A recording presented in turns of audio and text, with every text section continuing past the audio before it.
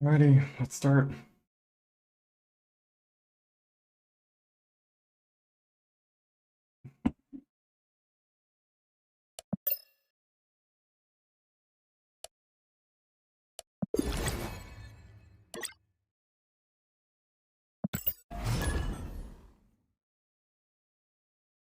Sit up straight, good posture.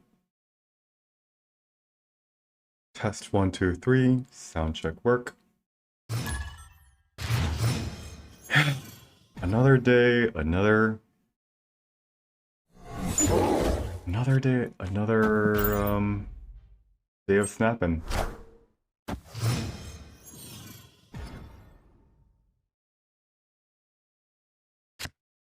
Alrighty, Shuri's lab, not great for us. Angela goes where though?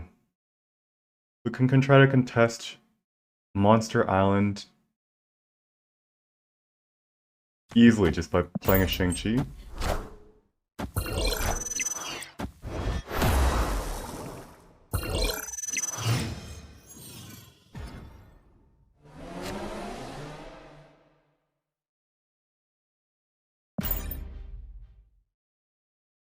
Alright. We can snap soon. We have Shang-Chi, we have Enchantress, we have... Wind, aid my hand. Alright, just kidding. Should we try to contest this location? Like if we play Khazar, that's a total of 5 power. We're gonna play Squirrel Girl. And that's gonna add 2 power, and then Squirrel Girl again, that adds another 2 power. However, if we don't try to contest it, as in if we play this Khazar elsewhere, we're gonna be space limited, right?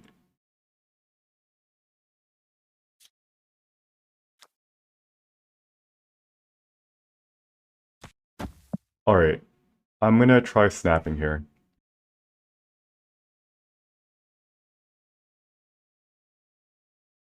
Oh, snap!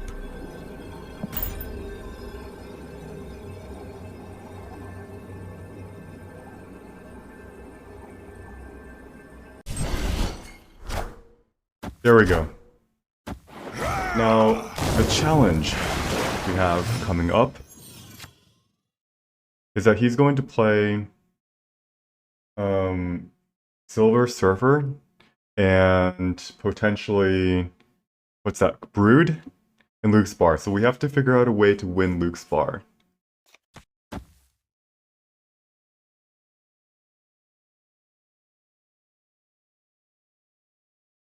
And really the only way we can do that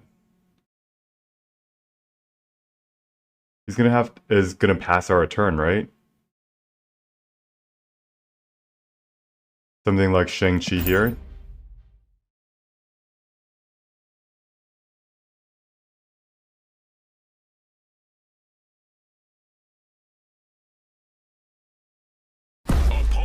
Alright, we may have snapped too early here. Do we retreat? Yes, we do. We retreat. Alright, so once he plays Maximus, I think I have to be careful of Killmonger, right? Storm, Maximus, Scorpion. Very good chance he has Killmonger.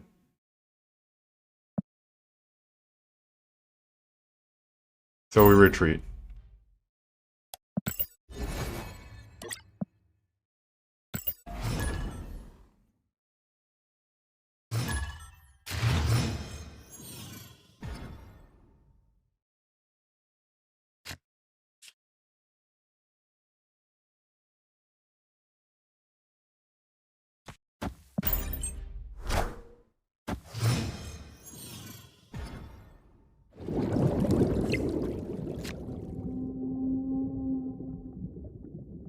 Bishop turn 3, Khazar turn 4, turn 5.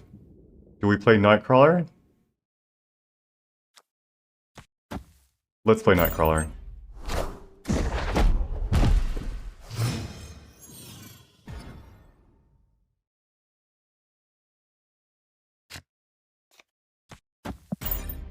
If we draw blue marble, we're gonna be happy we played this Nightcrawler, because we might be limited with mana on turn 6.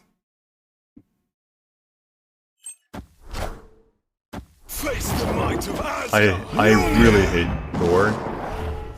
Like, they play Thor and it just flashes all over the screen and my eyes are like...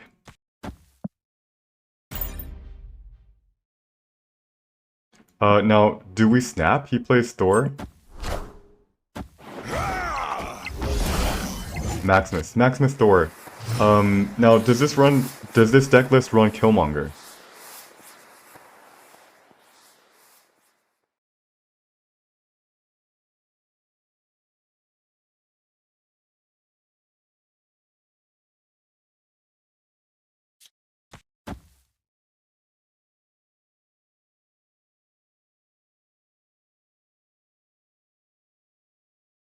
Thor... Alright, so if it does, we have to try to make sure that he has initiative. How do we do that? Honestly, it might not be possible. Now, do I snap though? Does he run Killmonger with Maximus?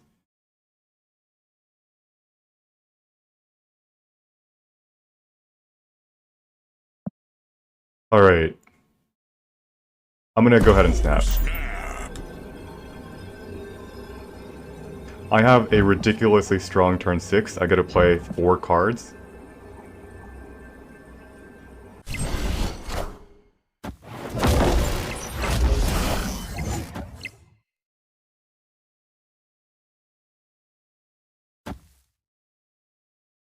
And he also has initiative, which is good for us, I believe.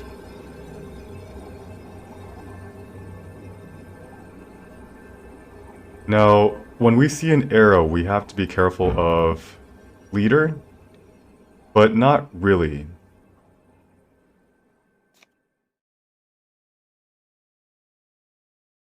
But not really. So we can go something like 1, 2, 3, and 4. And if he plays leader in Strange Academy, he loses actually, hold on.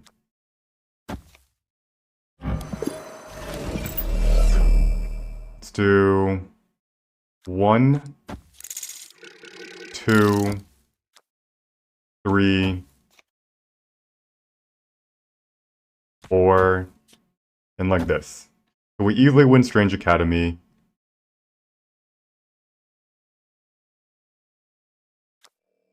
Yeah, I think this wins. Enchantress. Sweet.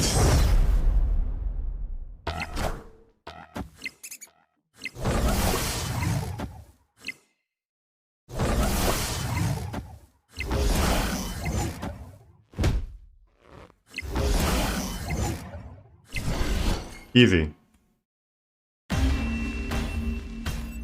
victory. How's it going, Team Minders? And how's it going, Bad Player? Alright, so that was actually kind of close. I was afraid that this is a control deck list, so I decided to play Blue Marvel and Kanzar split. And that was the difference of a win and a loss. I played around leader with this almost questionable play. If he had found his Thor, for example, he would have won. So maybe I should have played Mr. Fantastic middle and Squirrel Girl on the right. Nightcrawler, yeah. We got slightly lucky there. Today is just a nice, casual, lazy Sunday afternoon, so I'm pretty good. We're gonna continue trying to climb to infinite with our pool 2 deck. It's been extremely hard, but I've been enjoying this climb. Or actually, it hasn't been so much of a climb. It's been like a casual, it's been like a hike up a mountain that is way too steep.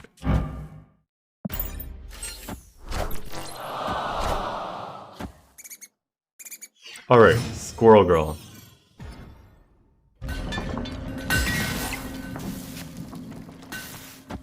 Does Squirrel Girl mean Killmonger? Armor. I don't think so.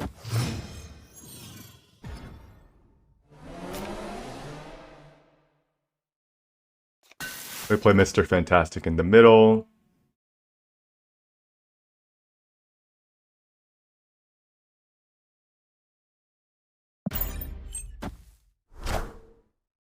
He plays Cosmo? Okay, wait. Cosmo, Armor, and Squirrel Girl. What could this possibly mean? 2 ongoing so far, and then a Squirrel Girl mixed in there.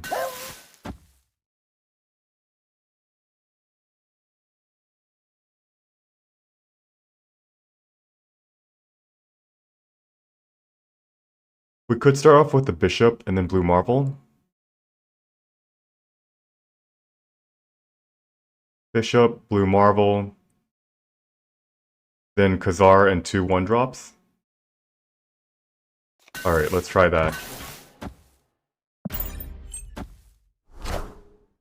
But he has a Khazar. This is another Zoo deck list.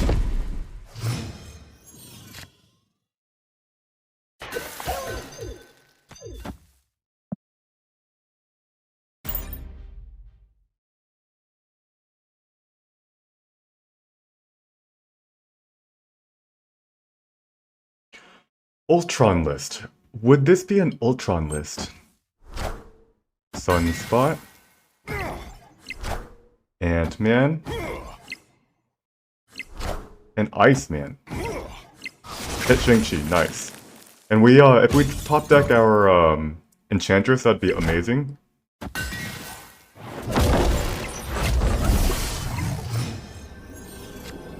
We don't. We're gonna have to go 1,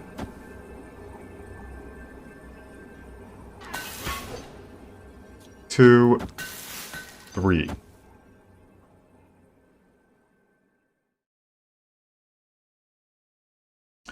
Or should we go 1, 2, and then pass? Rocket Raccoon is actually, it's the same. Now, if we play Squirrel Girl,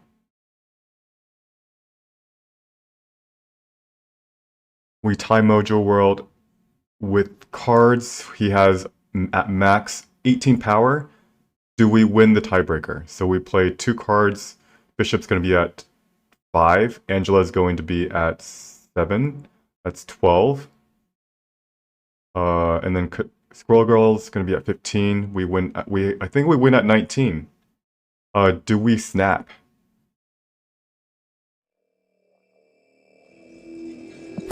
I'm gonna try snapping. He retreats. That's unfortunate. I for some reason thought that he would stay in, so that was a bad snap on my part. I lost a cube there. I thought he would stay in because we're Zoo versus Zoo, right?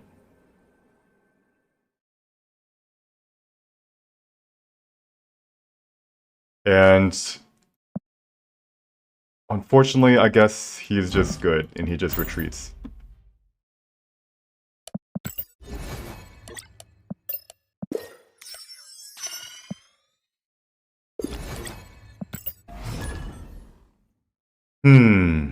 Yeah. Maybe they didn't have Blue Marvel and I did, so they're like, they should retreat. Yeah. I've been snapping on turn 6 a lot more. Just trying it out. I've realized that so far I think I've snapped, let's just say 10 times I've snapped on turn 6. The vast majority of times they retreat. There's been 1 or 2 times where they don't retreat. And it's usually because they have a really strong play with it. So I need to figure out, I can only snap when they have a strong play. Oh, this is interesting. We go something like this. And if this is gonna be a, what's that thing called? Luke's bar, that's good for us.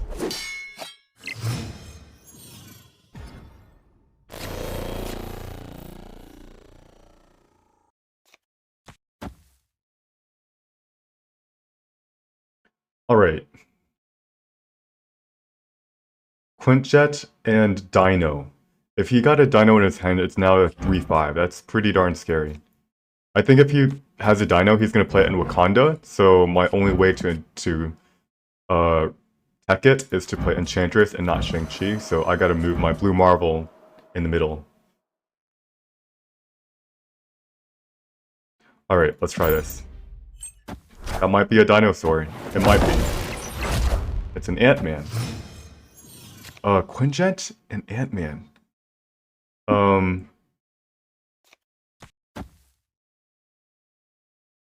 Quinjet and Ant-Man?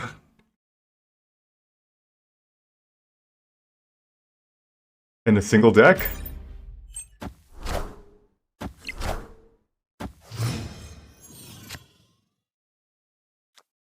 Alrighty. We're gonna have to snap this one. I think we're gonna be able to Enchantress 2 things.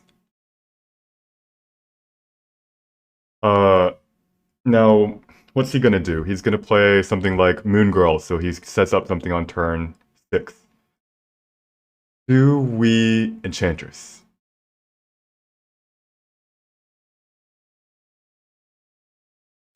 And we also play Moon Girl.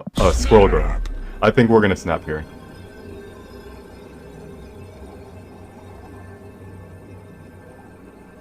This deck list doesn't run Killmonger.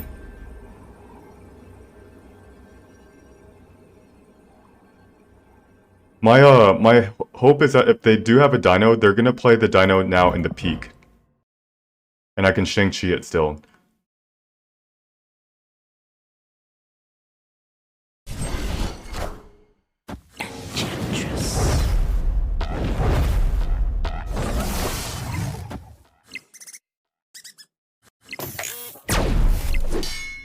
Zapparoonie!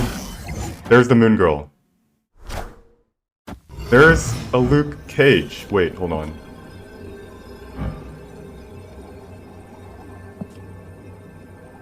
A what? A Luke Cage?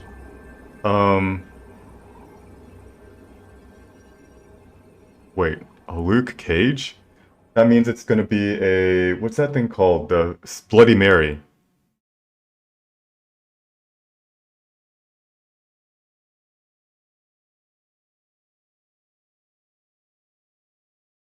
Now, I think I want to play Khazar here. And I know I can get zapped. But if he plays a Bloody Mary, I think this is my best way to win.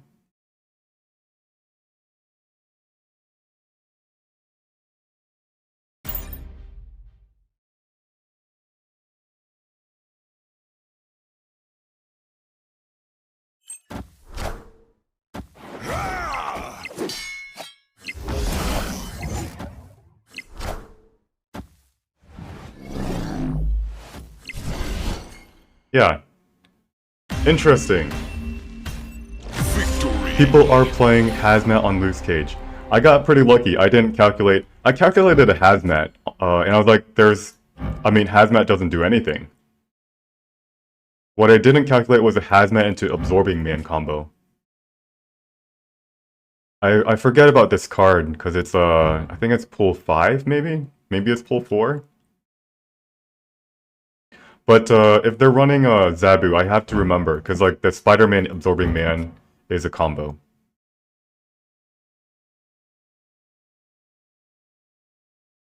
All 4, yep.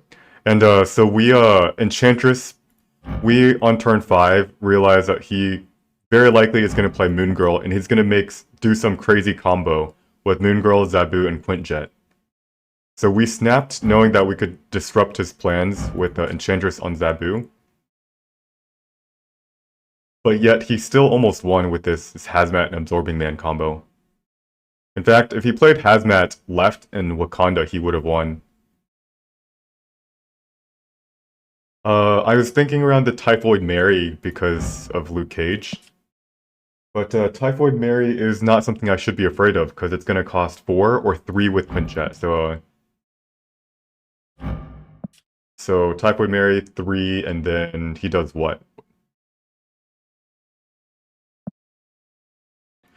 And so Typhoid Mary and Hazmat, for example, he would actually win the Danger Room. Wait, no, it wouldn't win because he had to Absorbing Man. Yeah.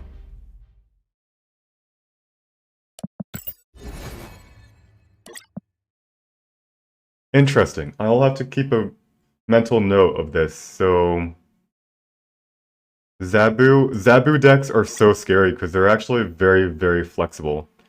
They can run a bajillion different things and it works because like it just anything will work because you've discounted it. So there's a Spider-Man Absorbing Man, there's the Dark Hawk and Rock Slide, and there's a lot of Wong combos. Some of them actually run Zabu, Wong, and Sarah for actually a Silver Surfer.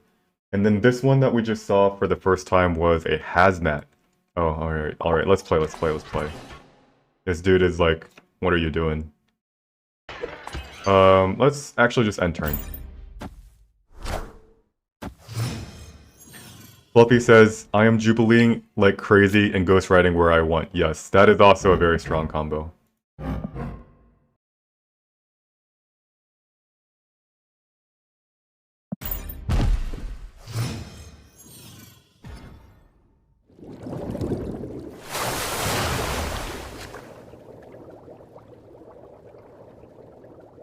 Alright, let's play Bishop here.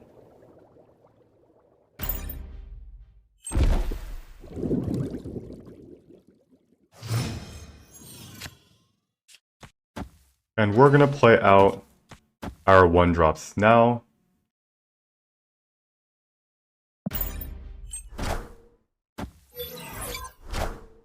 Wong. Alrighty. What might he do with the Wong, you know? Okay, so it's gonna be potentially a Black Panther coming up.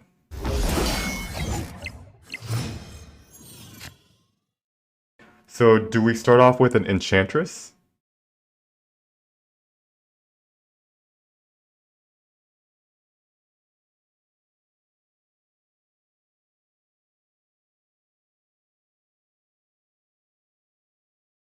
I want to Enchantress. But if it's, it might be something with, Doctor Doom, by the way.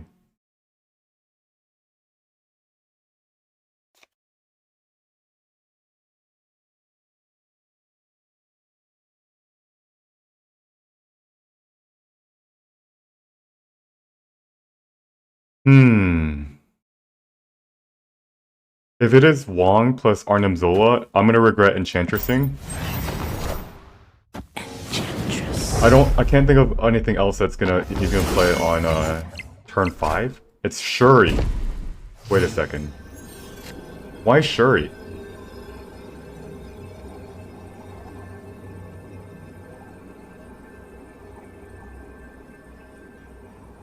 Um,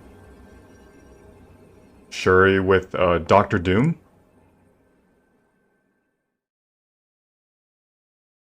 So we would have to go 1, 2, and 3.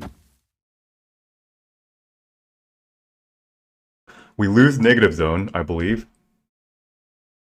It's going to be -1. We add 2 power. He plays Doctor Doom. We tie Luke's bar. Yeah.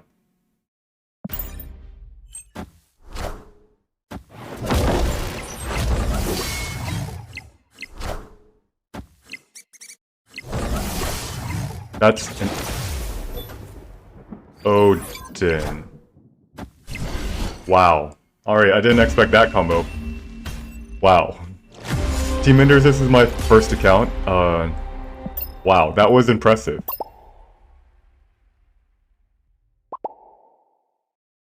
Could I have one? Not really, right? We maxed out Lemuria.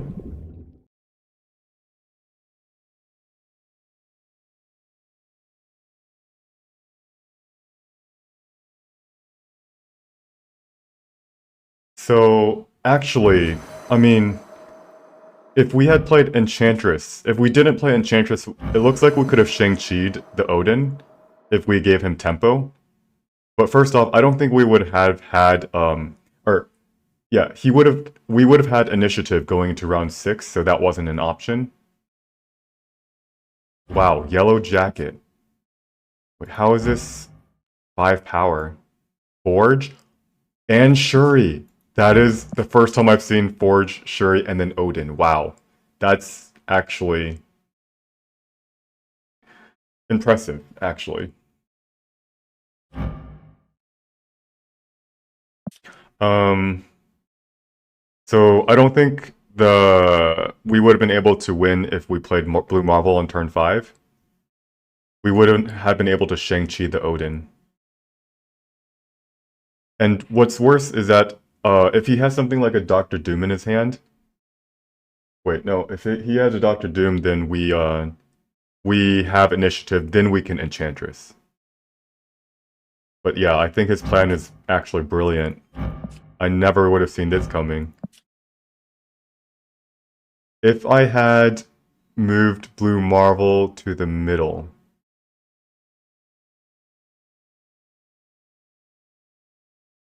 Again, yeah, negative zones. Negative zone is rough. Very rough for a Kazoo deck like me. Yeah, I really liked his play there. I gave him a fist bump because I genuinely just thought that was brilliant.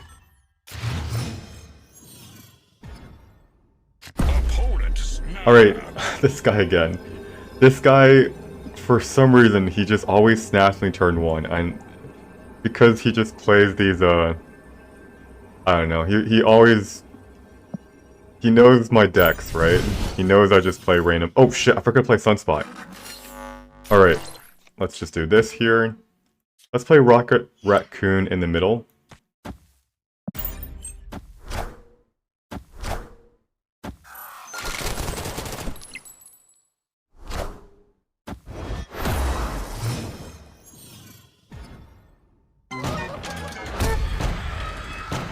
Yikes. That was unlucky. That should have been a whatever lab.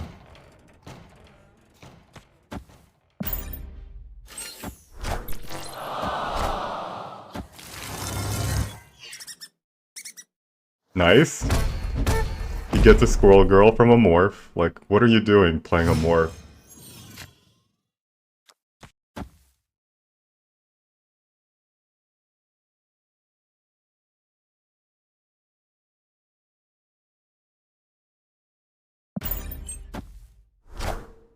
There's a Killmonger. He played that too early, though.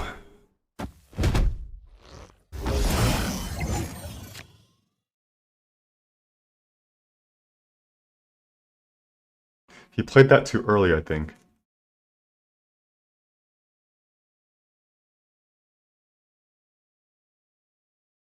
Now, the challenge is we've got 2 things we want to play, right?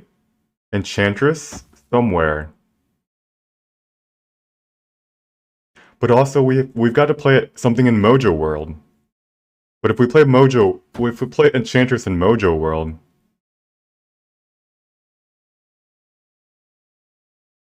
let's see what his game plan is.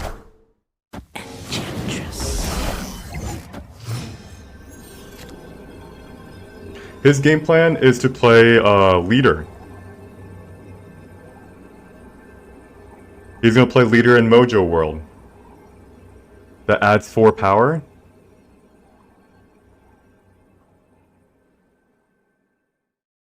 Do we win? So we can do something like 1,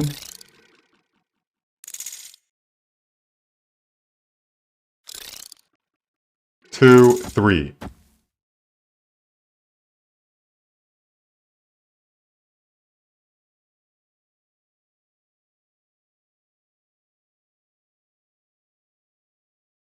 He could also play Leader in Murder World. But he's ahead by 5 power.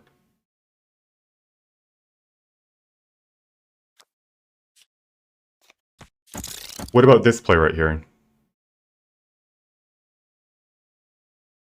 So he's ahead by 5 power here. We give him a Scroll Girl, we give him a Khazar. That gets mirrored, and does Ant-Man... That gives us 5 power and it ties, right?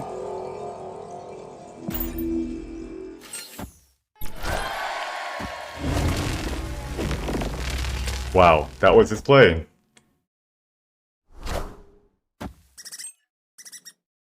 We win. Yeah, easy. Nice! Give me your cubes, you bastard! When, so I guess, I don't know if he remembers me, but when I just entered pool 3, like 600 collection level, he was like collection level 3000. And, he knew that I basically played pool 2 at that time, and all he did when he saw me was, right at the beginning of the game, he just snapped. I don't know if he does this to everybody, but he did it to me. I'm like, what am I supposed to do? My deck has a negative win rate, and he just snaps me on turn 1. And yet here he comes again, snapping away. But we won, because, yeah, Magneto. What was that play with Mojo World out? That was odd, isn't it? Playing Magneto here. I played 2 cards in Mojo World, and I win the well, I had to play 3 cards in Mojo World, right? And I don't think he expected that. It's like, this guy's probably just gonna play 2 cards. But I'm Kazoo. I'm gonna be playing 3 cards very often on turn 6. So 4 cubes to me. Alright, I wanna unlock some stuff. Let's upgrade our Cosmo? Chibi? I want to upgrade my Chibi. Just, how's it going, Oro? Animated frame.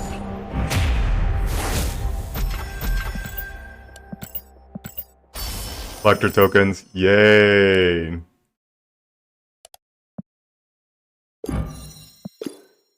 Are we going to be able to hit the next collector reserve? We're 600 tokens away. Nope, we're not.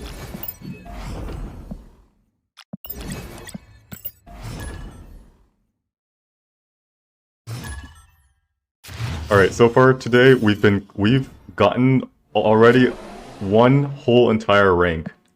And better yet, we haven't had to play against any bots.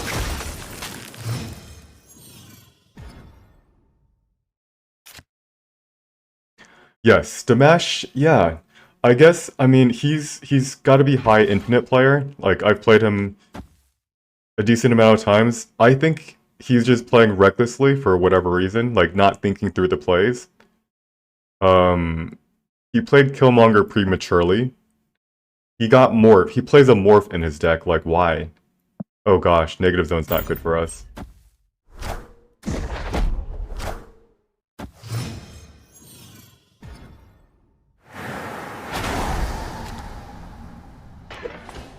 We play Bishop in Negative Zone.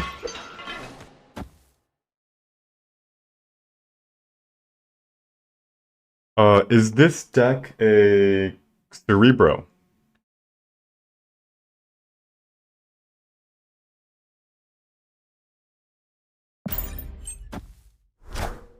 Storm, okay. Wind, aid my hand.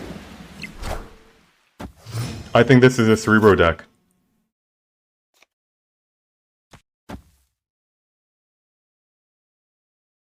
Now, Cerebro is going to be winning Luke's bar pretty easily. We have to try to win this Flooding Zone and Isle of Silence. Can we snap? Rescue.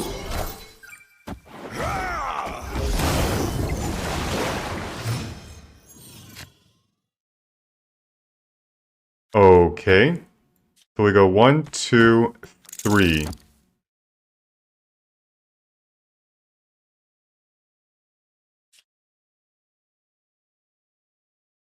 We go 1, 2, and then 3, right? What's he gonna play rescue into?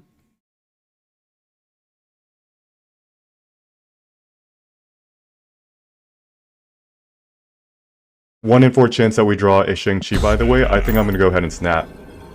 If he plays Sarah, though, how does he win? First off, there's the Isle of Silence here.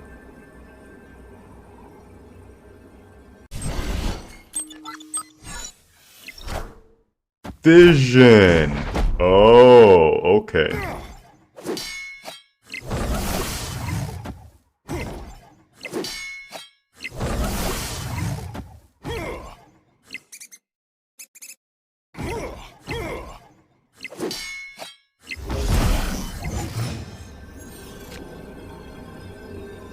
All skill, by the way. Play out our Shang-Chi. Move the Nightcrawler.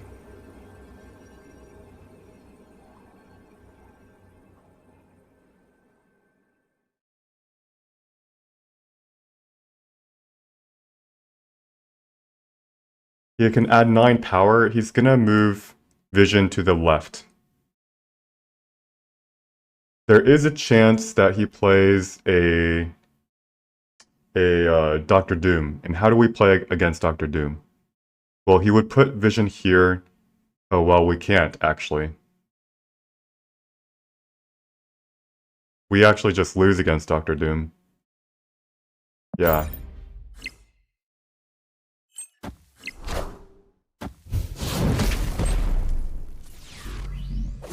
Please, no Doctor Doom.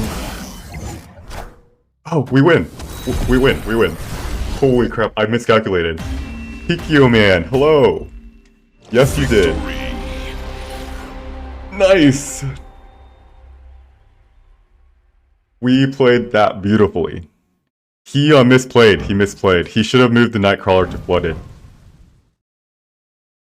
I calculated literally everything that he just did, and we still almost lost. And we only won because he misplayed that.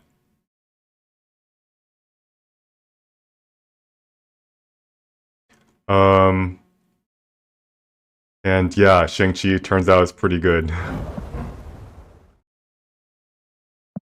4 cubes. I forgot, Kikomian, what was the deck that you were playing? I remember the name, but I already forgot what deck. Let's see, someone says something about Luke Ant-Man. Yes! I needed to calculate that out more. So I realized that if we played Ant-Man, we lose 1 power on Sunspot. But actually the more important thing was to gain power in middle. So if he moved his Nightcrawler in the middle, we would have won the tiebreaker. Wow. Yeah. Good call out. Whoever that was that Solo Bolo, was that? Yeah. Hold on. Let's play Sunspot in the middle. Where's the Kiki? Wong, Shuri, Odin. Oh yes. I did not think that you would play that.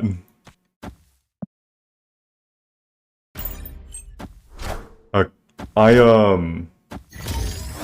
calculated all this stuff out that you could have played, and then you played Odin into the Yellow Jacket. I was like, whoa, I've never seen that. That was actually creative. Someone gave you a compliment. Damash says, yeah, pretty creative play. Let's go with ongoing effects here are doubled.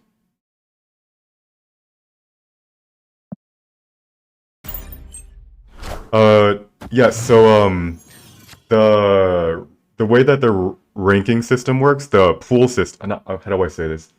The matchmaking system is that they pull you up against people that are 600 collection level and above. Is actually one entire pool. So when I hit 600 CL, because my matchmaking rating was MMR was pretty high, I had to play against 4,000, 5,000 collection level players with my pool I had a Doc Ock and everything else was pool 2. But I still made it work good enough. It was still... I still won.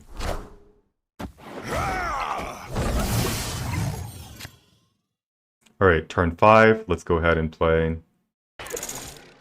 Nightcrawler, Ant-Man. We'll play out Ant-Man where? We actually want to be careful. We don't want initiative.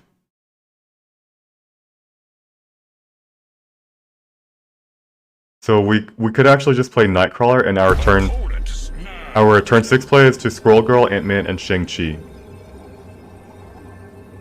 He might, by the way, play, he might actually play Dr. Octopus, and I actually would then want to increase our chances of, landing this Shang-Chi in Onslaught Citadel.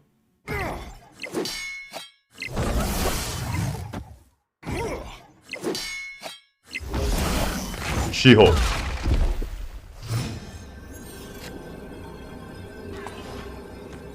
And of course, at this point, I don't snap because he's gonna know that I have a Shang-Chi.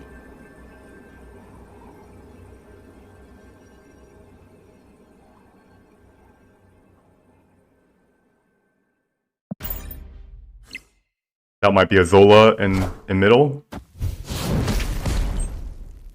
Adios, thanks for the 4 cubes.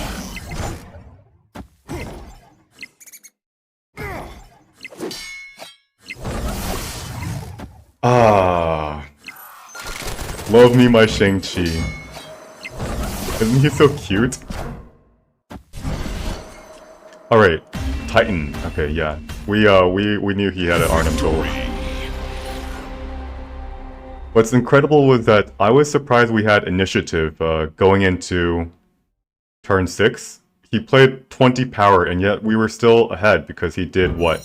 He did a turn 3 armor, a turn 4 Shuri. He skipped turn 2, yeah. We were actually ahead in initiative.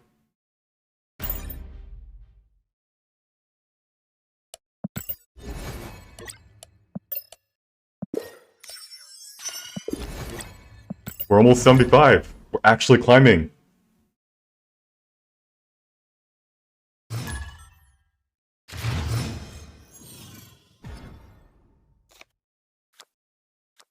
Angela cannot be played into the darkness.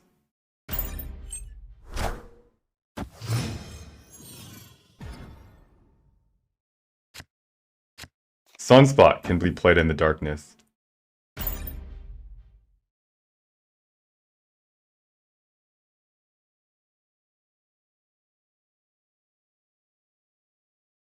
And Elysium, not great for us, but not terrible. We're always going to be able to dump our hand, and we also, by the way, if he ever plays into Machine World, we will be able to play his card. Ah, gosh. Can we turn off Thor's Flash somehow? Where it gives me, seizures.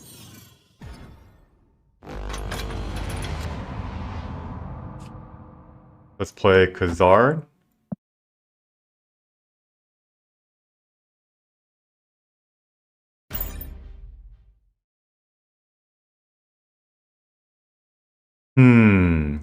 So Thor, what might this deck be running? This might be an Thor Maximus. What could it be?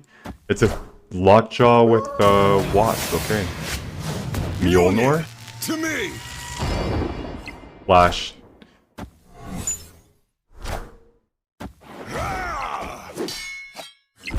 All right. No fear for Killmonger. That's good to know.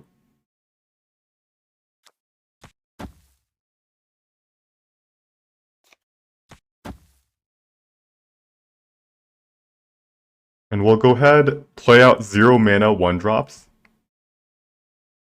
And pump up our sunspots.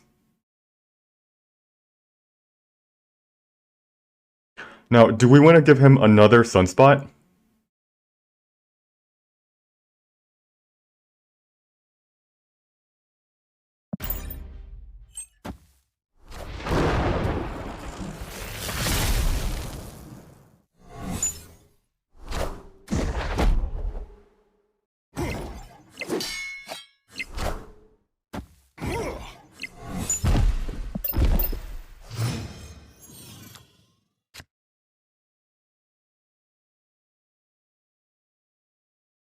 Alright, we cannot play in Vibranium Mines. We are trying to draw...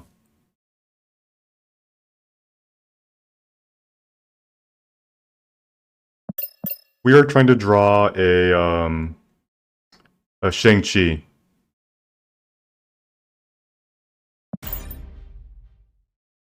This deck might run a... What's it called? What's that thing called? A Leech. But we're honestly not too afraid of Leech.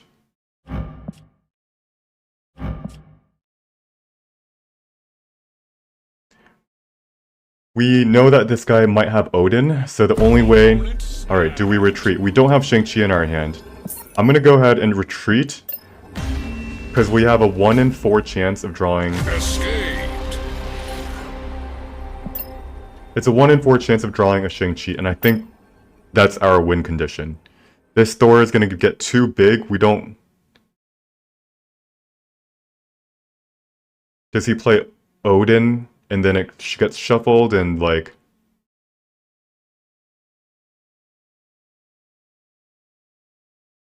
We might have had a chance, though.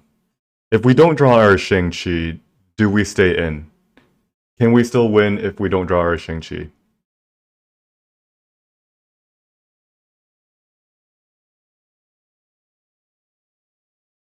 We probably win Elysium. And now can we win Machine World? We do something like, on the last turn, Thor, Squirrel Girl, Ant-Man? If I played the second Sunspot right, that is correct. That is correct. I did think about that briefly, but drawing Vibranium Mines is a pretty big cost, because it reduces my odds of drawing Shang-Chi by a lot. However, if I did play this Sunspot right here, I wouldn't have had to draw a Shang-Chi, right?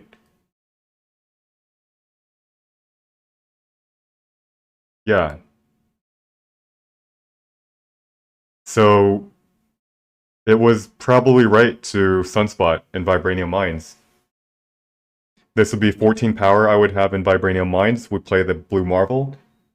That's going to be 16 power. He's going to get his Odin, and it's like, alright, you still lose.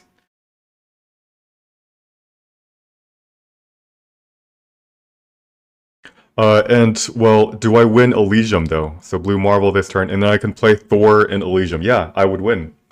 That is the right play. So my mistake was misevaluating the Vibranium Mines. Shuffle was... I thought it would be bad because of,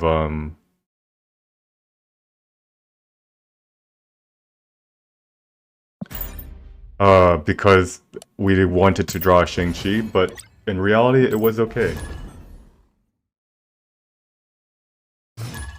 Spider Howl. Alright, I'm trying to remember what this guy is running. I was watching someone stream, and I actually saw this guy's deck. What was he running? I think he was running some sort of a Lockjaw into...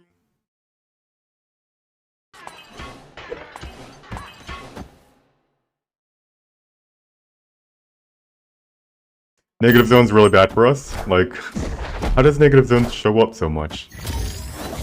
Was it Lockjaw? Was it Shabu? It was something really strong.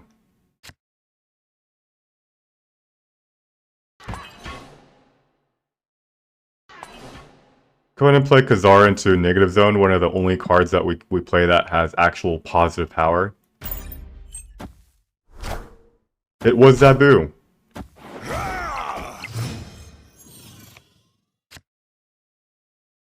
Opponent snapped. Yeah, he knows we don't really have anything going on in Negative Zone. We're gonna retreat here. Thanks for the follow, @Maka. Escaped. If we had an Enchantress, would I stay in? I still don't think we stay in. Elysium helps him out a lot. He's gonna play Moon Girl, and at least, even if we Enchantress the Zabu, he's gonna still be able to play 2 4-drops on turn 6. Meanwhile, we have to deal with negative zone, and we will never be able to match his amount of power in Luke's bar. We put a Nightcrawler and we have a Squirrel there, but that's not enough. So we retreat.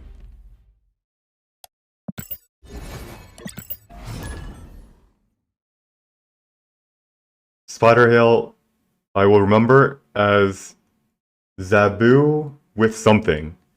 With something.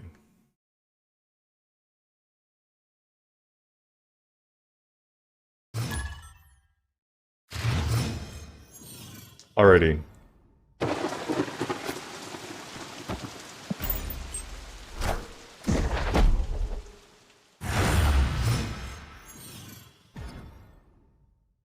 Now, the question, do we play Squirrel Girl?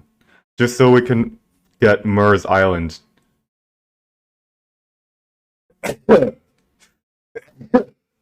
Bless me.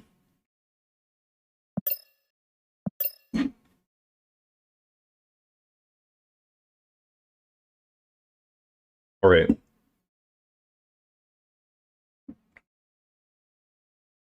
Alright. Do we snap? No.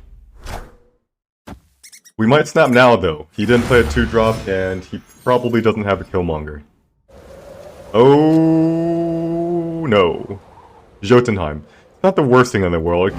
We cancel this out, right? Mur's Island and Jotunheim.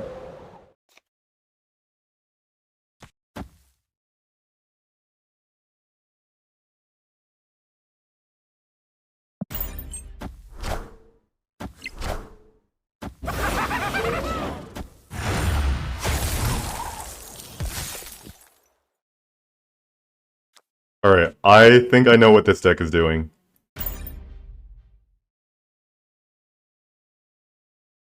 Is this a, Galactus deck? Is he gonna ramp on this turn?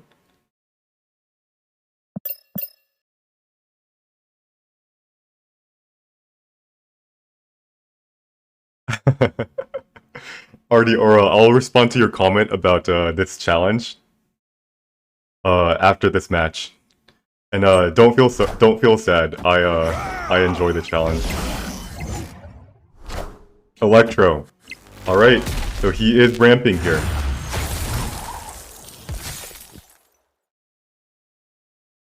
Which means we retreat if he snaps.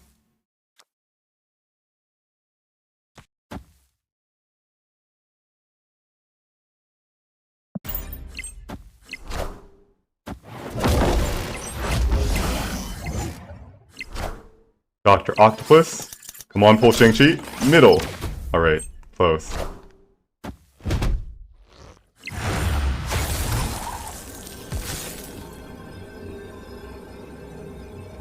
But actually, we're still okay here. Do this, and we're tying middle. Actually, we actually have to play an Ant-Man here, and then Shang-Chi here. We're tying middle.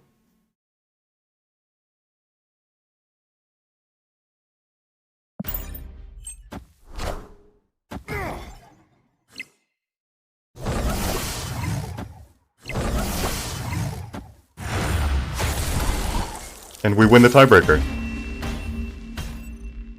Victory. Do I beat Galactus right? I think I actually did. Very good question, by the way. I assume that if he has Galactus, he plays Galactus here. So let's do the math before this. So this would be at 7. This is at -5. This is at 0. And once this dies, wait, hold on. Do I beat it?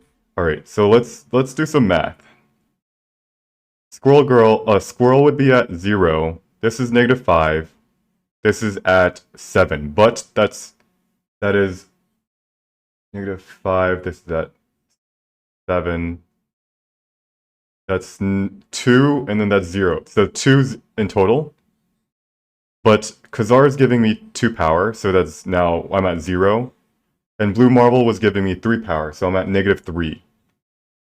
He's going to be at 2 at the end of his turn. I'm going to be at -3. Now, my guess is that if he has Galactus, he's going to play something big, right?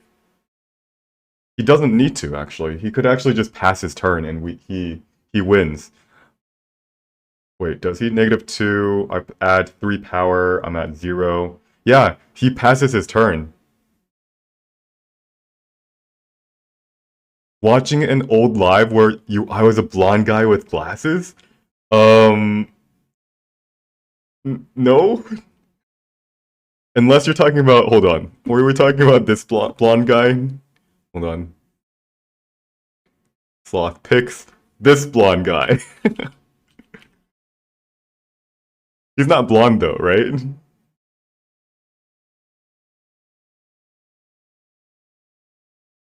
My roommate is blonde, but he doesn't wear glasses, so I don't know, and I don't think he ever streamed on my account before, so it might be another cleanup. So, I actually lose against Galactus Wright and Jotunheim.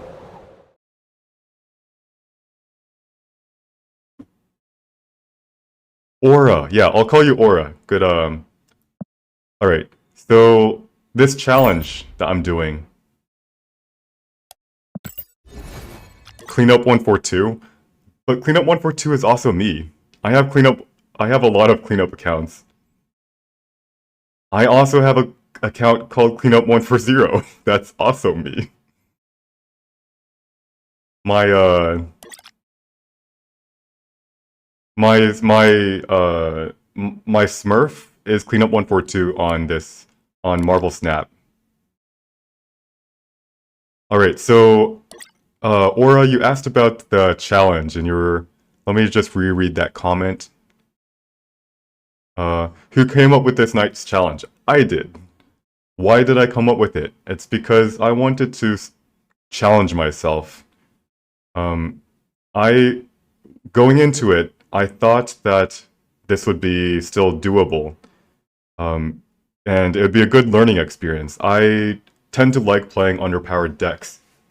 What I didn't realize two things. I didn't realize that when the rank resets me back to rank 70, I'm still playing against those high infinite players. Like, I'm still playing KM Best or whatever. Even though they're now at infinite, I'm still playing them. I'm not playing against other rank 70s, ever. And Kikyo, man, I'm curious, what is your rank in this game? So what I was hoping for was that I would be playing against actual rank 70s. You're 68, okay. Maybe it is considering the rank, or maybe I've lost so much that my rank has actually fallen. You're rank 68 right now. Like, so it's a huge range, yeah. For the most part, I play against, yeah, Nephilim. They've stated that the matchmaking system is based off of not rank, but your hidden MMR. So, if my hidden MMR after the ranks got reset, everybody's that was really, really high got reset to around the same levels, that means I'm just playing against the same people, right?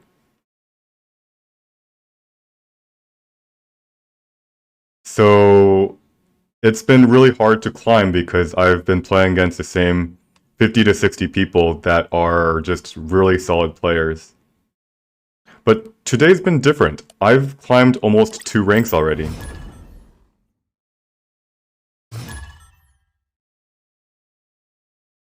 Nephilim, very good question. That's kind of weird. Why does ladder exist? Alright.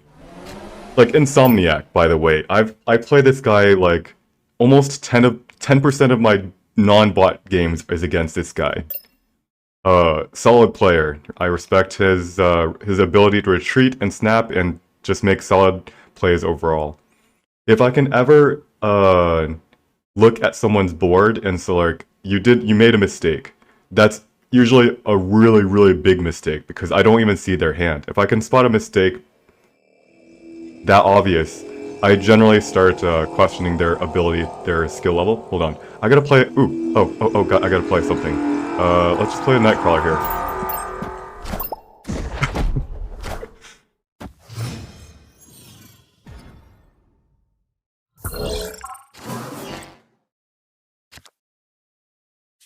Um, I mean, all right. So we have Claw and Blue Marble, which means we have to play out some of our one drops, right?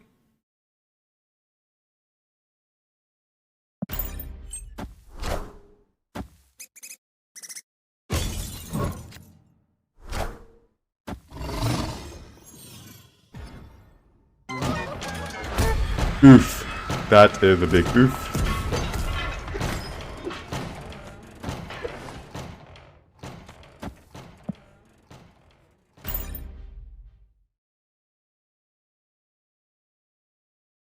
How's it going, non-fungible taco?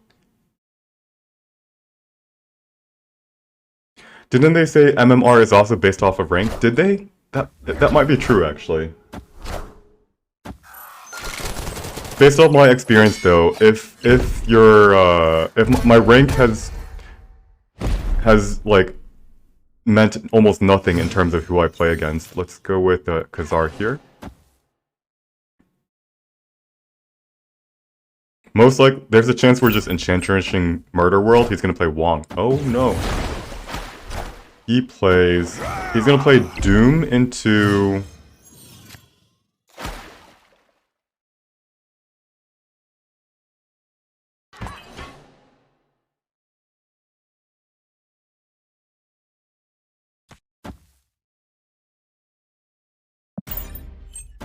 into Odin.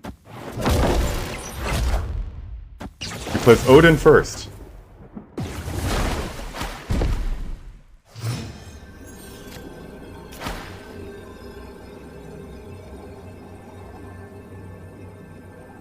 Why?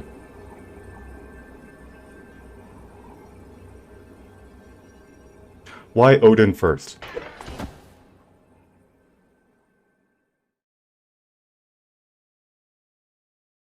Like, if we play Squirrel Girl here...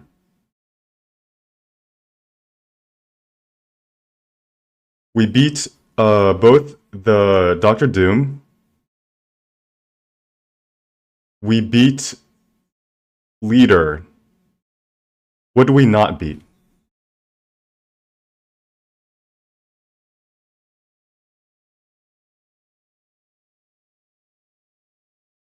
Oh wait, do we even beat Leader? Let's do some calculations just in case. He plays Leader and he gets a squirrel here.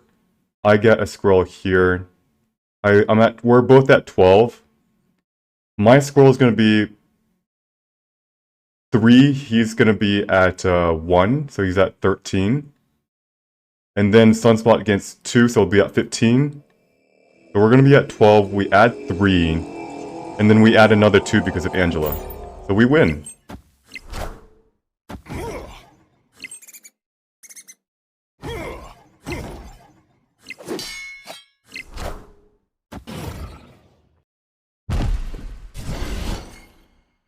Yeah, we win. Arrow, we also win against Arrow. Victory. Yep, his Sunspot grows.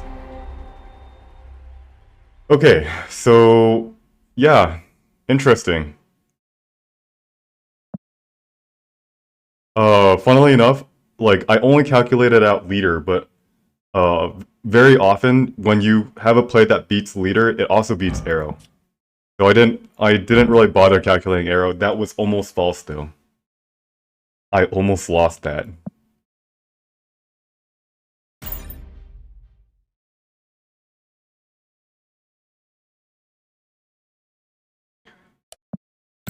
So the whole purpose of the ladder with this whole rank thing, I've realized it is all a facade. Ranks, we every single like, all right, we're gonna make an analogy here.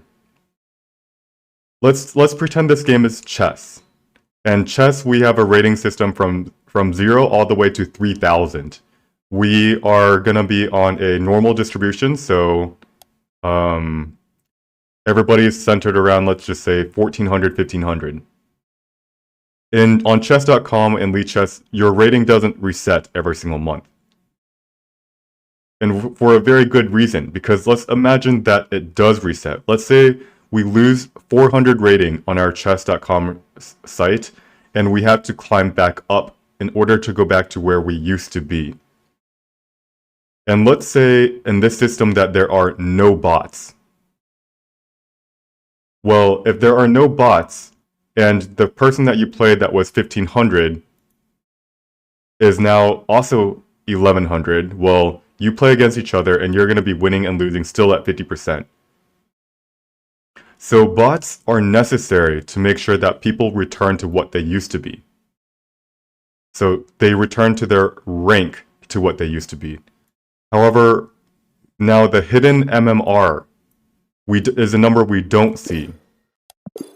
I don't think that number resets from one season to the next.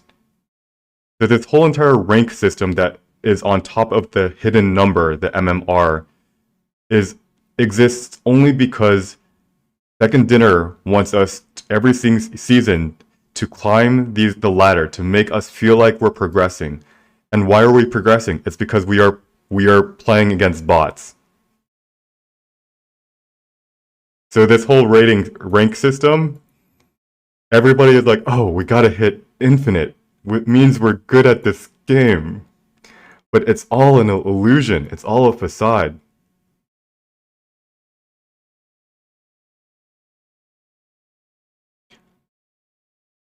Yeah, so now the cheating bots though.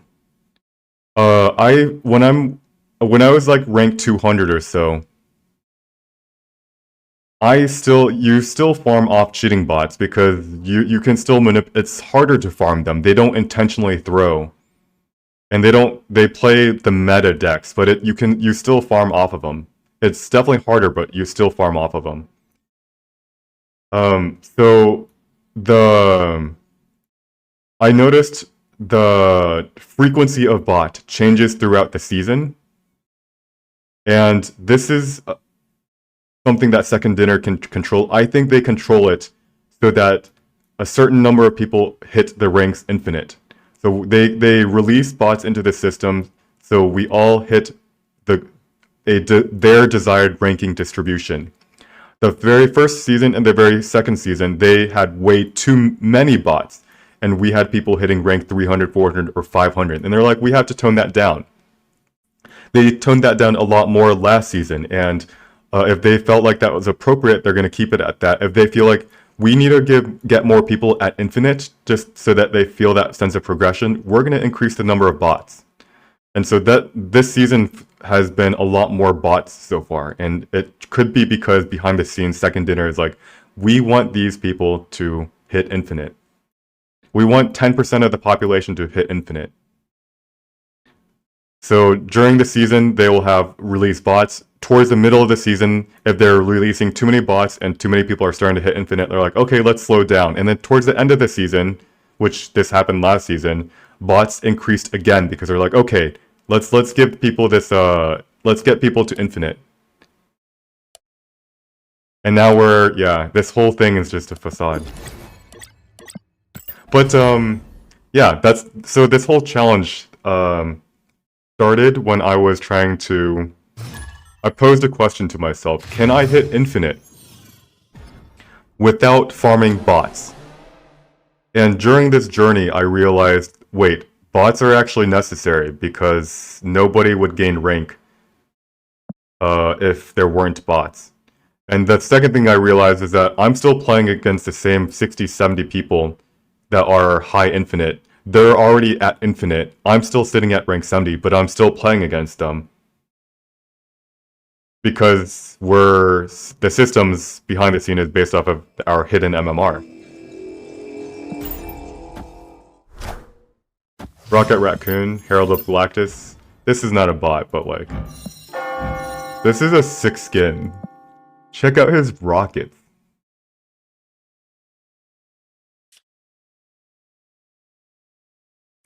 The Grey Ghost says, you haven't been seeing nearly any bots. Is that true? Do you know how to identify bots? Go with Angela and Kamar Taj.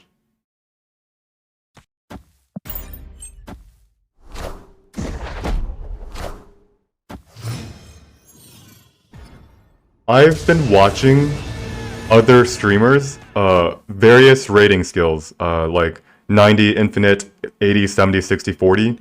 Just to watch for a couple things. I watch for just like what are the playstyles at different ranks. And I'm also paying attention to the number of bots people face. You know what I realized? Everybody is facing bots. The rank 50 player is facing bots. And the second dinner has stated that bots is there to make sure we have short queue times. So when I was at high infinite and I'm playing against bots, it's because, okay, sure, there's not that many people here. So I guess that makes sense that they don't want me to sit for 10-15 seconds. But why are the rank 50 players facing bots? There's plenty of people at that rating.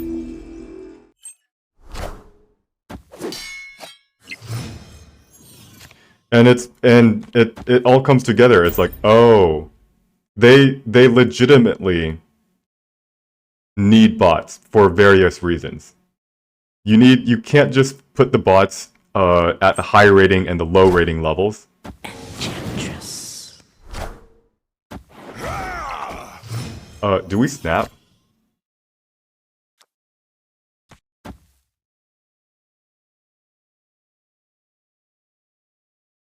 No, we don't. I know Dr. Doom just fucks us up so hard here. White Tiger, yeah, yeah, we're fucked. And he snaps. I don't think this is a bot. This is not a bot because his profile picture is not a bot. I don't like how he snapped though. Very beginning of the turn. Escaped.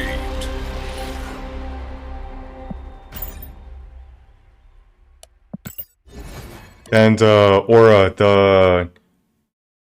so yeah, don't worry about my climb being slow. Towards the end of the season, I'm probably just gonna wherever I land within the last day or two, I'll just hit infinite. Start farming those bots and just hit infinite anyway. Maybe I'll just stop at Galactus because I don't actually care about these titles. I just want that gold. This is nice.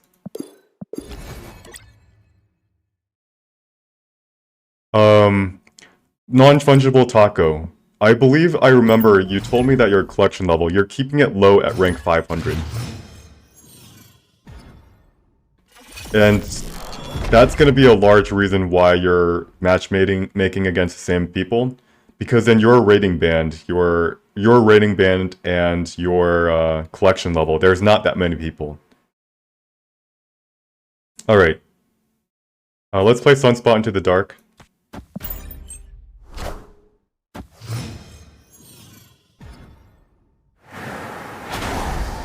Let's play Ant-Man into the Dark. Actually, maybe Rocket Raccoon into the Dark. Yeah, Rocket Raccoon in the Dark. Off you go, explore the world. Psylocke, uh-oh.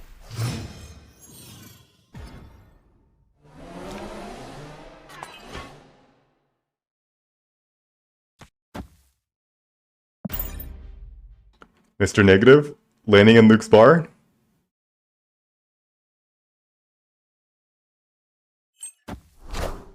So you're on the low side of 700. Ooh. Does that deserve a snap?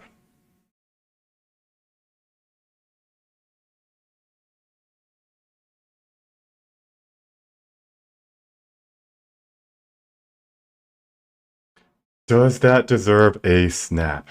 Well, Wolfsbane means there's Surfer, there's Brood. And if there's Brood, then I can't snap because Luke's bar is his.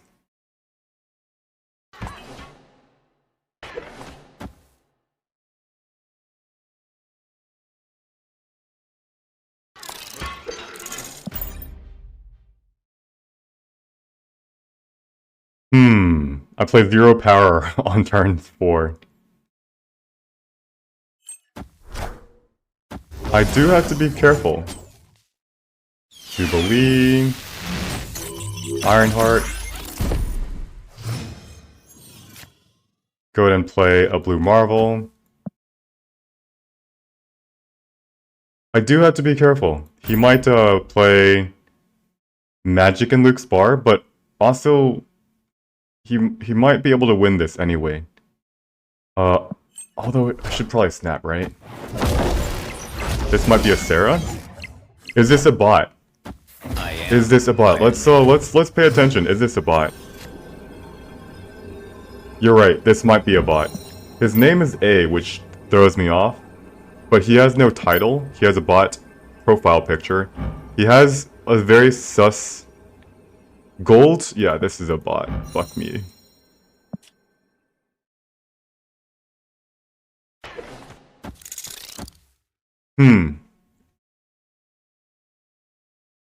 Very rare splits. How rare is a gold split without flashy, like the bubbles? Timmy Top Tech, hello, first time chatter. Letting me know it's a bot, yes. We hit end turn and yeah, it's a bot.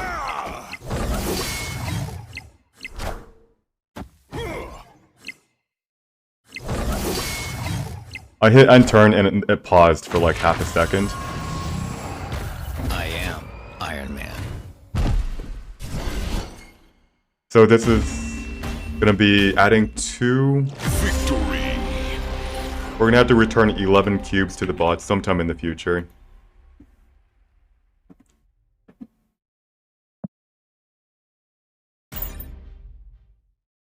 There's 0% chance. So anytime you see a gold split, without any particle backgrounds, it's 100% a bot. Okay, good to know. I imagine A is not a name that we're allowed to use. Like,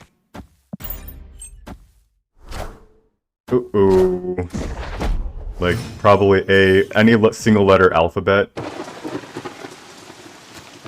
This sucks. We have to play into Mers Island, but like you see a Nova and it's like Killmonger, right?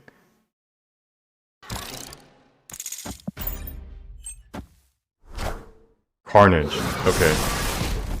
We could hope that he doesn't have a Killmonger. That he never draws his Killmonger.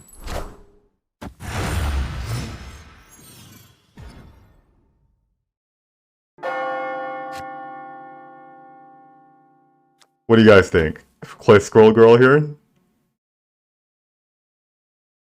Nah.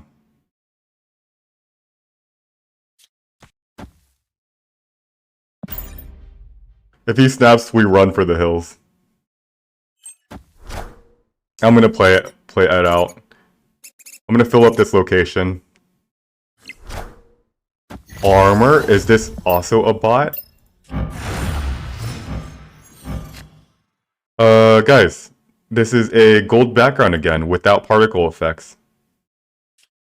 He played armor for us in Mers Island when we are a kazoo. Alright, so this is another bot. Oh man, what the hell.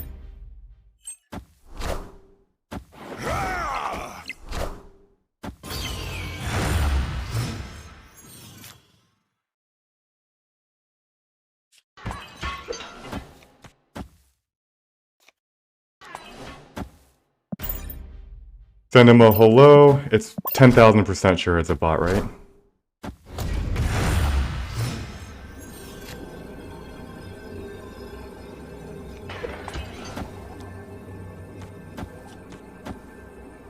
Yeah.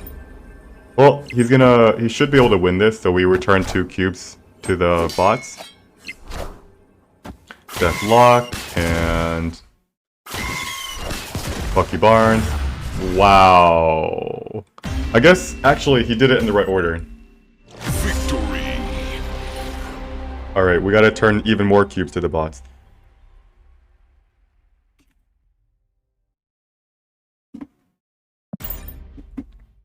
So, I've got a question for second dinner. They've designed this. How do I return bot cubes? Next time I play against a bot, I intentionally throw cubes and lose. I've got a question for this whole, like, soon enough, like, I've noticed this whole, like, ranking system and matchmaking, hidden ranking, and these bots, it's all a facade to make us feel like we're climbing every single month. We get those rewards, we get our dopamine highs, and we continue playing. We want to try out new decks, and we try to climb with it. I'm on bot watch still again, by the way.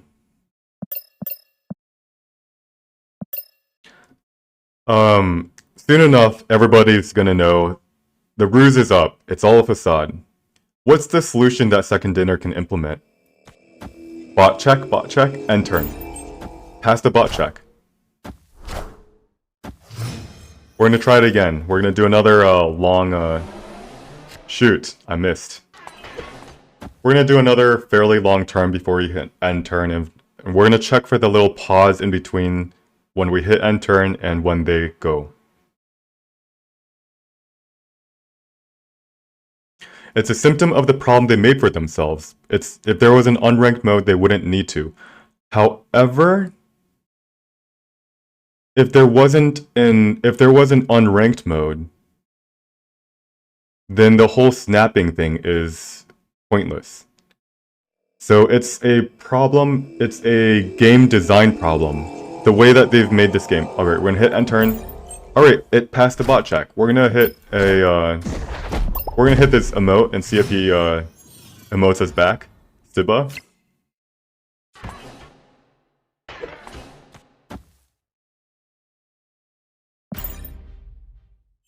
It didn't pass the bot check here though.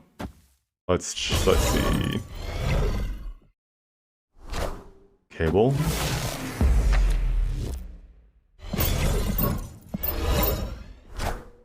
Maybe it's a bot. I'm gonna play this turn out super quickly, and we're gonna see if it's a bot.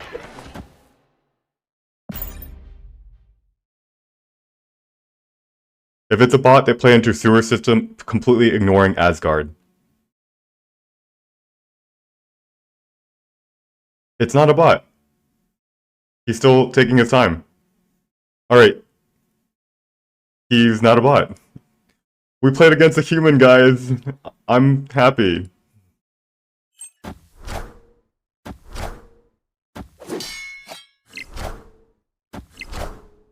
They have a season pass title? Oh! Is this a... Alright, yeah. I didn't know this was a season pass title.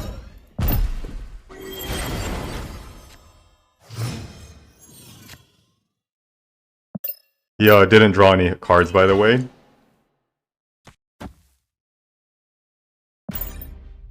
But now, this is the dumb thing. I've been doing this bot check for him the whole time. I actually made a suboptimal play because I was checking if he was a bot. Bots, by the way, when you play a card like Rocket Raccoon, they avoid playing into the location because they're like, oh, let's not trigger this guy's Rocket Raccoon.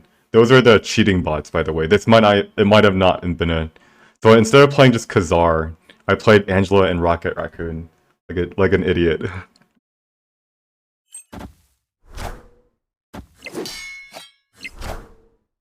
Hood gets bounced.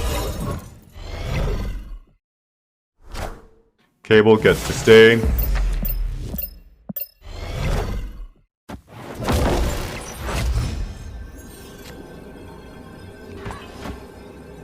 And herein lies the problem. Shang-Chi. But,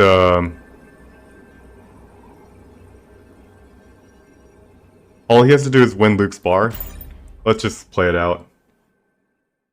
Whatever. Like, wow. I played, Angela Rocket Raccoon instead of Khazar. Cable didn't get bounced because his hand's full. Yeah. I'm just gonna retreat. There's no point. All he has to do to win is he plays more cards into Luke's bar, and it's gonna be easy for him because he has a demon. He should be playing any card drop. He should be playing just basically a demon, hit the hood, and then a demon, and the demon will stay.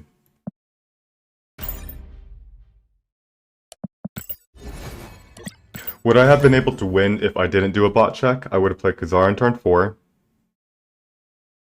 No, I would have still lost. There was no way for me to contest as much power as he had on the right and the middle.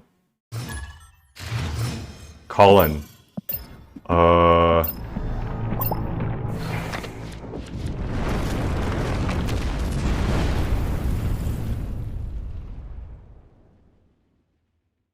Colin, are you a human?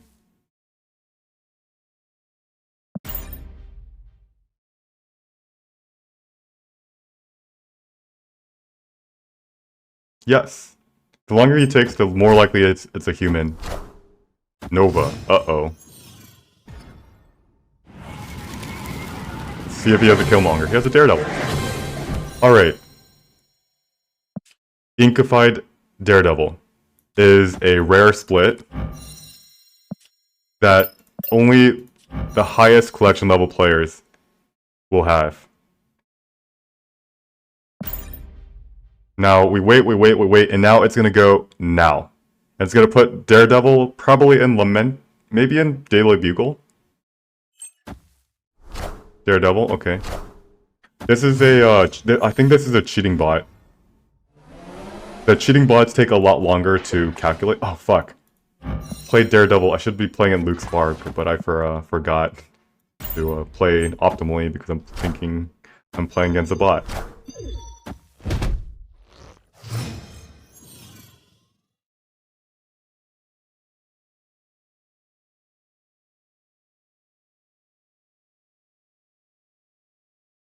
Alright, turn 4.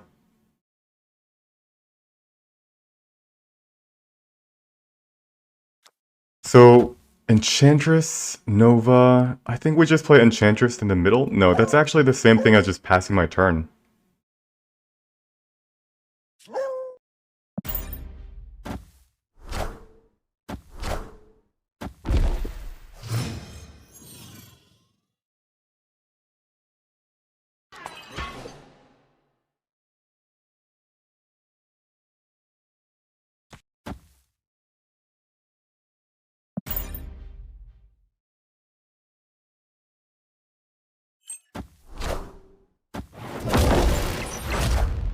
Professor X.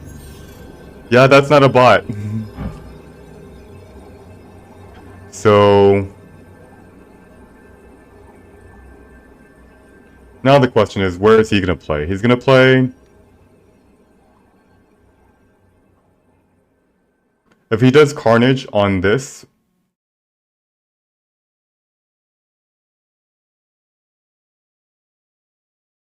does he win? And you're right, you're right. I should have probably have played Enchantress so I could have triggered Ant-Man without...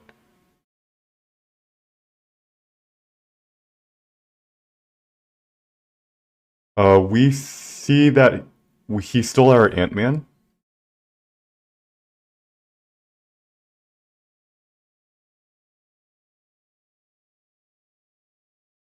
There's a chance that he... like, if we see his hand, he has one card in his hand. What is it? What is it?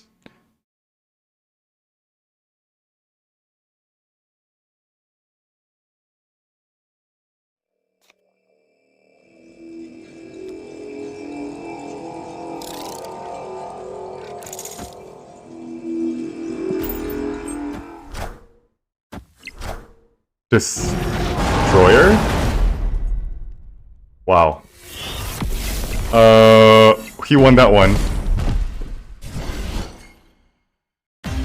I didn't expect that, to be honest. If he is real, is usually, yeah, I think this was a person. Good call out, Knight. So, what was the indicator? Professor X, Cosmo and Professor X together are usually... so this deck doesn't actually run Killmonger. He destroys the Bucky and the Nova because of the Destroyer. Unfortunately, we had initiative, so I couldn't play I didn't play the Shang-Chi here because I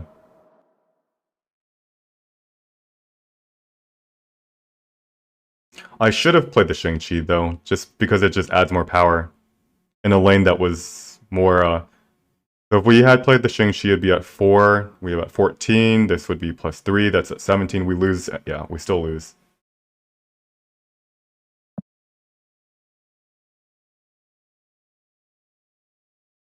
Carnage, yes. Non-fungible taco. I should be playing Shang-Chi here because if he had a Carnage, I need to make a play that beats that. Carnage would be at 8, 9, so it'd be at 15. Yeah. So Colin, I have to remember, Colin is not a bot. That's the problem with playing against so much bots, and this challenge is that since I'm not playing, I'm trying not to beat bots. I have to spend a lot of mental effort trying to figure out if they're bot or not.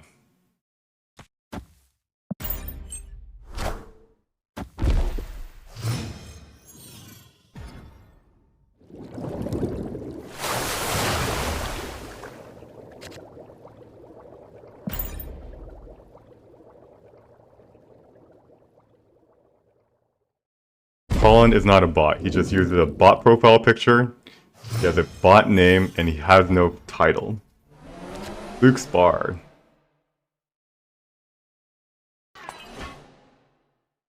Start off with Angela.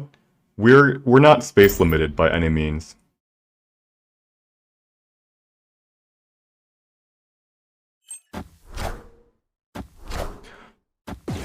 Knight says, by the way, I just thought about that recently too. Wait, he played Electro.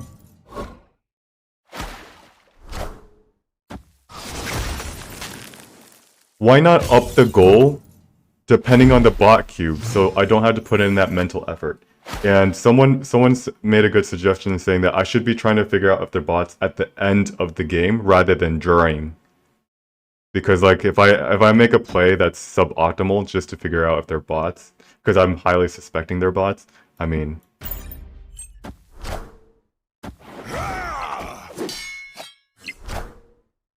Arrow.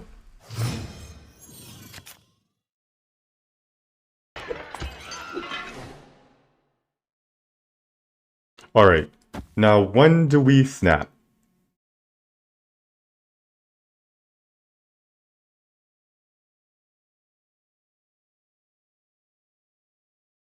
This is his turn 6. He actually has more than 6 mana. He has equivalent of like 7-ish mana. Knight, I like that suggestion. I think I'm gonna go ahead and do that starting now. Like, just start, and that way I can hit my get the title and all that stuff. Yeah. I will like intentionally just make sure that like if I immediately can tell that they're a bot, I don't like. I can return a couple cubes here and there. I don't want to make it so that like. Hold on. I gotta finish this game.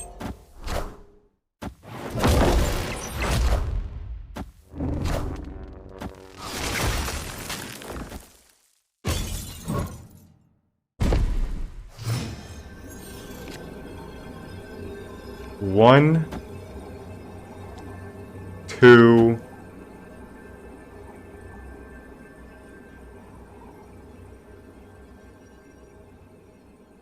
He retreats. Damn it!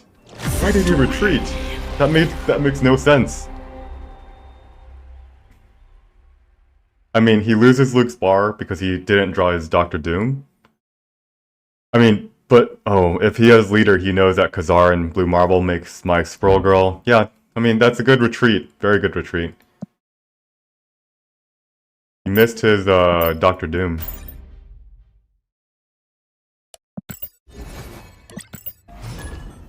I like that suggestion.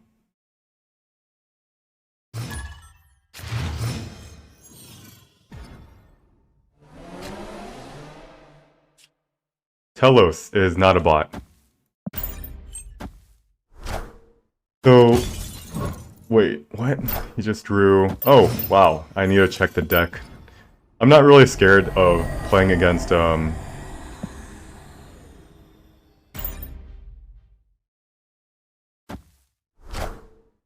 Quintjet. Thanos deck's too much?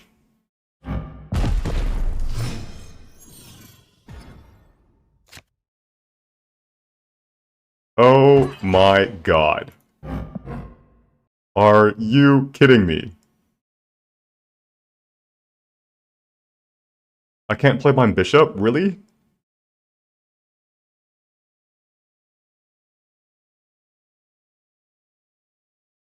Alright, what we're going to do now is we're going to play Squirrel Girl.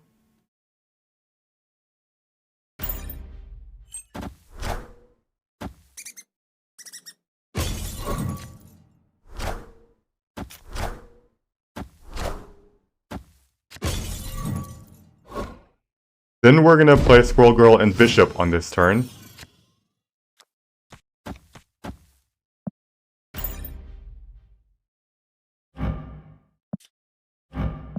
Oh wait, I drew a Enchantress. Should I have played a Enchantress onto Quintjet?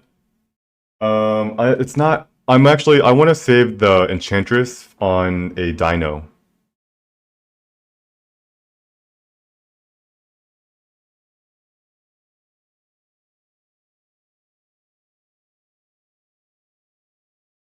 Most likely he has a Dino.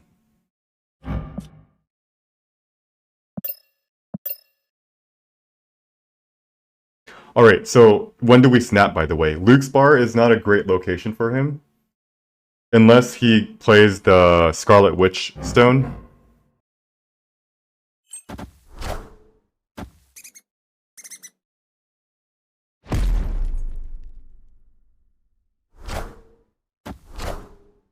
There is a Soul Stone.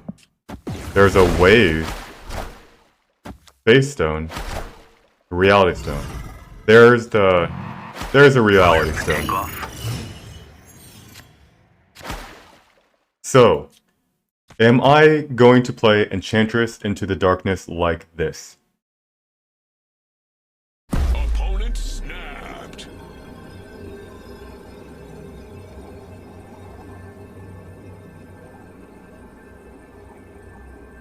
Is he gonna play Dino?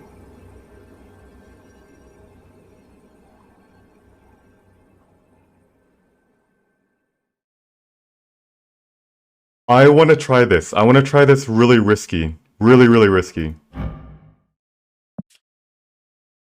What if he waits until next turn? Could just have Thanos, right? Yeah, good call. Maybe that's too risky. Maybe we just go with the blue marble. Giganto! Wait, what? I was almost correct, by the way. A Giganto?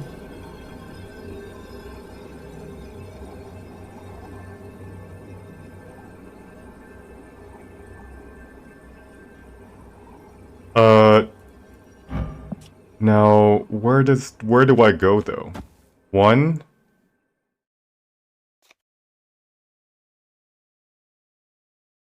2... 3. Does this win?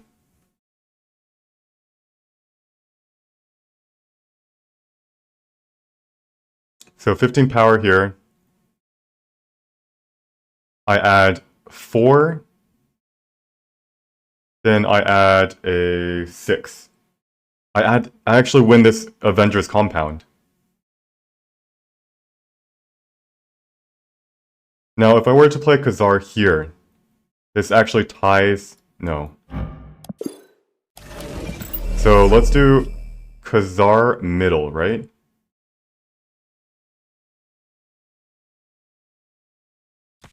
And then we play Nightcrawler and Ant-Man. And what happens, though, if he plays something like... Alright, I think I actually retreat.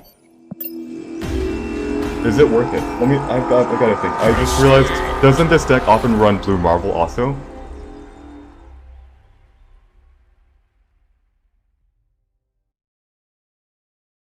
So, me playing Khazar here only ties the location. If he has a stone in his hand, he's got 7 cards, it's actually free, which means he can play it in Crimson Cosmos for 0 mana. And yes, so I do win left. So by default, I lose middle, right? Crimson Cosmos. He can put a 0 mana stone here, I think. He has the yellow stone. No, that got destroyed. How many total stones are there? There's 8, right? 1, 2, 3, 4, 5, 6. Or is it 6 stones?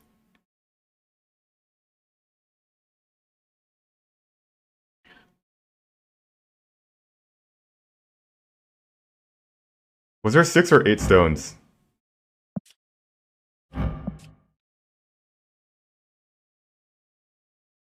6 stones. So he lost one of the stones because he threw it into Vormir. So he has no more stones left. Okay. So if I play Khazar, I will tie Cosmos. I win Vormir. And this current play I have is going to be winning Avengers Compound. By 1. By 1 power. So I have 16 power here. This is going to be 5. Khazar right is 8, not 6.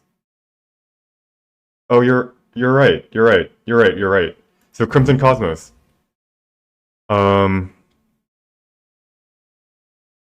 So this is 8. This is gonna be something, and then this is gonna be 3, 4, 5, 6, and then 7, 8, 9, 10, 11. So I'm winning Avengers Compound by 1. I'm winning Crimson Cosmos by 2, and I'm winning Vormir by a lot. I guess the question is, he has 7 cards in his hands. He has a Quintjet out. Is he going to be able to beat me with 7 cards in his hand? It might be hard for him to beat... Like, doesn't this deck always run Blue Marble? You just have 6 stones. It runs Khazar, doesn't it? Khazar and Blue Marble? You still think he might be the death version of Thanos, which means he might just Killmonger. We saw no indication that he had Killmonger. And the fact that, so he snapped us, right? I think the fact that he snapped us without starting to get any of the Killmonger or Death or Carnage out indicates that he doesn't have, that was never his game plan. When someone snaps us, they think that their game plan is working as intended, and we've seen no indication of death, so that must not be his game plan. I'm still concerned that he has Blue Marble or a Khazar. And if he plays either of them, if he plays Blue Marble in Avengers Compound, for example, or he just plays it in Crimson Cosmos, if he plays Blue Marble, we lose Avengers Compound by 1, we lose Crimson Cosmos by a lot. So that single card beats us, and that's why at the very last second I was like, we just retreat. Now, does he actually have a Blue Marble? I think so. I can't imagine playing a deck that can spam the board so much and not have Blue Marble.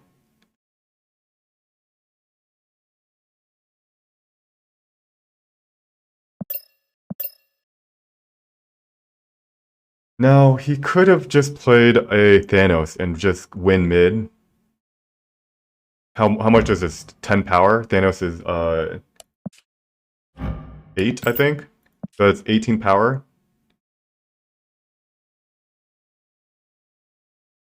We play so he'll be at 23 power.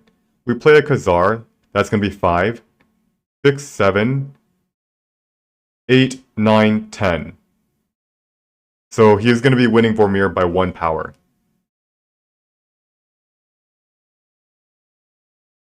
Huh.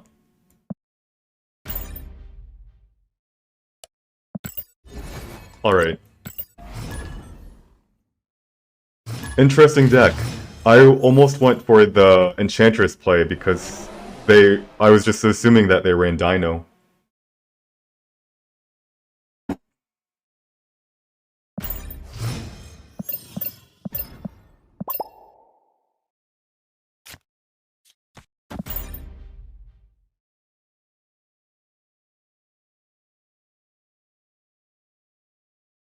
So Ant-Man is more power than Khazar. That is potentially a bot.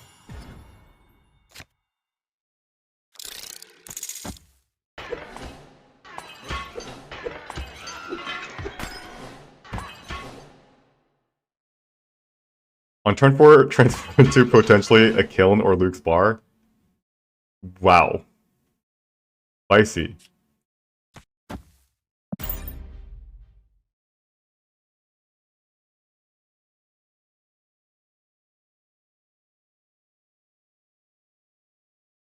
So out of all the things that we've discussed, out of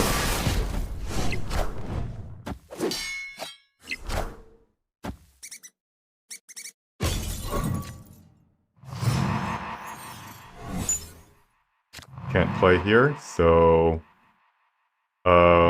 interesting.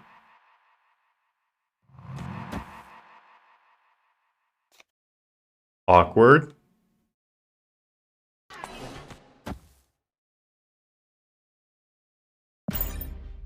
This is a bot, by the way. I am fairly certain.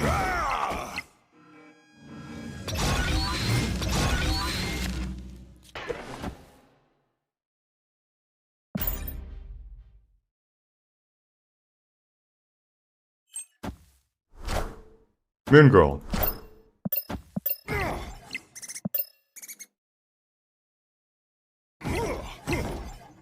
Maybe it's not a bot. Nah, it's a bot. It's a bot, right? He's gonna take his time, and then he's gonna do something dumb. And yeah, it's a bot. If this is not a Dr. Doom, it's a bot. Yeah, it's a bot. Alright, let's add that to the cubes.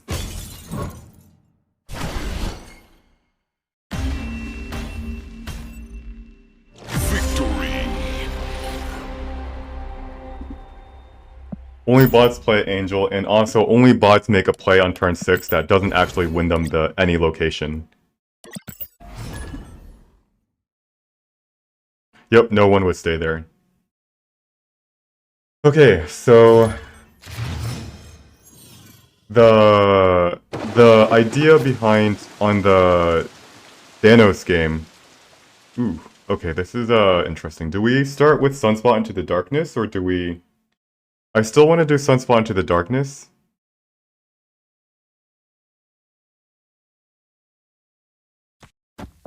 Because it is just worth too much being able to put a card into Luke's bar.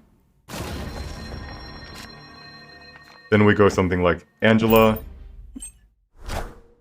Now he hasn't played any cards. Shoot.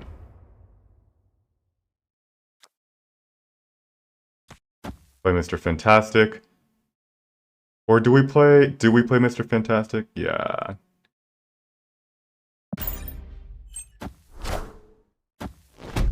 If this is a Zabu, we'll have to Enchantress it. It is a Zabu.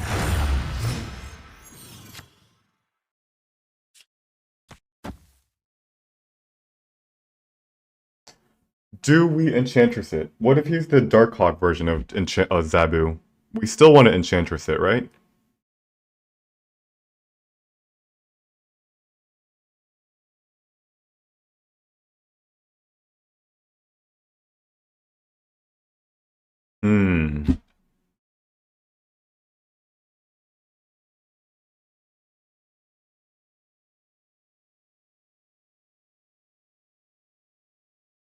Alright, do we snap him? I'm gonna snap.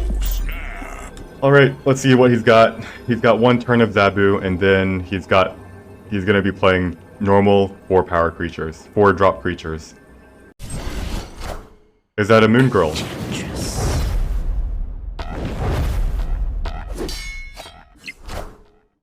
Goose. Guess what? You also can't play.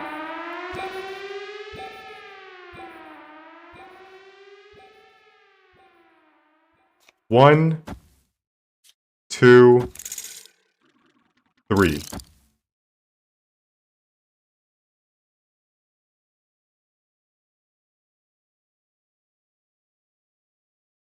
I like this. Then we play Blue Marble on turn 6, and we win the game. He retreats. Victory. Easy.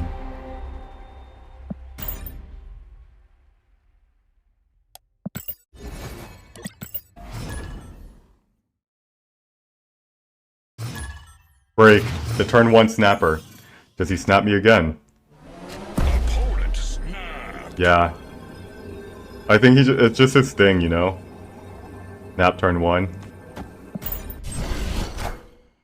Now, what was his deck? I remember he didn't have a Killmonger. I don't remember anything else.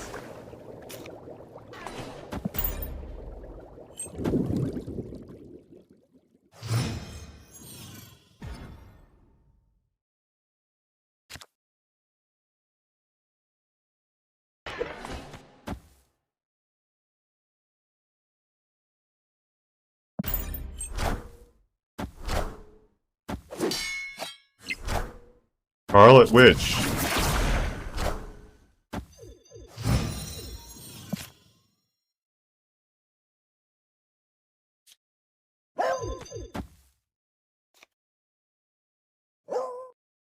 Let's play Rocket Raccoon here.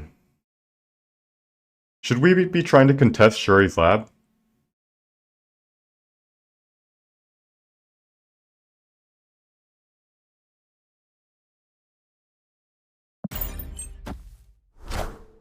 Scorpion. This Scarlet Witch is making me slightly uncomfortable. Is this a Control Sarah with a Killmonger?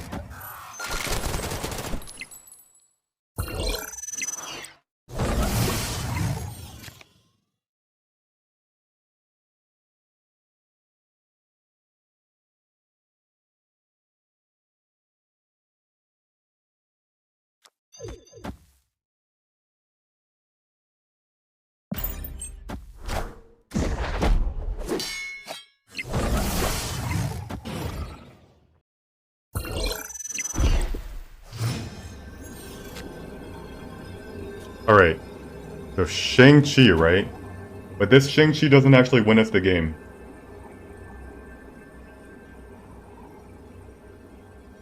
If he has Killmonger...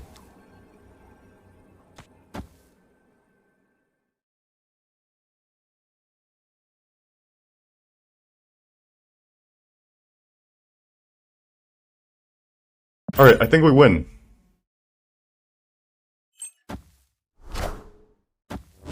Magento... Yeah, this guy... What is he doing? What is he doing? He's just giving me cubes at this point. Easy. Victory.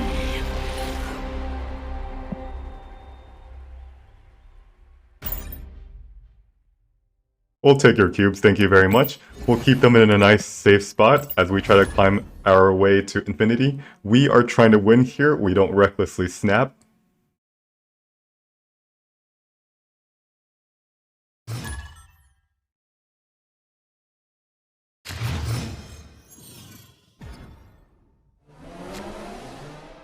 Alright.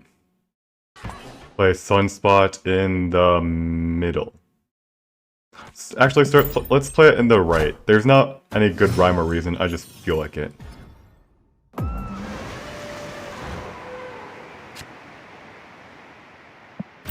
I actually now wish it was in the middle. Because we could pass, and we could actually contest. Warrior Falls is a terrible location for us. Tafreshi, we actually float... Opponent snapped. Alright. So... Warrior Falls is a terrible location for us.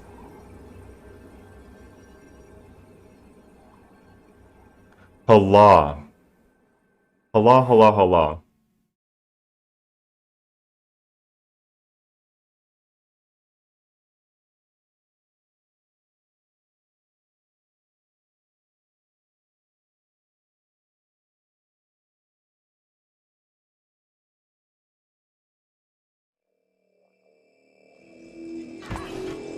Can they beat us in Hala?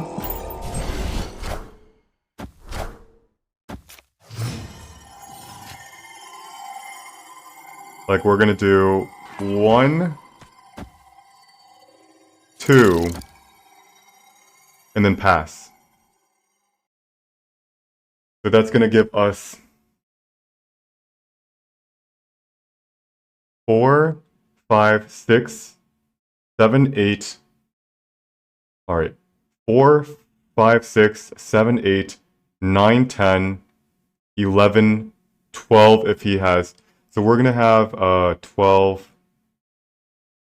Oh shoot, if he has Maximus, doesn't he also have a Killmonger? Yikes. So we're forced to play out all of our 1-drops like this.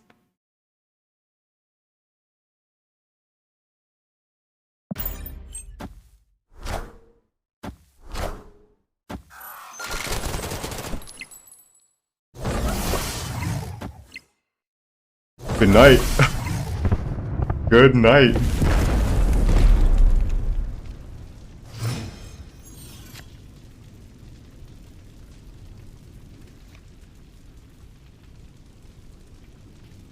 Alright, so if we do this, is this a dumb play?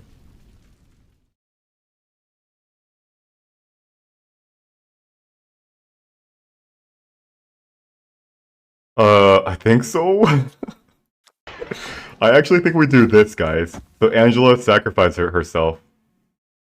And then on turn 6, we play something like Blue Marvel and Squirrel Girl.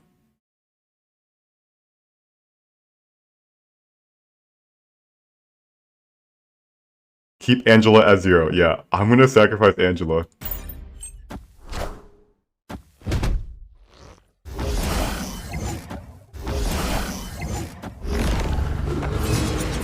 Oh no. Oh no.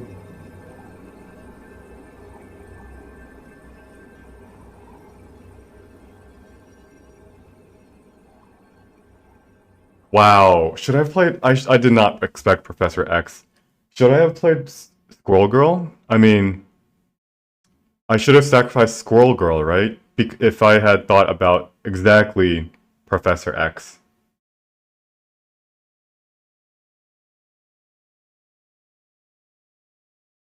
As it stands now, the best play that we can do is something like this. Actually, that's not even good.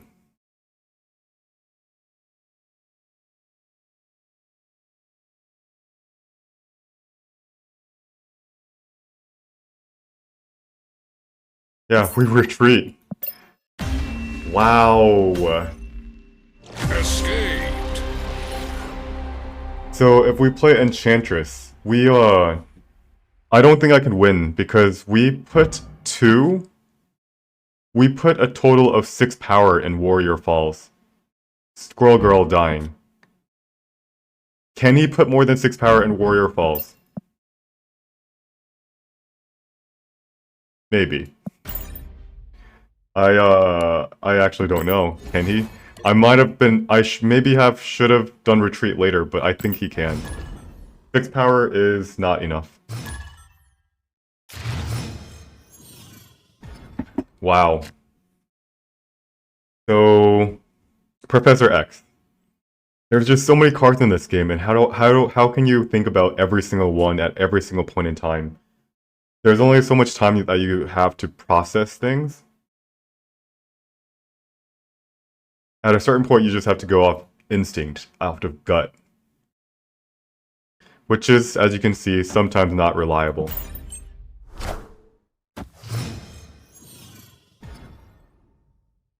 Non-fungible taco. Good point. He played Daredevil, right? On turn 2? Into Maximus? You should always consider Professor X against a Daredevil player. Very good point. Squirrel on bar was better than Angela mid anyways. Although we would have bounced the Angela. It would have... Yeah. Hold on. Let's end our turn.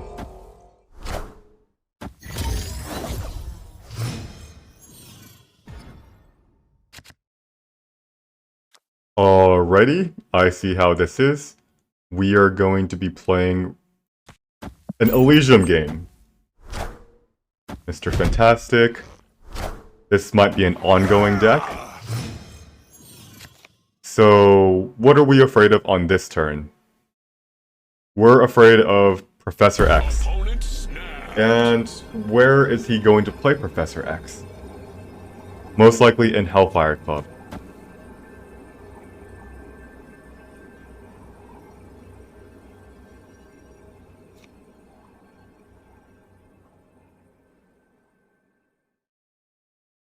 Would he ever play Professor X in Titan?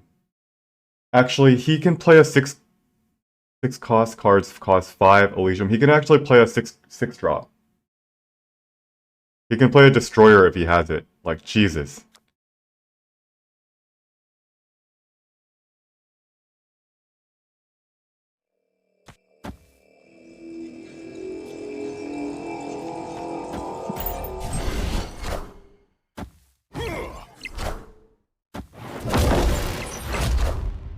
Sarah. Uh-oh. What is this deck? It's a Sarah with... It's fantastic with armor.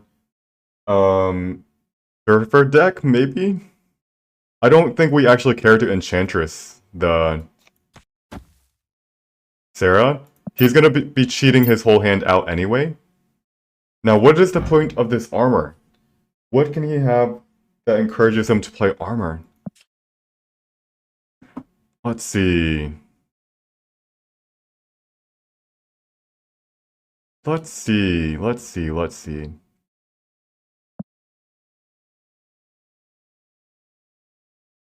Is it a Wong? Is he gonna be playing a Wong?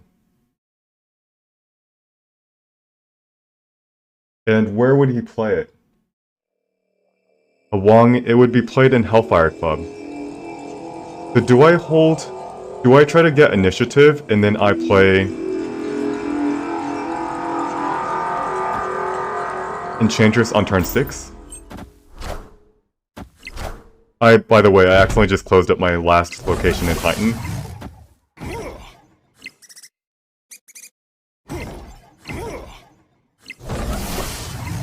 Rogue.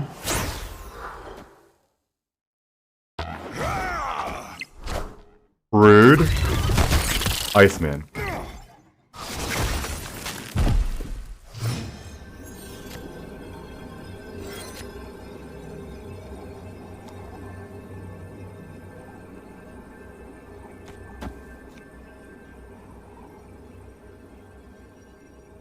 Alright, do we retreat here?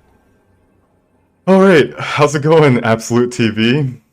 Didn't realize I was so handsome. Am I that handsome? I'm just your average Joe. Let's see. Enchantress Rogue is worth almost nothing. And he's gonna be able to spam out a bajillion power on this turn. Like, he dumps his hand right here.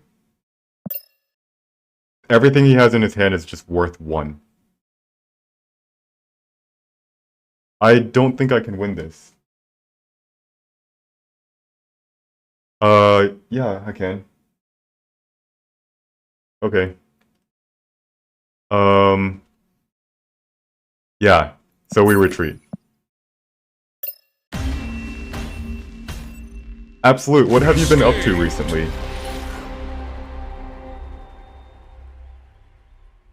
How many cards do they have in hand? 3. So this deck, I don't understand the idea of this armor, but we most of the cards in here is part of the Surfer. Surfer Control, Surfer Rogue. Fantastic. There's no way we win Titan. And all he has to do is tile 1 location, Elysium or Hellfire Club. It's hard for us to spread. It's hard for us to focus our power. We, as Kazoo, generally tend to be a little bit spread thin. Absolute, by the way, the Golden Retriever pack is getting released tomorrow. Alright, so NFT says, Taco says it's a negative surfer. What indication did you have that it was a negative surfer? I didn't see any, Iron Man? I didn't see any negative... I don't think it's a negative surfer.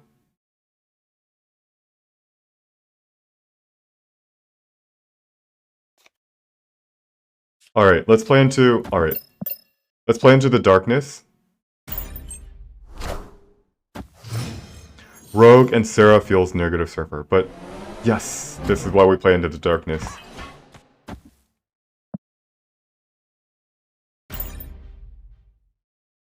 Should I be spamming Squirrel Girl in Luke's bar?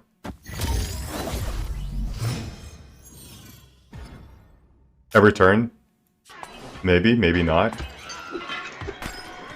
Alright, I gotta go eat dinner for like maybe 30 minutes after this, so I'll...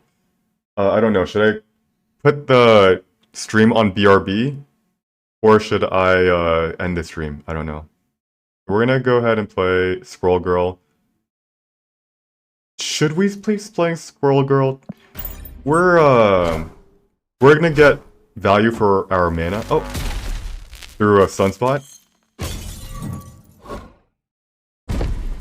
All right. Why does he have a Electro, and why does he have an armor? Is there something that he wants to do with this armor with an Electro? A Destroyer, maybe?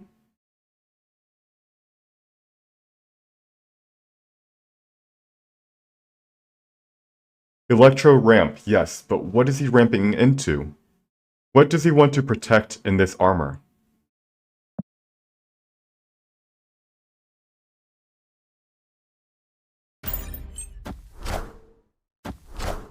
Captain Marvel. Alright, I want to try something. I want to actually start off with a Stark Tower Enchantress. And then we'll play out our Squirrel Girl.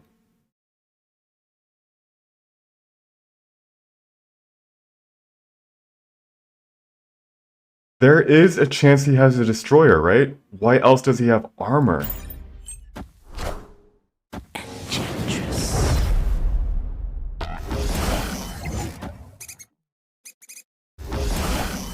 Sloth. Wait. All systems No. go. That's not how it was supposed to go. What?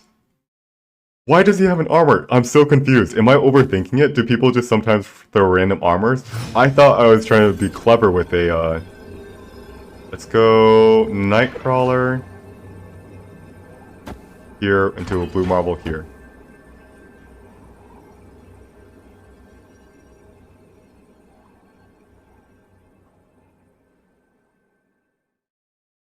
You know, I thought I was clever. Do I actually want to play a Khazar? Let me think. So we get one more power with Sunspot. We don't get buffs on only Bishop and Enchantress, and if he has a,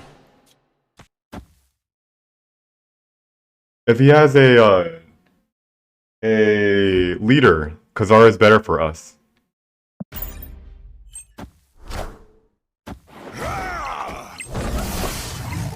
That is a leader. Higher, further, faster, baby.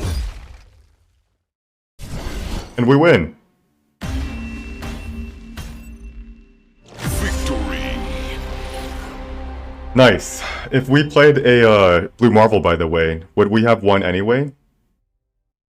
We would lose Luke's bar, we would tie here, and we win the tiebreaker. So Blue Marvel, Khazar, same thing. But we played the slightly more optimal one. Yep. GG. Alright, I'm gonna go eat dinner. I'll be back in like 30 minutes. In the meantime, I think I'm gonna put on this...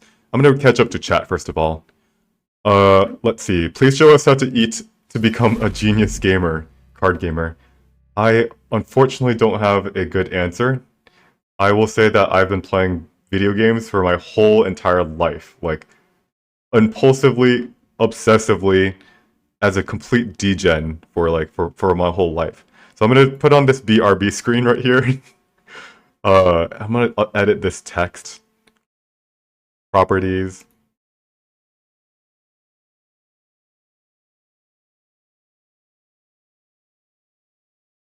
And I'll be back at around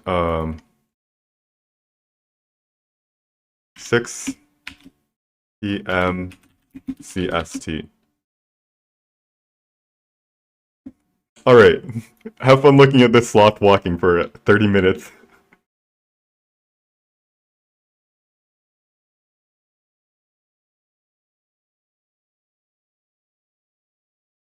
Oro, I don't know if you're still there, but that comment is funny. If you watch the slots for 30 minutes, you'll unlock Clean Up Snap skill. That's a good one. Alright, I'm back. Make sure my hair looks good before we put on the headset.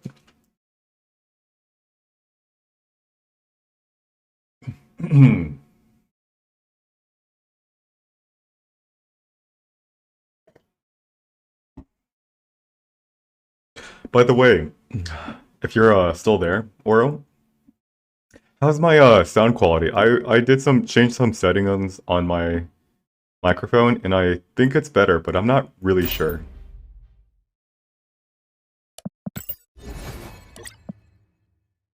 I like how half of you guys are still here after 20 minutes. That's impressive. Probably just lurking. Alright, rolls like rolls. We played him earlier. We won. I'm trying to remember what his deck was. He snapped us, we stayed in, and we outplayed him. We won, but all I remember is it didn't have Killmonger. I don't think.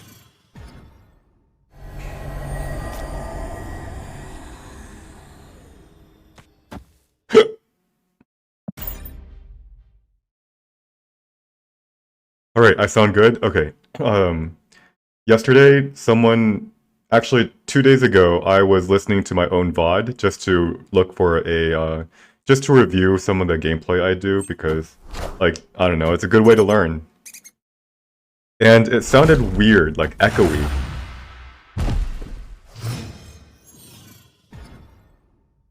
Let's do fantastic. Alright, do we snap him? Do we snap him?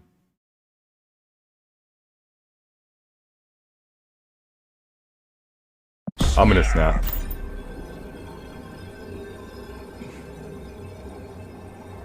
And it sounded kind of like hollow, it kind of sounded weird, distant, and yeah, it was just kind of blurry. This could be a Electro? Wave! Uh-oh.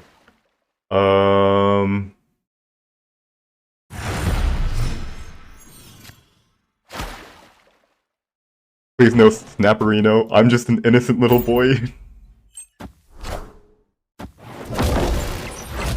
Galactus. Yeah, this is a problem. And this is the deck that sometimes runs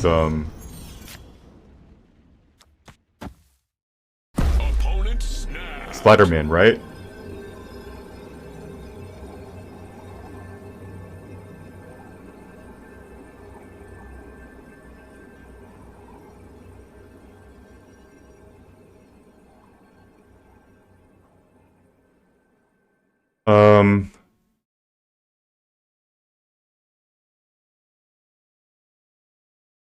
Yeah, I run. There's too many things that I just instantly lose to. Spider-Man into Null. Hobgoblin, yeah, this guy is like 5,000 collection level. So we just assume that he has cards like Null. I have a list of people that when I face a Null player, I write down their names. Because Galactus doesn't necessarily have Null. Null is kind of just an expensive card. But I believe this Rolls-Royce guy is a Null player. And if he's Spider-Man's, I was thinking about if I try to go for something like a Shang-Chi in the To the Dark, but if he Spider-Man's me, I just have no shot.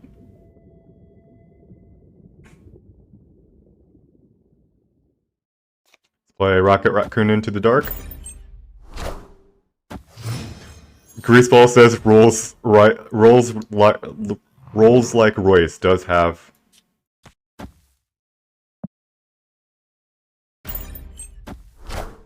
Does have Null. That's good to know.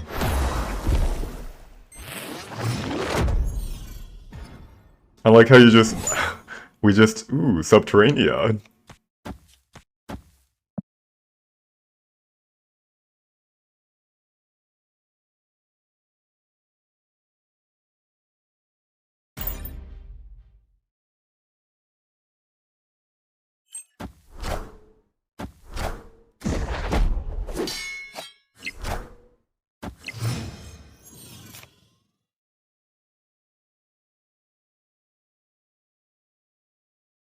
I can go ahead and just pass the turn here.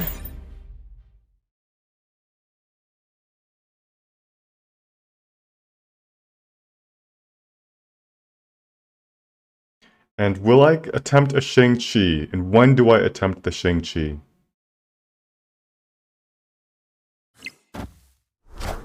Apparently I don't, because he played Cosmo.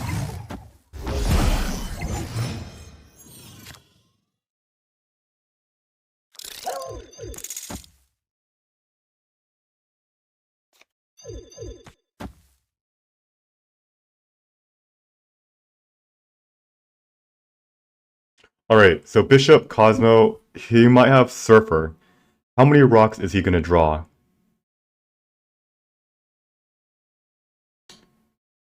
He might have Killmonger also, but it seems most people don't be running Killmonger these days. So do I snap? Oh, snap. I like snapping here. I don't know how many rocks he's drawn, but we've drawn 0. And we do have a Shang-Chi. So if he plays a big drop in Subterranea this turn, ooh, he is playing a big drop, but is not in Subterranea.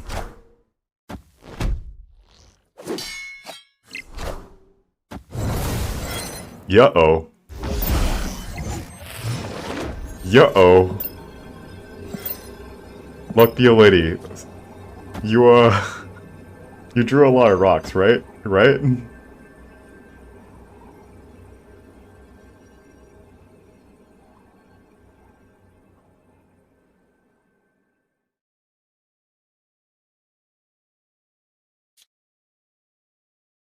Alright, we just retreat. Do we retreat? Do we retreat? KM Best, how's it going? Raid of 800 people, holy shit. Oh shit, I'm retreating, I'm running. How's it going, KM? By the way, did you see? I got a camera. I got it for 45 bucks off of Amazon, 54 bucks off of Amazon.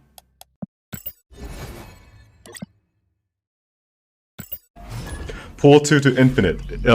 Nord Ramor, it is what I'm trying to do. I'm not sure if I'll be successful. Do I think this challenge is possible? I do think it is. I've been able, so like, if you look at my rank, it's 75 right now, and I have farmed 15. So technically I'm like more 73.5 right now. Yup, thank you thanks. I still have to adjust some settings on it. It's a little bit high from where I am, but my setup's kind of awkward. Like my secondary monitor is actually really high up, and I could always put the camera right in front of the monitor right here, but I really don't like having the camera just pointing at me straight on. It really gets in my it really gets into my head, like, oh, there's a camera right there, I gotta sit up.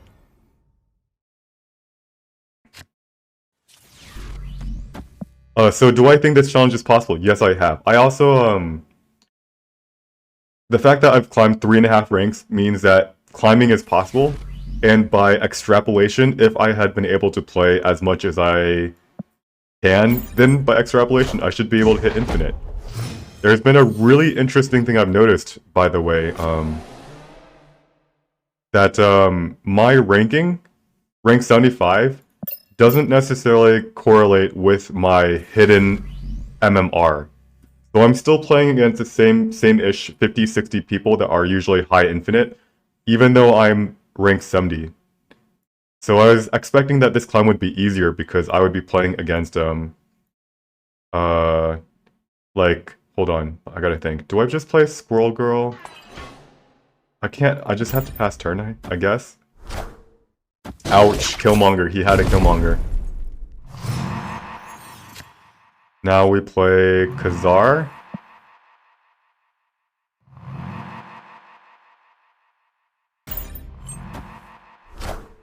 Mr. Negative.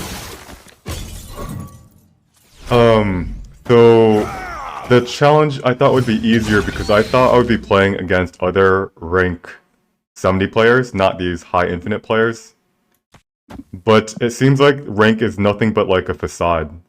An imaginary number that gets reset to an arbitrarily low number that we re-inflate back up because of bots. But our hidden MMR, the actual true rating, tends to stay around the same. Bishop into Surfer. Uh-oh. Wait, hold on. Oh, shoot. Why was he able to play a Surfer? Because it was reversed. Alright. 1, 2, 3. Can we win? We win Savage Land every single time. We lose Kiln every single time, and it really depends on if he is able to draw... what would that be? A Brood. How can we see our MMR? We cannot see it. It is completely invisible to us. So I'll stay in for 1 cube. If he has a Brood, we lose. If he doesn't, we win. For 1 cube, I'll stay in to see. He might not run Brood in this deck, which seems unlikely, but you never know. Mystique, we did expect. Oh, okay. And Surfer. Sweet, we win.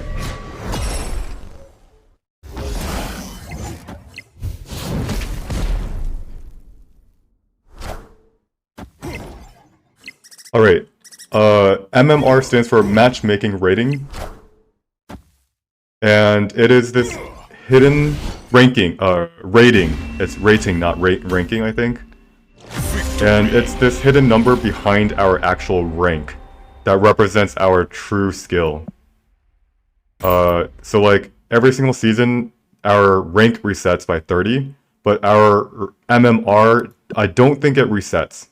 Because if it did, I would be playing against, you know, a lot more rank 70, actual like rank 70 players right now. But for the most part, I'm still playing against these guys are now hitting infinite, and I'm still sitting in 75, 76. Recipra says, oh, is this a bot? I'm gonna...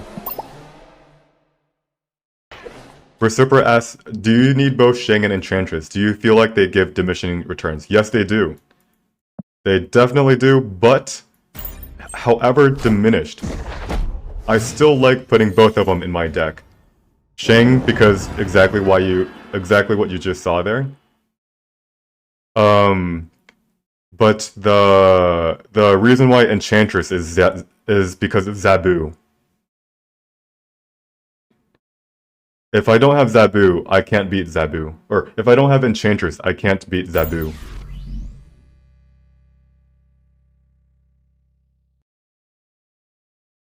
And with how popular Zabu is, it's like, alright, is this a bot? Would a person play Colleen Wing into discarding their... Alright, this might be a bot. 5, 4, 3, 2, 1. They're playing out now. Waiting, come on. Yeah, this is a bot. They played a Swarm. They drew top deck their Swarm and they played their Colleen Wing. Escaped. Alright, we're gonna return that one of the cubes to a bot. And we're gonna move on to the next game.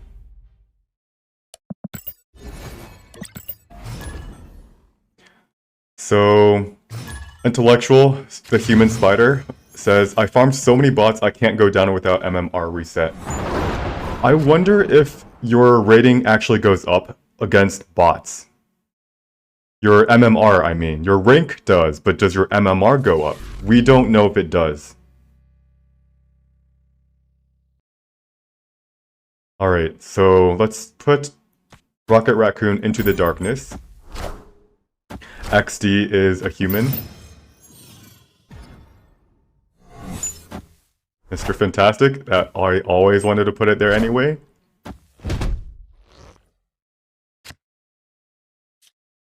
Let's play Angela here And then our goal is that this is not the card that I want it to be. Maybe Luke's Bar? Luke's Bar? No? Yes, it's not Luke's Bar.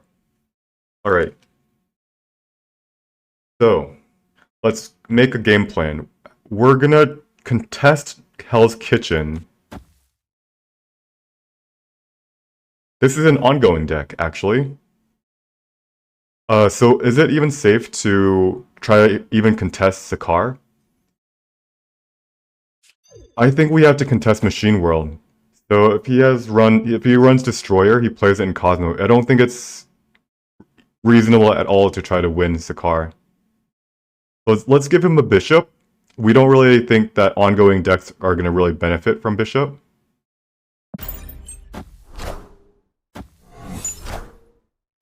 Ice. Armor. Alright. Khazar.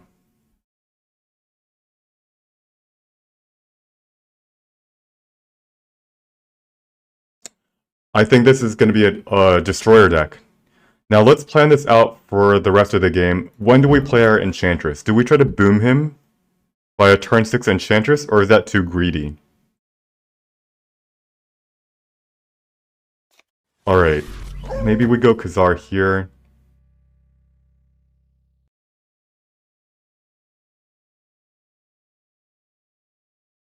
And then we do what? I want to contest Machine World. Bishop. So he plays our bishop that we gave him. Which is not... I don't think that's that smart. And now let's play out 2 of our cards.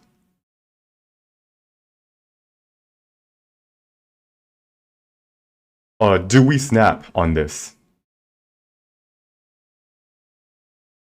So if he plays Professor X, where would he place it? In Sakar, right?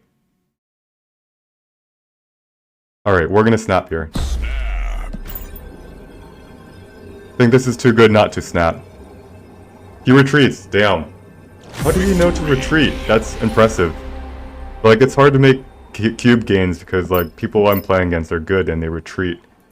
How did he know to retreat?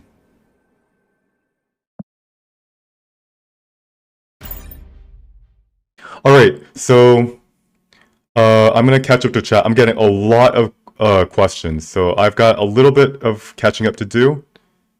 Let's see. Why do I retreat against bots? Because my challenge, if you see on the screen, is reach infinite with pool 2 cards, and one of the rules, the main rule is I cannot farm bots. It's basically just a random challenge that I did for myself. Antilly Gunner asks, don't you think an only pool 2 Dino deck is better for this challenge? I actually, let me show you my, I get that comment a decent amount. And let me show you my Dino deck.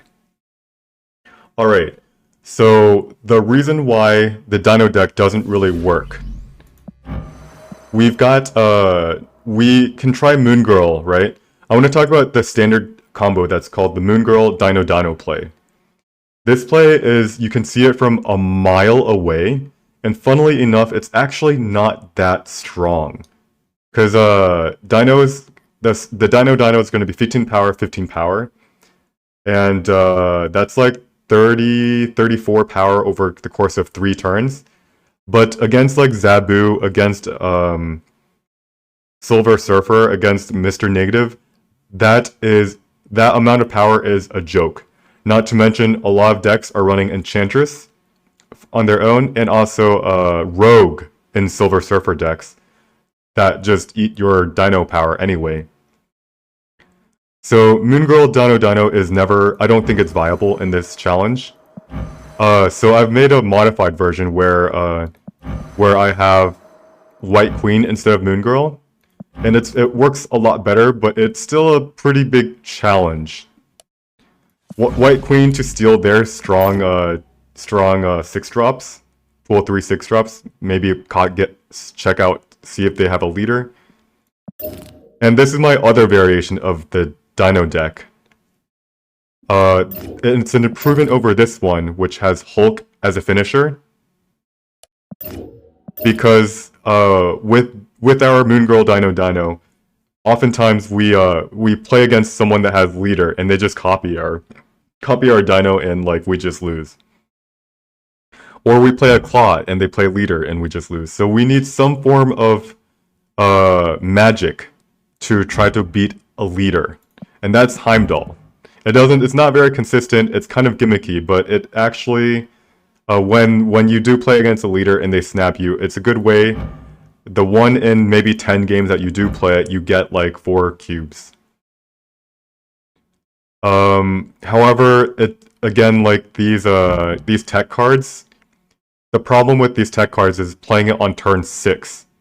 You play a Shang-Chi and then what? You don't have anything to follow up.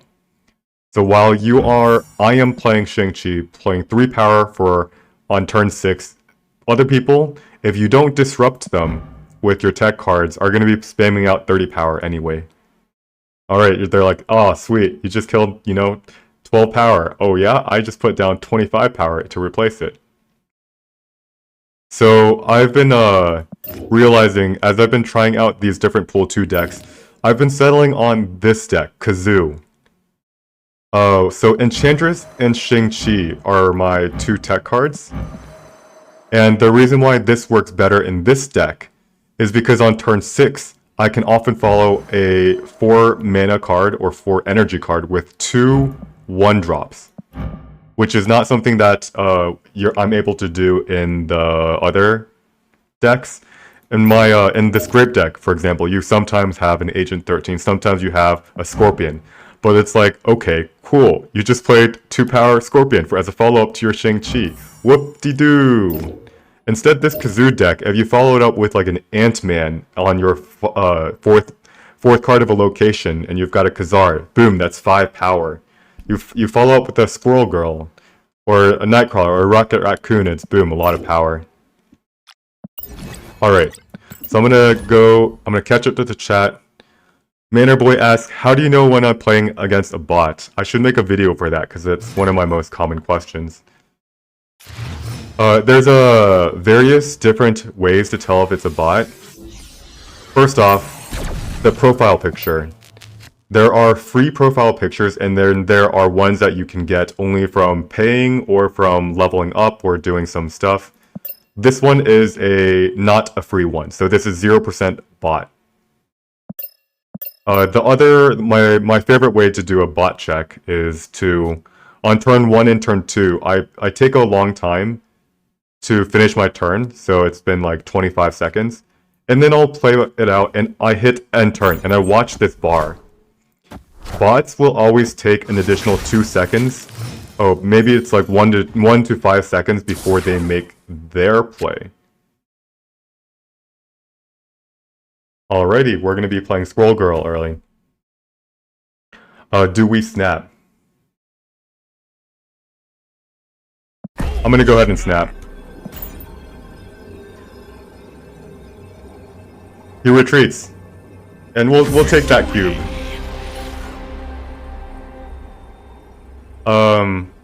So yeah, after you hit end turn, for bots will always take 2 to 3 seconds, and no matter how long you take. So on the first turn, when you take 50 seconds, you hit end turn. Does a human take 52 seconds to finish their turn? No, they don't. So that's my favorite way to do a bot check. And of course, the other way is to emote them, and if they don't emote back, you're like, yeah. Recipro says, I like that you talk through your plays. Yep. I really think through things, and it's good practice for me to play slow. I also like a lot of you guys you guys catch my mistakes, so it's great that you guys are giving me some comments. And then of course, not every single one of your comments are actually great, so I also enjoy like the conversation where if someone makes I wouldn't say a bad suggestion, but it's bad in my eyes, I can explain to them like my thoughts around why this is better than that or that is better than this. Alright, I'm really far behind on the chat, Jesus. Alright, Nightcrawler. Into the darkness. Alright, So Kazoo working better than that steel card deck. Yes. I had a deck, Fool's Wisdom. Yep, you were here for Sanctum Sanctorum. And Luke's Bar. What on earth is this?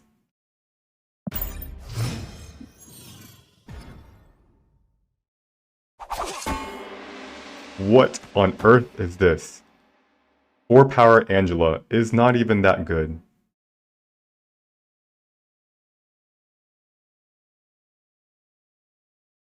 Yeah, I'm not gonna even play Angela. Rude. Uh-oh.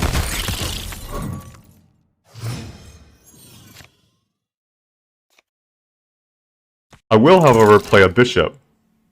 Because we gotta bounce our Ant-Man over, up and down, up and down.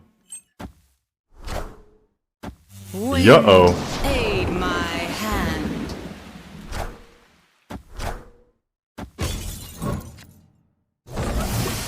Alright.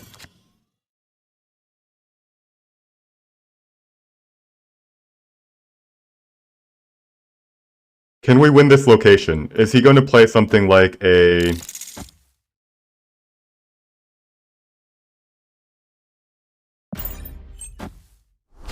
Juggernaut. God damn, I was gonna say, is he gonna play something like a Juggernaut?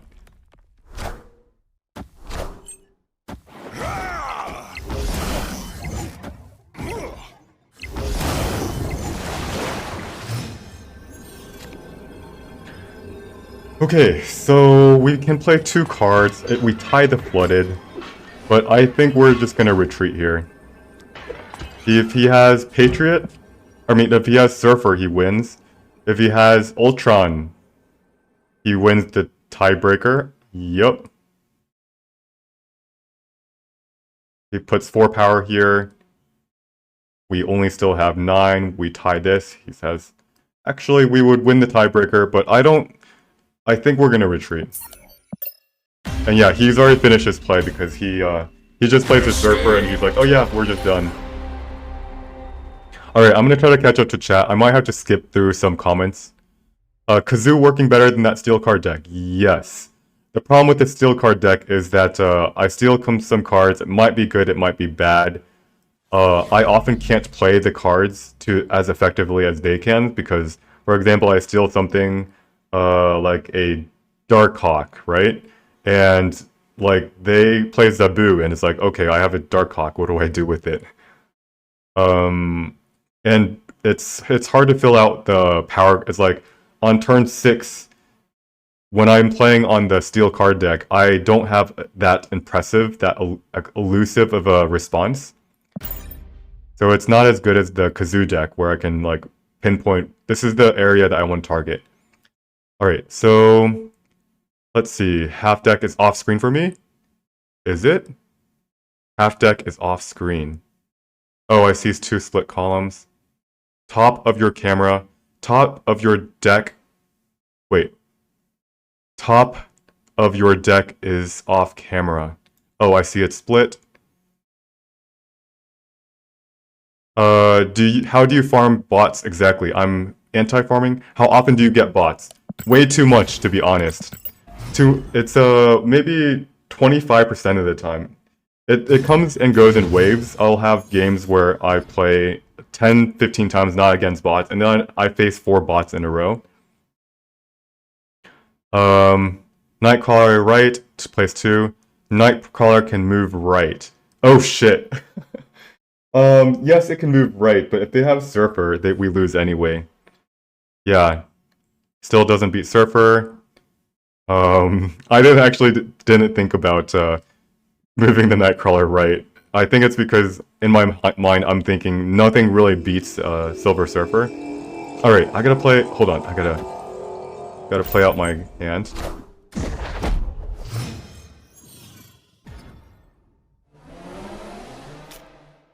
Oh, okay, I follow. So Nordrammer says, when you were showing my Dino deck, the display of the...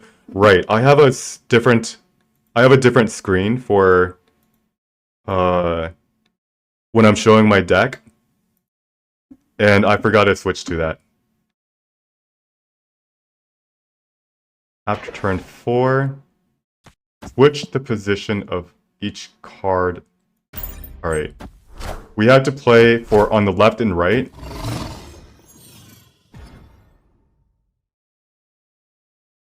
This is a fun combination of cards. Do I think this is worth it? I'm overcommitting in one location.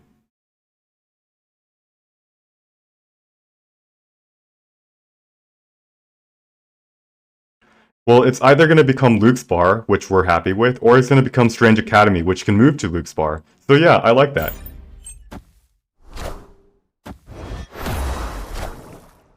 Korg and... okay, wait.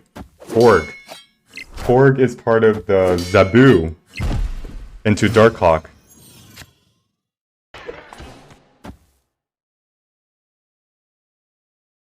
He missed his Zabu on turn 3, so I think we snap him, right? Unless there's another reason why he's playing Korg. Snap.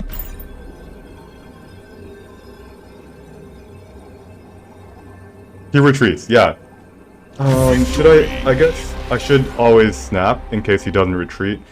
Most of the times he'll just retreat on turn 6 and we will get 1 cube anyway. Yeah, so we see a Korg, and lately the only 2 decks that run Korg is Cerebro 2 and Zabu Darkhawk. We see that he missed a Zabu, and we'll go ahead and snap him. He's a good player. He retreats when, well, it's kind of easy to retreat. You missed your Zabu, and you're like, oh well, we'll just go farm off of the next person. All right, so how do I tell if the bot? Camplify, hello. I'm Perry. Oh, hey. This is not a bot, by the way, even though he's using a, yeah, he's emoting back. I know this guy. He's Perry the Pig. I'm gonna see if I can, do I have any of his emotes? Am I a subscriber to his channel? He has these really cute pig emotes that are somewhat similar to my, cute sloth emojis. But his emojis are definitely cooler than mine. He's got some, like, he's got a rolling pig one, too. Alright. We'll go ahead and snap. Should we snap on this? We've got Mojo World, which is lovely for us. Now, the question is he playing Killmonger? Funnily enough, I was watching him play yesterday, so I know his deck. Does he, did he change his deck and not, he might have Killmonger now?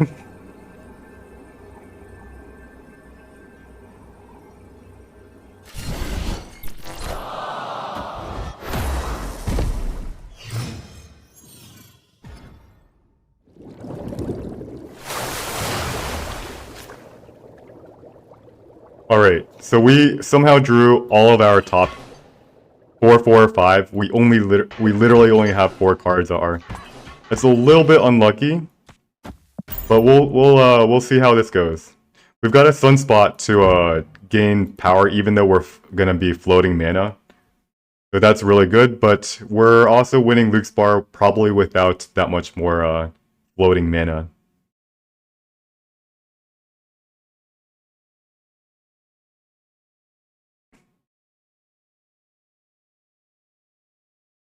So the question is, what is his deck playing? And if he snaps us, do we retreat?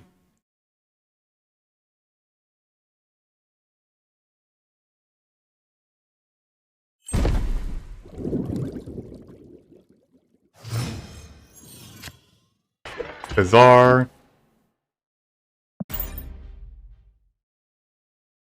Do I want to play Blue Marvel in Lemuria? A Koi. Alright. What runs a Koi? Dracula. Oh my.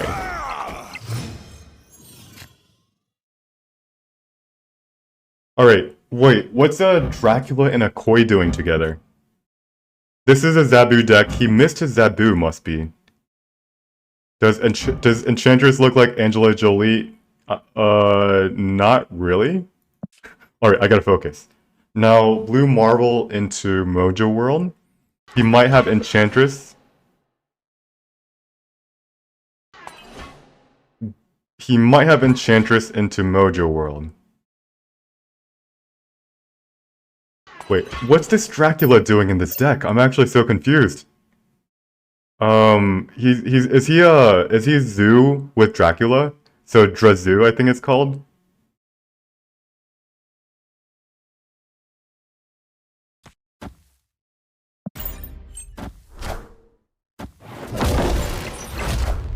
Angela into Cosmo.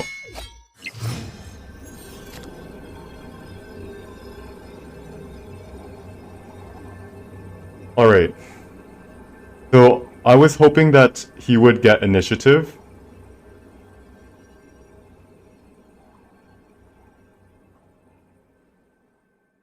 So we could do something like a Shang-Chi. But we still have initiative. He didn't play into Mojo World.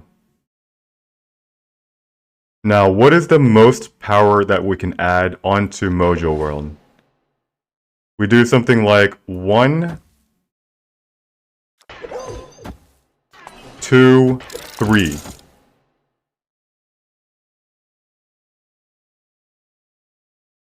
We also just we shouldn't put any power in the 1, 2, 3.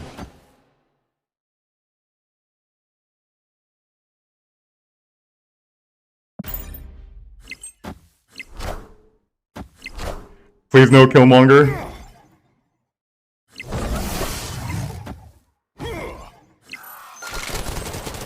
No Killmonger, please. Pepperoni. Lady Sloth. And a blade. Alright. I don't really know why he stayed in for that, but I mean, thanks. Thanks for the cube. He was drafting! Oh, right. I should, you guys, Victory. that makes more sense. Oh. Alright, so for those guys who don't know who Perry the Pig is, he plays ranked on kind of like hard mode. And he uses his website called snapdraft.com or something. And what it's similar to like Hearthstone Arena or like Magic the Gathering Limited Draft. And a lot of the cards in his deck is drafted. So it's not optimal because it literally is just this hobgob of random shit. He got to Infinite earlier today. Nice.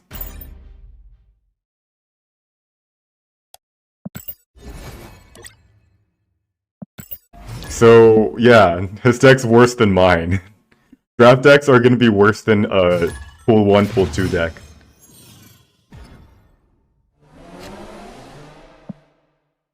Ramsey Red, another human player. Nice.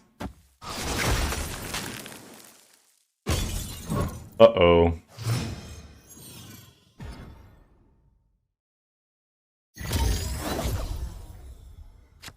Please no hit our Blue Marble or Khazar.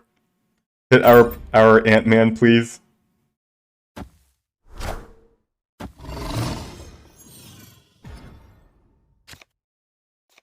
There's a bishop. Our Khazar just got hit. Alright, so we've seen a Iceman, we've seen a Lizard. This looks like it could be a standard control deck. But now we've seen a Polaris.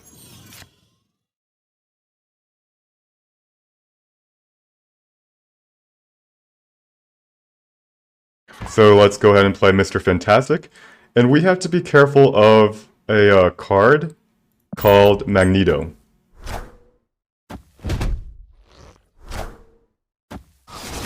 God damn, it just hit our blue marble.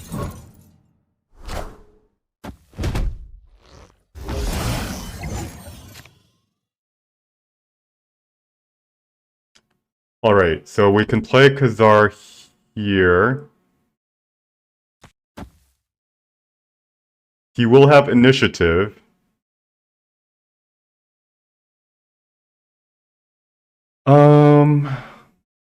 So our last turn is something like Angela and Shang-Chi, right?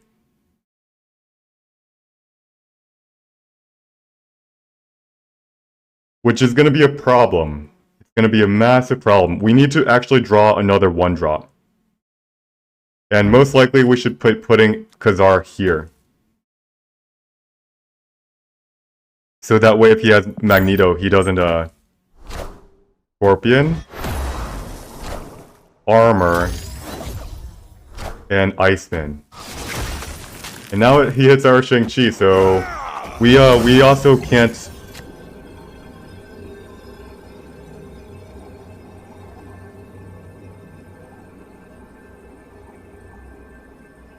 Wow, this is annoying.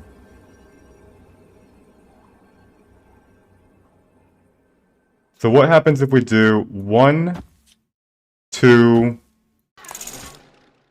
3?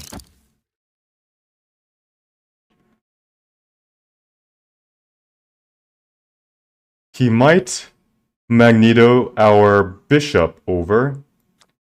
So we could do something like this. Now, does this play beat Magneto? Yes.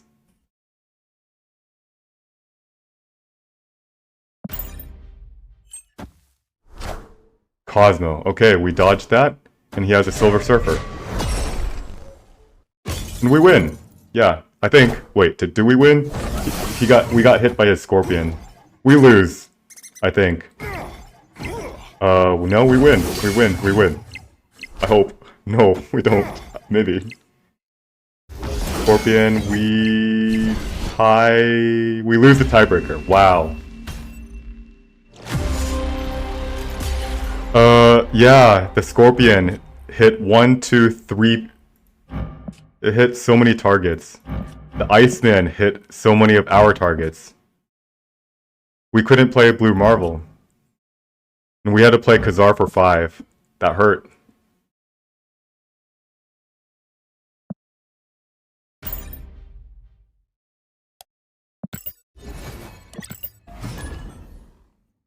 Ray Mafioso asks, no armor, doesn't Killmonger just kill you? Yes, it does. Ray Mafioso.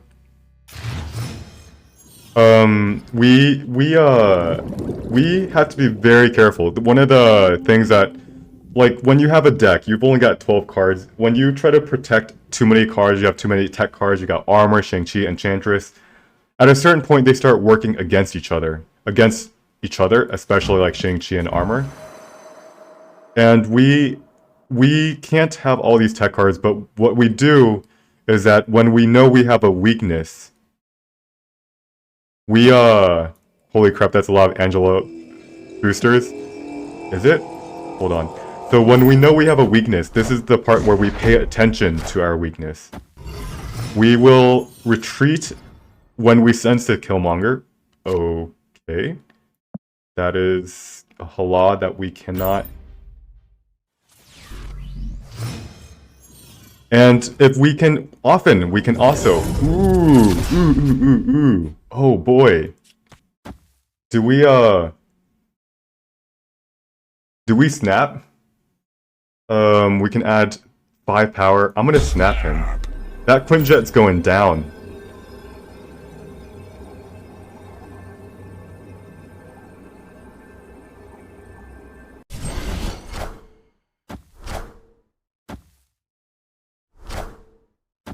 Carnage, okay.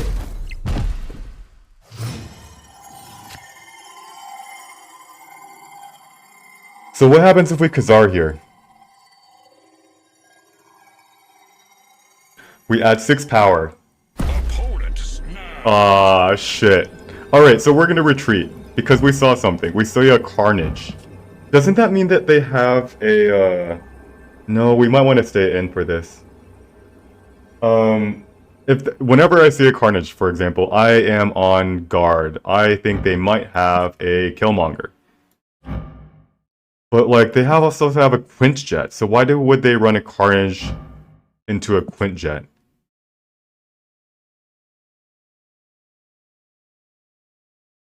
Why would they have Quintjet in their deck? Am I missing something?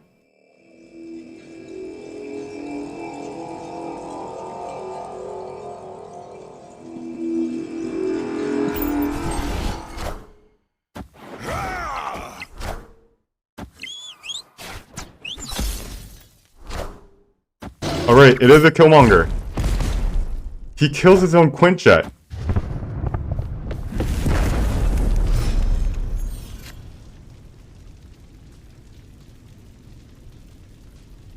He kills his own Quinjet.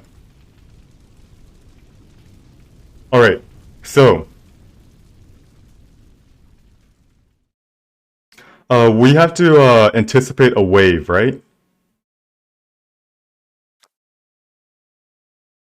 And the best we can do against a wave is something like this. However, we still are most likely retreating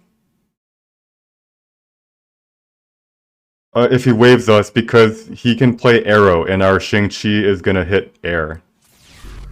Nothing but air. That's a moon girl.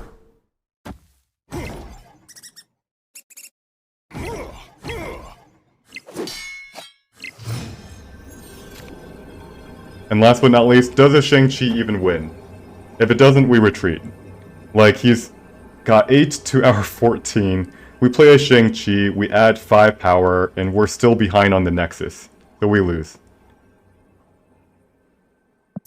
Retreat. This deck sometimes will, if this looks, yeah, so he's got a demon, a carnage, a killmonger. It looks like a death, but at the same time, what's with the moon girl? You're not going to be able to play that much, yeah,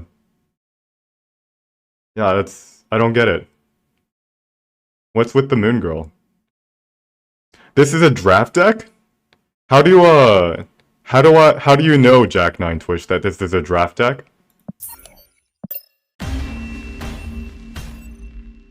Escaped. Playing it for Luke's bar. It can also mean She-Hulk, that is correct.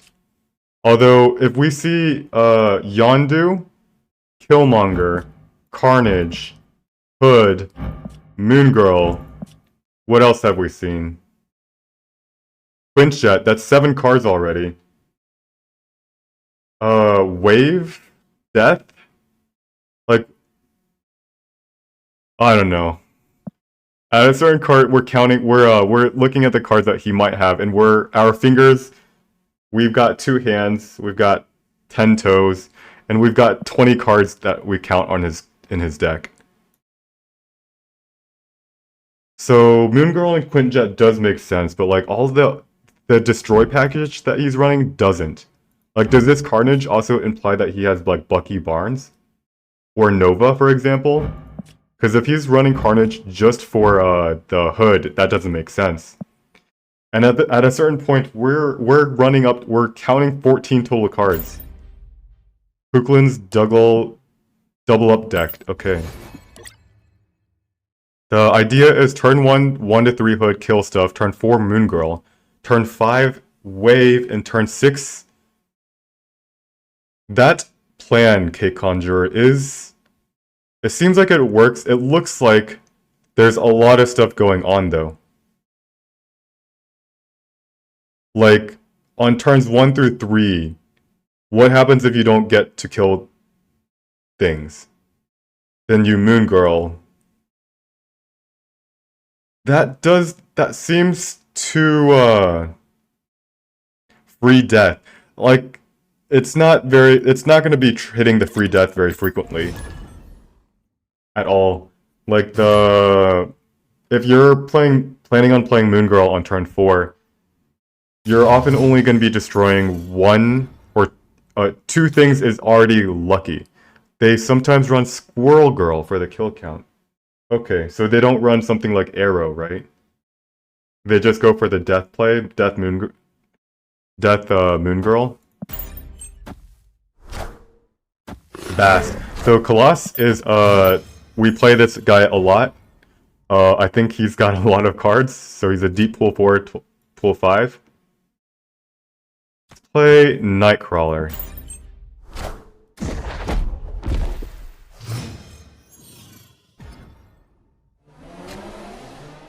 Play Mr. Fantastic.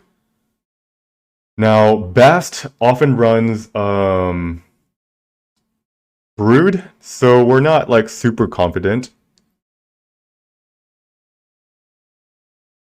Although Dream Dimension is definitely a card that favors us. We don't get to play out Blue Marvel, but that's okay.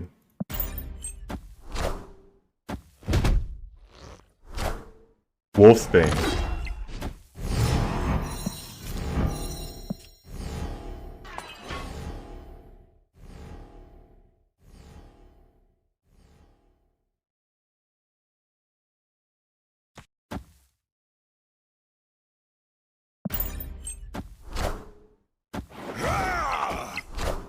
Mr. Negative. Oh, fun. Clear for takeoff. Oh, so he has got only 2 cards for Mr. Negative.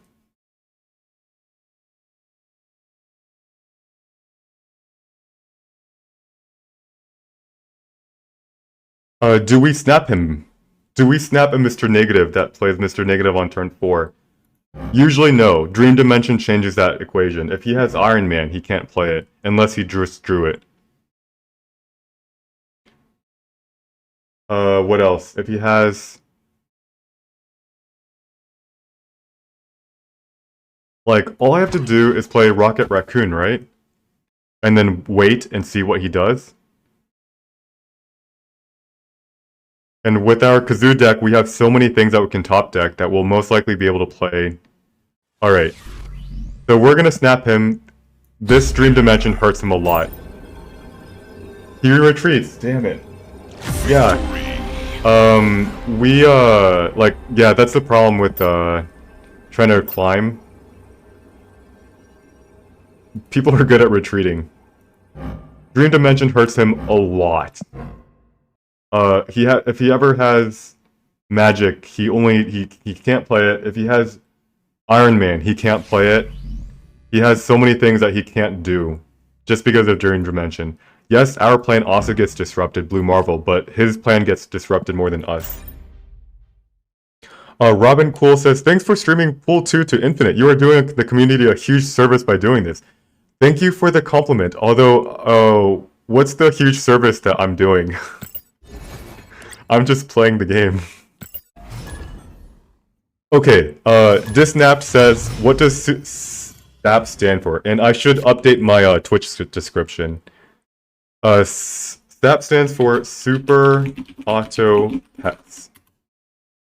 It is a game that I used to stream, or actually I still stream it. Let's do when a card moves here. Alright, this is not a bot. I think he's a human, but we're gonna be slightly on guard. And turn. Yep, it's a human, I think. Limbo.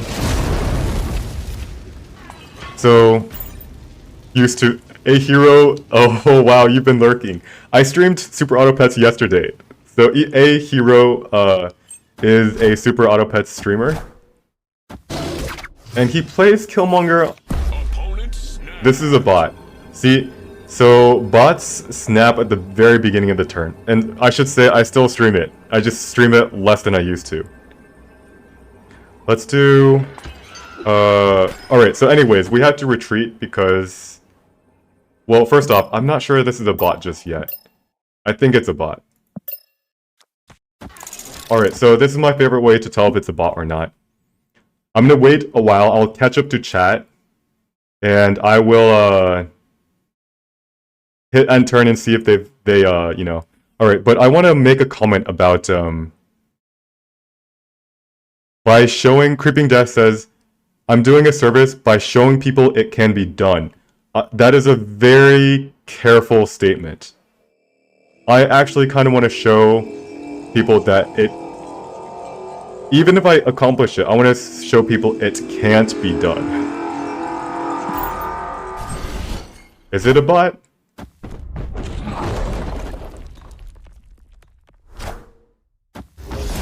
Is this a bot, guys? Yeah, it is a bot, right? It's Juggernaut without... It's inkified, but it doesn't have any sparklies.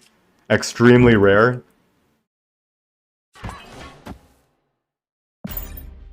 Waiting, waiting, waiting. It's calculating. Now it finishes. Yep, it's a bot. So since we need to return cubes to the bot, we'll go ahead and just like play it out.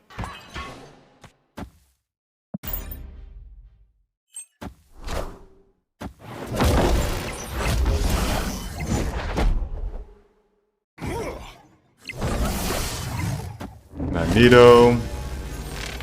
Wait, hold on. It can't even beat us. Alright, we're gonna retreat. We're gonna return 2 cubes to the bot. Escaped. And how are you doing, by the way, a hero? Alright, so I want to make a comment about the by showing people can be done. People have already done it, so it's possible. So, like Ben Bro made a comment that anybody can hit infinite, even on just pull 2 cards. I don't think that statement is fair. It's also not, it's also only kind of true. So, it is possible. Yes. But as you can see, I've been streaming for a while. I'm rank 17 or season pass 17 and I'm only rank 75. I think it's only possible if you farm off bots, or it's only reasonably possible if you farm off bots. Usually, if for example I didn't retreat against these bots and I didn't return them, I would already be almost at infinite. Because while I've gained 4 ranks from human players, I will have gained 20 ranks from bots. And so basically anybody can hit infinite with any deck, because all they have to do is try not to lose too much cubes against humans, and they have a bot farm deck. Is that a fair statement to say that Ben Brode says anybody can hit infinite with pool 2? It's like, that's just a super dumb statement. That's not the spirit of the game. So my challenge is to hit infinite without farming bots, and that's incredibly hard. And part of it, I think I realized, is because this rank number doesn't actually mean I'm not facing other rank 75 players. My hidden MMR is still pretty high, and I'm facing mostly just the previous season infinite players. So it's really hard to farm against high infinite players when this rank is just this arbitrary number that gets reset by 30 every single season. And we climb up the ladder because we're just playing against bots, and we're occasionally, some of us are really good, beat human players, but yeah, this whole ladder stuff is kind of just a facade. Nordole says, is this a young Trump? You know, I kind of do look like Trump, don't I? But you know, the funny thing is, I am actually as old, if not older than him, I think. I don't know how old he is. Let's see. Sunspot in anywhere, really. Actually, with Angela, do we want to hold Sunspot so we can play Angela and then Sunspot onto Angela? I don't think so, because it's a little bit too committal into one lane. I'd rather spend my strong Sunspot and my strong Angela on 2 separate lanes.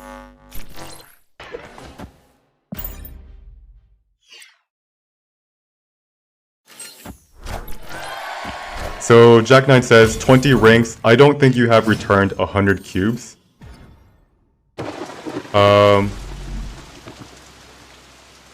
You are not winning those cubes when you are retreating, just 100. He can earn 8 cubes, 8 cube games, but he retreats. I think it's been around 30, counting for the 12 for tonight. Not quite, Jack9. It's I've been keeping track fairly well. I might have missed a cube here or there, but for the most part, I think I've let's go ahead and play Squirrel Girl and Ant-Man. When we see a Psylocke, by the way, the odds of them running on Killmonger is fairly low, right?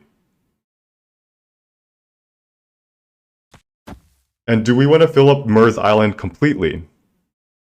I think the answer is maybe. Yes, let's fill it up.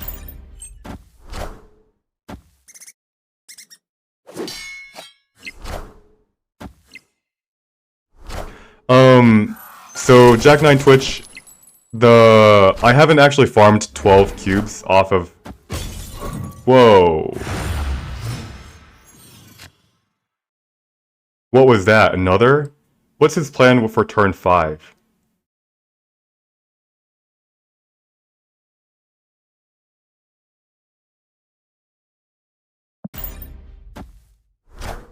White tiger. Alright, but how Mister, how do you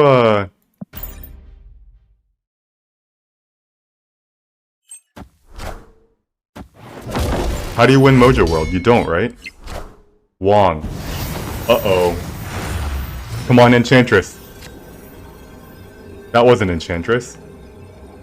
Alright, so he's going to play Odin. And the question is, do we win against Odin? He gets 4 tigers. And if 2 of them land in Mur's Island, okay, I think I still win. Because it's gonna get to... Yeah, we still win. Uh-oh, what is this? He has more than just Wolfsbane. And then... Ironheart. Thanks for the cubes. Alright. So far tonight I've actually returned cubes. So today I've actually lost rating because I've returned more cubes than I've farmed today. So this number that's on my screen is cumulative over the course of every single day. Trump is 35, I am not 35. I'm close though. I look good for my age. Thank you. Thank you. I just got lucky with skin genetics. No way I'm 76. Is Trump 76? I'm only nah, I'm not 76. Isn't Trump blonde and 76 and clueless? Oh no, they're referring to there's another Asian streamer by the name of Trump. Before, like, he's been streaming under that name for a long time. So before Trump was like this notorious figure. So unfortunately he shares the same name. But yeah. I watched when you were on, I watched what you returned. You would be almost 80 without returning cubes. Oh, okay, that's what you mean. No, I would definitely be way higher than 80 without returning cubes. Because wait, what do you mean? Because like when I play against bots and if I'm not returning cubes, I would be farming them 8 cubes at a time, right? So I would be close to 100 right now if I were not returning the cubes. Does anyone know what he meant with winning against bots and not lose against players to reach? I can't tell the difference in are bots that bad. Yes, bots are that bad. They are very easy to play around, and sure, sometimes you lose to them, but for the most part, you win. Alright, this is not a bot. Wong plus Odin, yep. Doom Odin, 33. Literally doesn't even win on board. Yeah, exactly. Here, I'm like, what is he doing? Doesn't even beat a turn 6 pass by cleanup. Trump SC. The SC stands for StarCraft. We know it is only a joke. That name similarity is unfortunate. I've only seen a bot play 4 straight cards into Jotunheim and snap. Yeah, the bots, they're nice. Luke's bar, perfect. Alright, is this good enough to snap? No. We want to identify what archetype he is.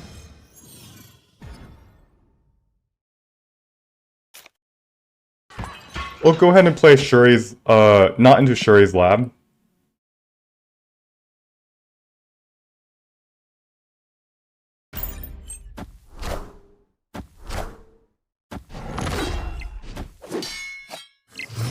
Alright, we have to be careful now.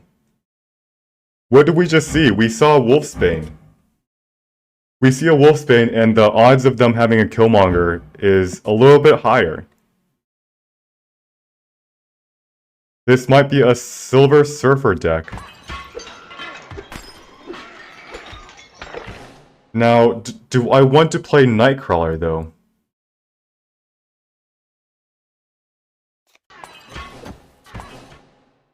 We're gonna play Nightcrawler, but we're gonna continually be careful. Mr. Negative. Alright. This is not a, Alright, this is not a Killmonger deck. It is a Mr. Negative and maybe Sarah deck. Now, so we know that they don't often run super high cost cards. We know that they often have ongoing through Mystique, sometimes Wong, but most of the time Iron Man. So we have to save our tech cards. And the question is, when do we play it?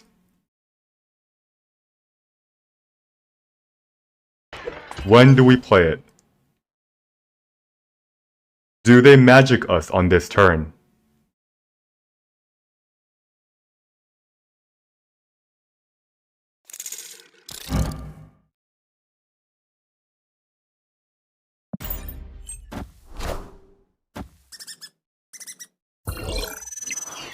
Alright, this might be a good turn for us.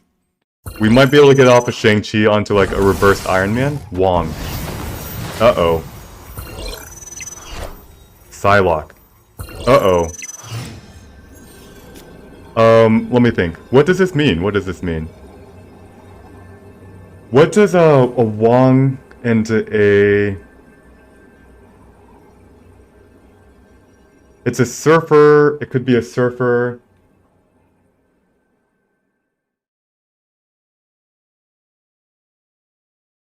And we have initiative, so our Enchantress is completely useless.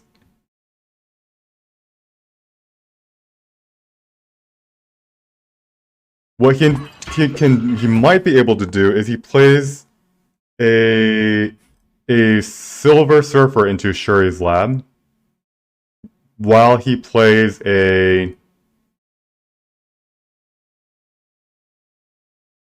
Alright, I think I don't want to contest.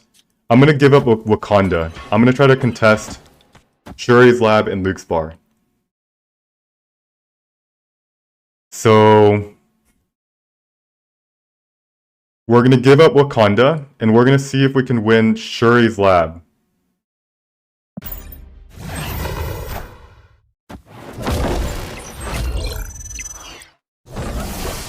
There's the Iron Man, by the way. Iron Man. And shoot, this is gonna be a Mystique, isn't it? 0 power, thankfully. I am And with Iron the last, and it's gonna have enough power, so Surfer, right? So we lose. We had no way to win that game.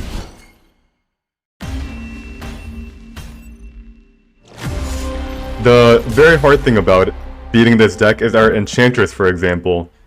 Since we have initiative going into the final round, we can't actually silence these this Mystique or this Iron Man.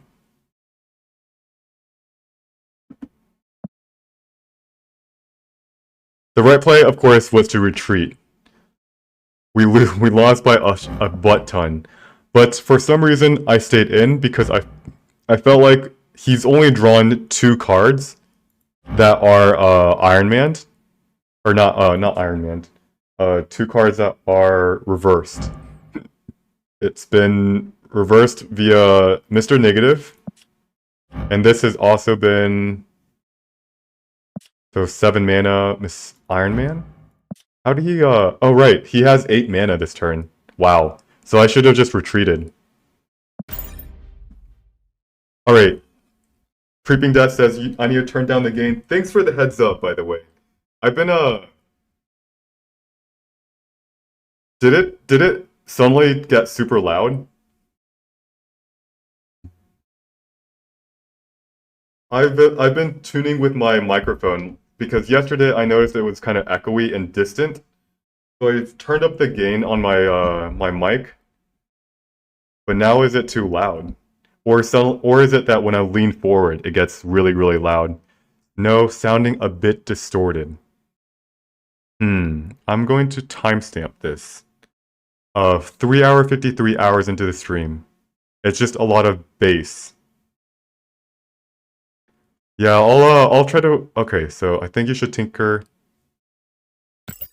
Thanks for the heads up. I will definitely figure out what's going on with the mic and tinker around with the settings a little bit. Well, your mouth should be close to the mic anyways. That's how they work. Yup, that is true.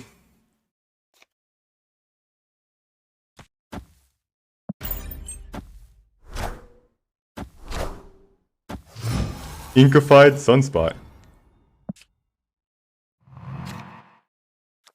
Play Angela here. And we hope this is not, what's that thing called? Luke's Bar. Volume is fine. Allah. Hurrah. Alright. So, big house.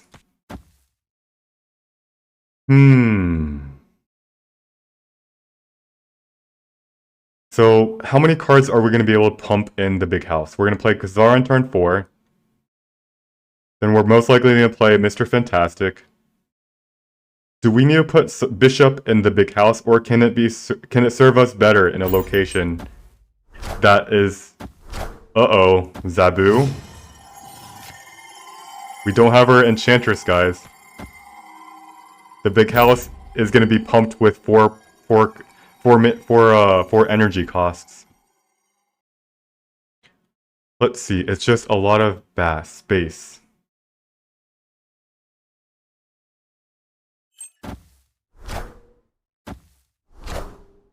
Blizzard.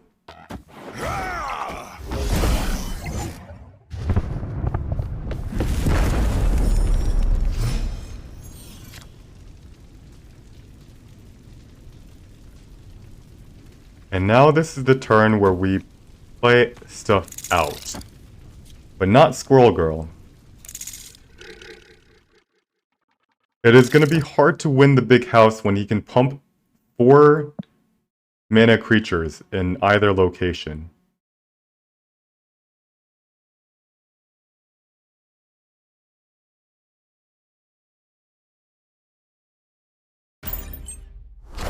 He skips his turn.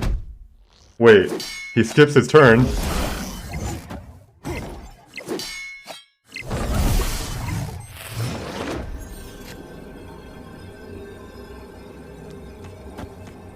And Nightcrawler. Shang-Chi in the middle. He's gonna play like a She-Hulk somewhere. Maybe in Hala.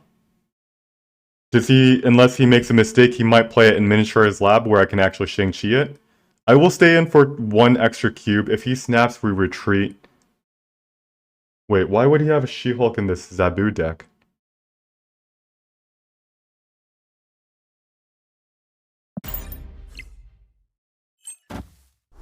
There's a She-Hulk that we couldn't Shang-Chi. There's a Taskmaster. Wow. Neither of one which we could Shang-Chi. Damn it.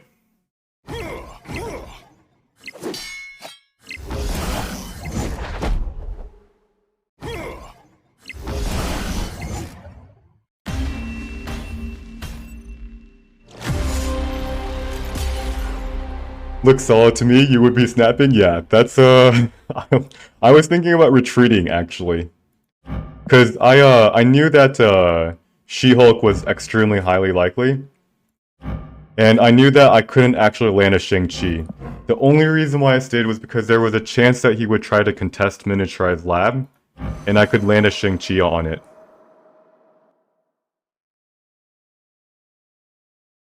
Unfortunately, of course, he's going to play left and right because he's a good player, and I should have just retreated.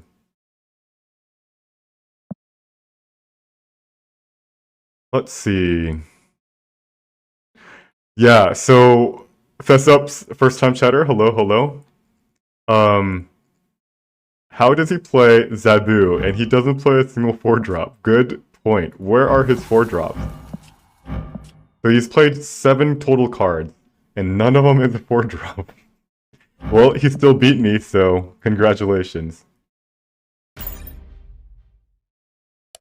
Let's see, I'm sure he has Moon Girl in there.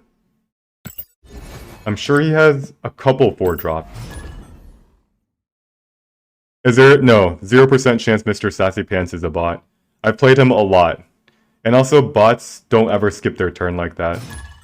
Break is not a bot. He's gonna snap me on the beginning of this turn. No? He doesn't snap me? Oh, wow. Alright. So, break, Opponent snap. just kidding, he snaps me. Break, for some reason, snaps against me on the first turn of every single game. I don't know if he does this to everybody, but he does it to me because... I don't know, I'm just playing a poor Kazoo deck. Alright, let's end turn.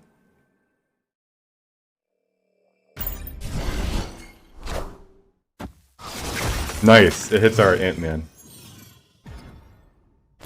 He does that to you too? The human spider? That's funny. Danger room, sure, why not? You're just a little wee Ant-Man. He also does it to KM. Okay, he does it to everybody. It's surprising that a player can just snap turn 1 and still be like a high infinite player. Whoa. This is bad.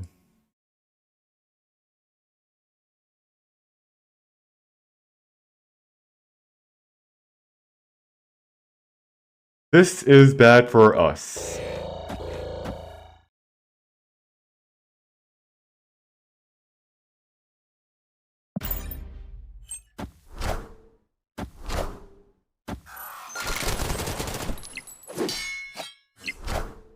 Scarlet Witch.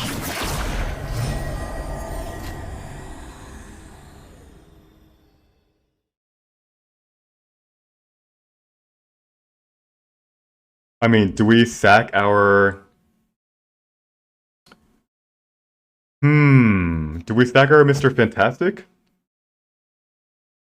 No, we have to sack something else.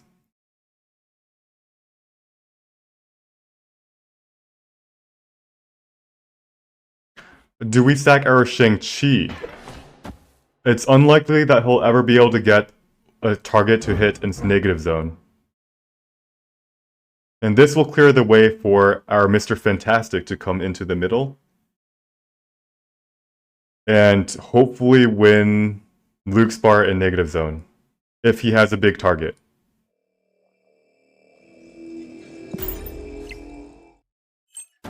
Sacking a Shang-Chi, goodbye. Lizard, good night. Philip with style, hello. Clean up face reveal, yup, that's me. Hello.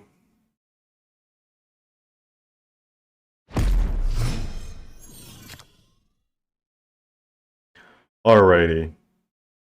So. What is this deck playing, right? We still don't know. And unfortunately, we can't play, if we play Nightcrawler, we have to play it on this turn. And we won't be able to get the Angela value, which might not be the worst thing in the world. But I think I would rather just play Blue Marvel now.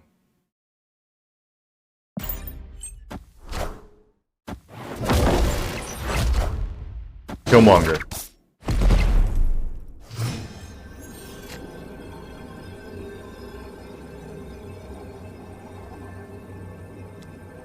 One, two.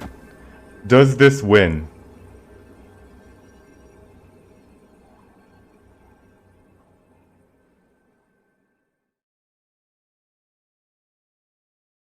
So if he plays, it doesn't really win, right? Bishop is actually less power. It's actually the same amount of power. If he plays, Silver Surfer. Alright, I'll stay in for 4 cubes. Arrow. Shit.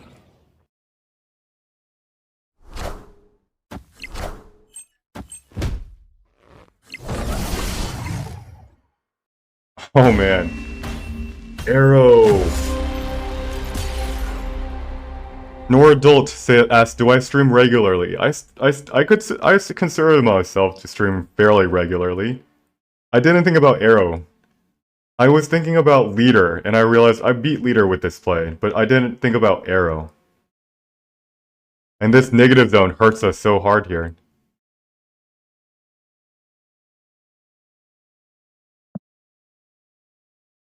Now, on turn... If we thought about Arrow, we would have played a Mr. Fantastic and a Nightcrawler on turn 5. Of course, he could have just played Arrow on that turn too. But yeah, that was well played by him.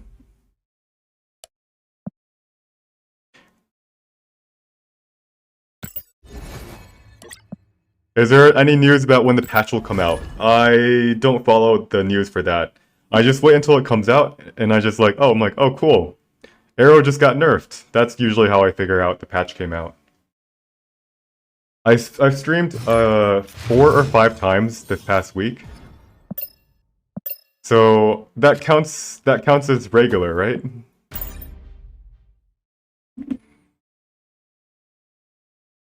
Alright, I think I missed some chats earlier.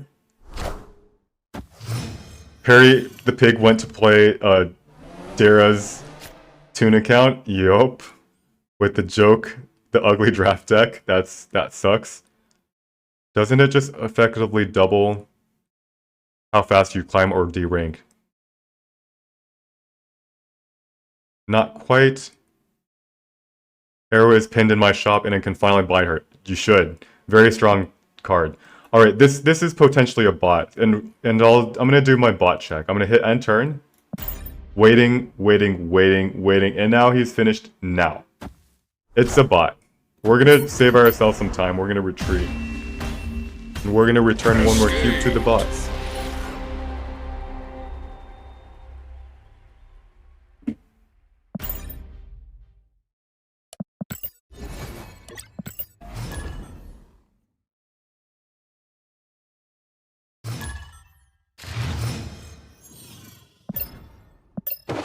Human! Am I glad to see you?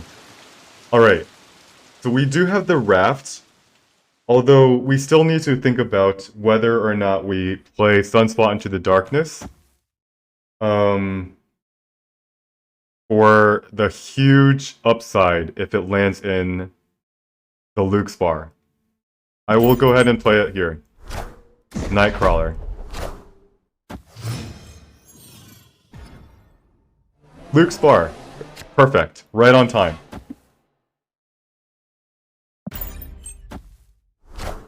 Quintjet. Okay.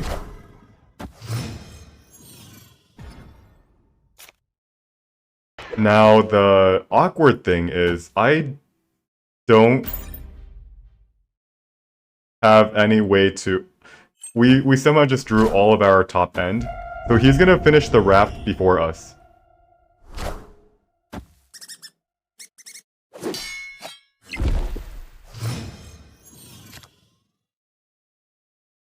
But we do have... Oh no. There's a big house, so he can play into the big house, and we can't actually...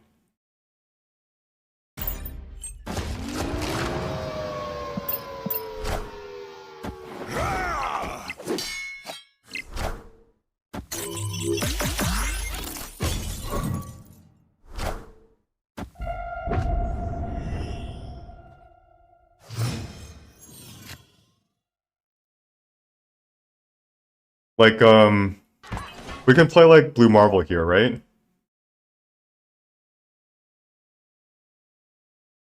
But like, these tech cards of mine can't actually be played. I could skip my turn. I could just play a Rocket Raccoon here. Do I need to... Oh, man. So it's because I don't have... Like, I'm gonna most likely top deck a 1-drop. I think I can actually just float 4 mana this turn and be flexible for next turn. If he plays a big creature in the raft, for example. Play Rocket middle, trust. Black Widow. But I just pick it up, don't I? Ironheart.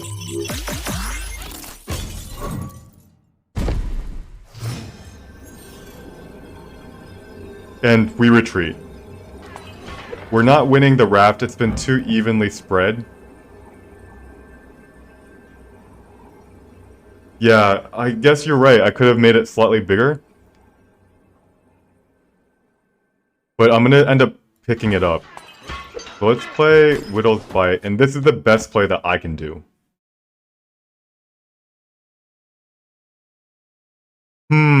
If he moves the Nightcrawler away.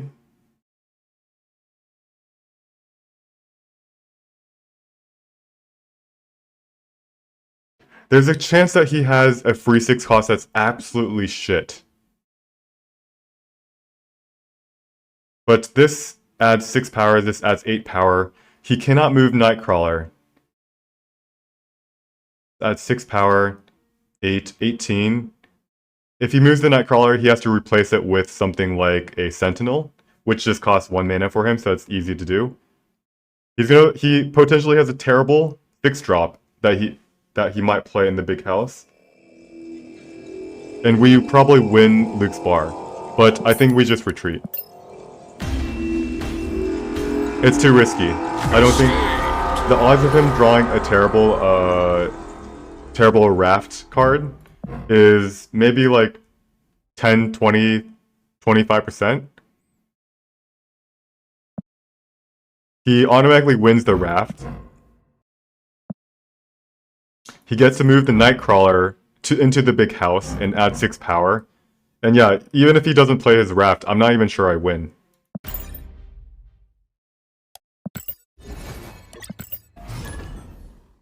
Yeah.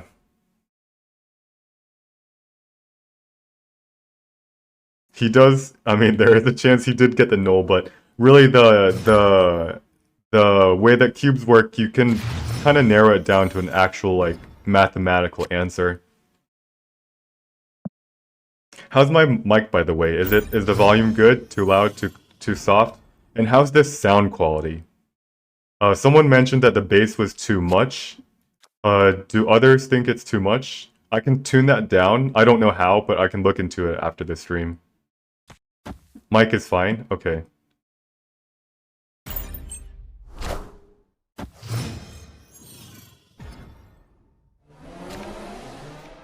Alright. We need to play... I messed up. I actually should have put Angela in the Strange Academy. I'll put Bishop here. He skips his turn. We'll have to play Enchantress for tempo. And there's a chance he plays... This looks like a Jubilee, right? And if it's a big drop, I can actually Shang-Chi it. There's a big drop.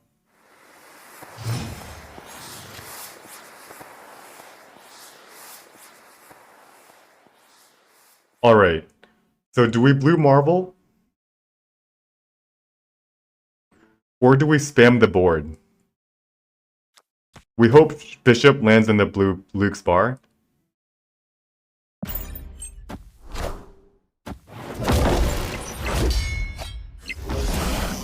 Jubilee.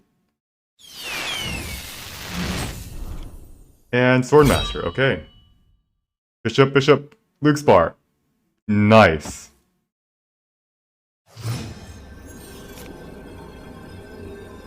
Alright, now the question I have is, will he retreat if I snap?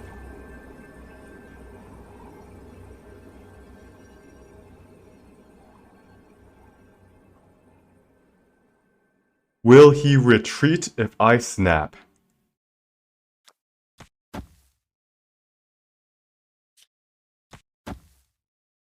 I don't think so. I will snap, and if he stays... This seems scary. I mean, like... But I don't think he's gonna retreat. Oh, shoot. I also messed up. I shouldn't be playing Squirrel Girl here. Hell Cow, and...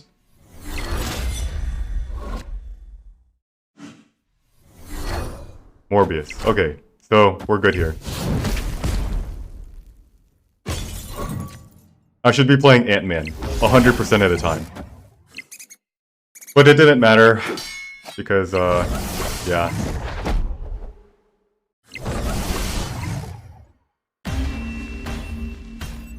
Because we win.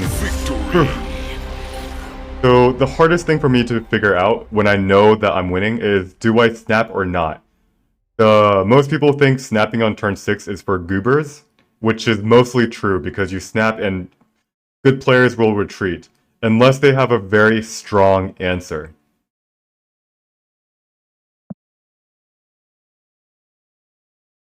So Squirrel Girl is also a fine play, because if he wants to contest Strange Academy, he has to put Morbius there, right? And if he puts Morbius there, we win Titan. So I don't think there was any really that much of a punish. We would have won every single lane if we played Ant-Man. But we still put pressure on him by playing into Strange Academy. Alright. That was a scary snap. I am glad I made it, and he didn't retreat. What do you do if you snap and on turn 6 and they snap back? I calculate. I calculate. I think about all the cards that he can play, which I already do, by the way, and then I think again. Alright, we lost to this guy earlier. He had a arrow that outplayed us. What else did he have? And so, if I think through everything that he can have, which is hard to do, and hard to do in a short amount of time, and I realize there's nothing else that he can do that can actually beat our answer, then I stay in, and then we sit happy. For example, that last round. Okay, I gotta play this out. Fun spot in here.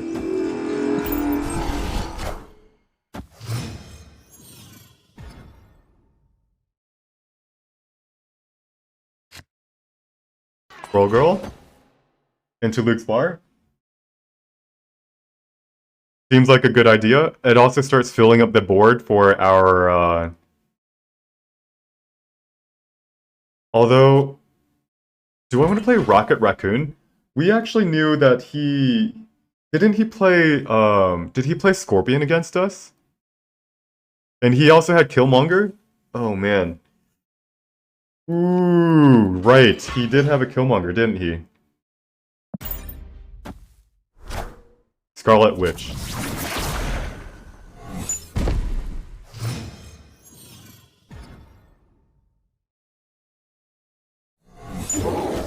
Alright. Maria Hill, Nightcrawler. We gotta dump out our hand.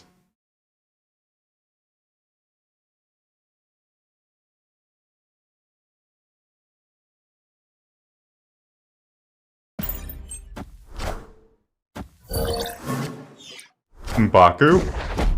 Face the might of Asgard. Mjolnir. Epilepsy. Mr. Epilepsy. Khazar will go in the middle. When do we snap him? When do we snap him and try to farm 8 cubes off of him?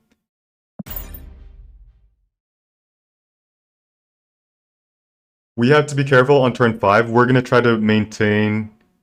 We're going to make sure that he has initiative, which is going to be hard to do, by the way.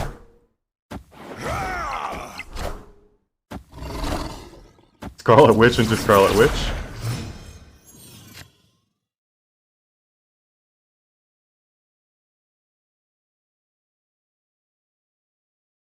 Now, the challenge is I don't think we're going to be able to maintain initiative. I mean, he's not going to be able to...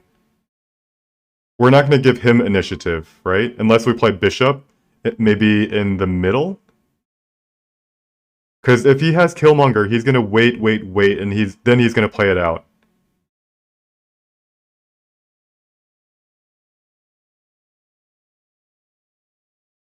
So, do we play Shang-Chi this turn or next turn?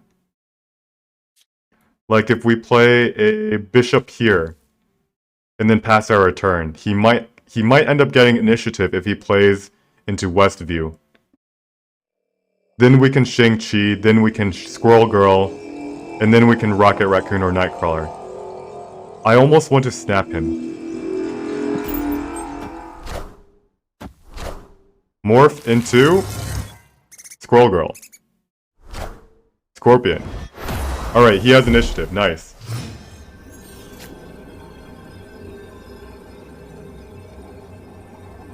Alright. This is when we snap, right? Because I don't... Alright, do we think he's gonna retreat?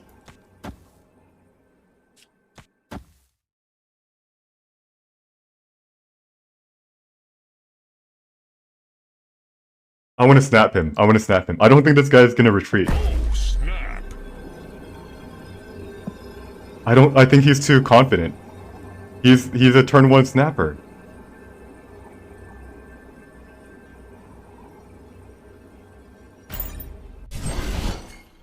Arrow, guess what? That's not going anywhere. Shang-Chi. Get wrecked. Squirrel Girl. And there it is. 8 cubes, we need those. Thank you. So we lost to him earlier, where he played Arrow. And I knew exactly this turn, this game if he had Arrow, we knew exactly where he would play it. He'd play it in Citadel's Onslaught, right? Try to pull Shang-Chi away, so we play 2 cards there, block it off, and collect our 8 cubes.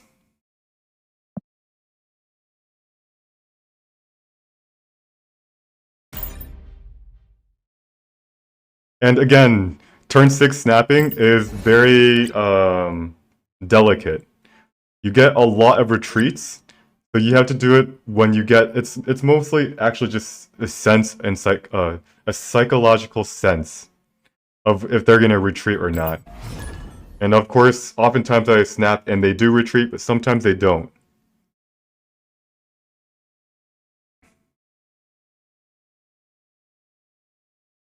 Thanks for the compliment. Yes, we had to focus very much so on how do we give them initiative. Alright, so like the whole thing with it giving them initiative, of course, it gives them a chance to play armor for their, so we can't Shang-Chi. It gives them a chance to play arrow, so we can't Shang-Chi. But we would rather give them initiative because we're more afraid of what happens if they have Killmonger than we are of what happens if they have Arrow. Because we actually have a play around Arrow. Alright, Bifrost.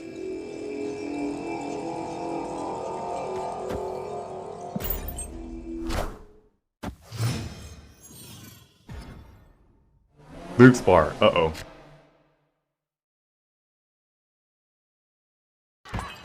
So... Wait. Bifrost and Luke's bar is kind of a weird thing, isn't it? Scorpion.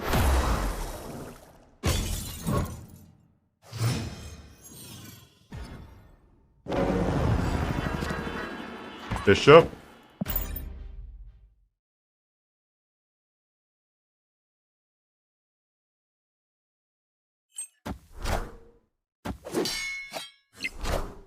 Zabu. Alrighty. Let's Enchantress that. Do we snap here?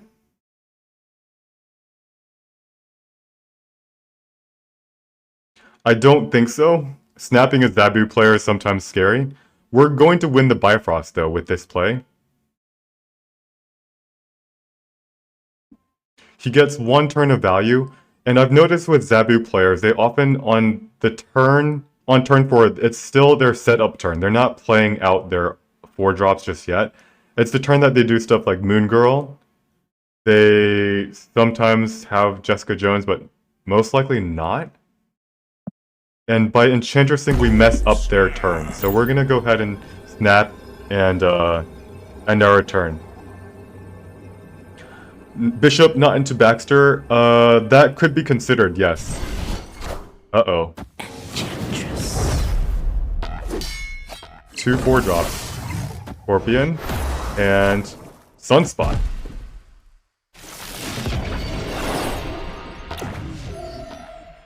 So he's not getting any value from his, play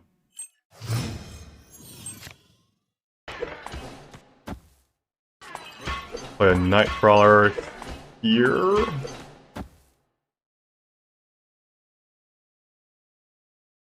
He didn't play any 4-drops. I feel like that's kind of odd, isn't it?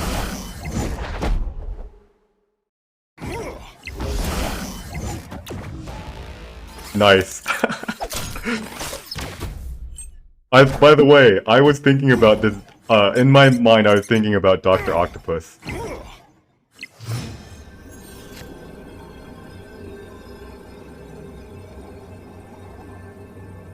And that's why I put Nightcrawler here. If they ever play Dr. Octopus, I get to move it, and I get a Shang-Chi it, right?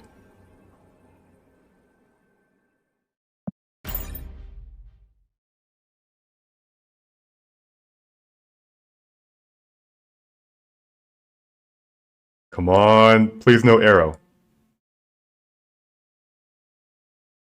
Arrow and Bifrost would win him the game. But, I mean, he runs Zabu. It's gotta be 4-drops, right?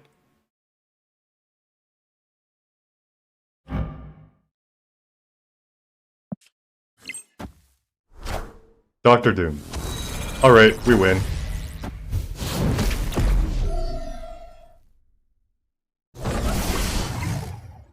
Whew, easy. Alright. So, Remedy asks, how did I predict Octopus? I didn't predict Octopus. I briefly... Actually, I should say Dr. Octopus, Doc Ock, is my favorite card. So... I've actually played that card a lot. And I know how to play around it fairly well.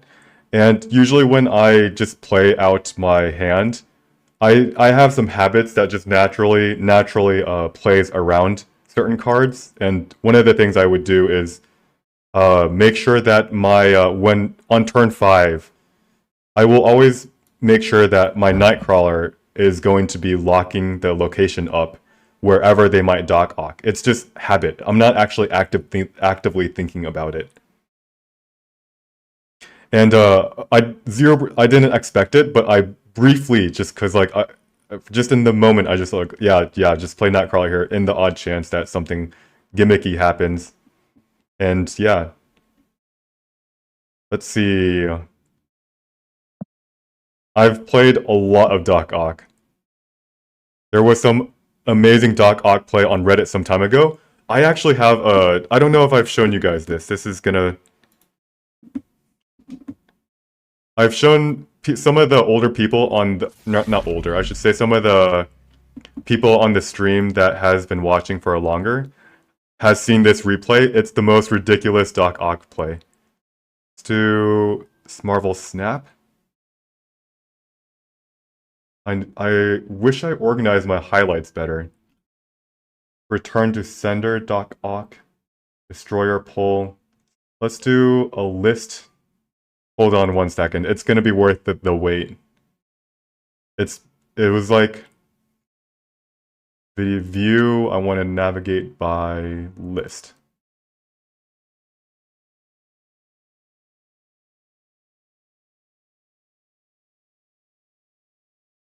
Doc Ock leader deny. Doc Ock Carnage. Doc Ock Carnage. Doc Ock pull. Doc Ock pull. Maybe it's this one. Doc Oops 10. Okay, I found it. Alright, so I'm gonna change the screen to snap highlights. Alright, watch this, guys. This is Doc Ock 10. Wait, where did it go? Here we go. I think it was this guy. Was it this one? Ah, yes it was. Alright, so Admiral Sandy is a deep pool 3 player. At this time at least. And what do we have? We have Oscorp Tower. Oscorp Tower switches sides at the turn 3, and now we have the combination of Oscorp Tower and Project Pegasus. And so I'm like, oh sweet, this is my standard play. I play Doc Ock, I pull out their hand, and then I play Storm. However, with Project Pegasus and Oscorp Tower, guess what I can do? I can play Doc Ock, pull out their whole hand, and then our Oscorp Tower switches sides. And who's gonna be up on the exchange? Me? Him? Well, probably me, right? I mean, easy. So, what do? I snap him. I play Doc Ock with 3 more mana left. I play Storm in Project Pegasus. So the reason why I Storm is because I'm going to be pulling out his whole hand anyway. And it'd be very easy for me to claim the Oscorp Tower. Now he has Doc Ock himself because he stole it from Daily Bugle.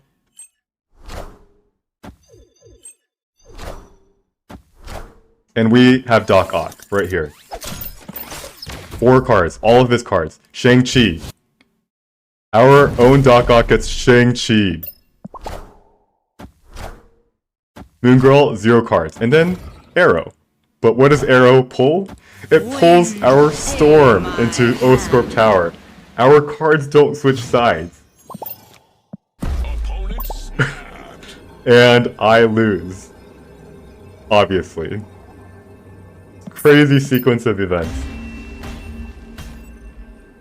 Escaped. Alright, that was a Doc Ock. I have another really good Doc Ock. What do you guys think? Was that Doc Ock that was that pull better or worse than the Reddit one?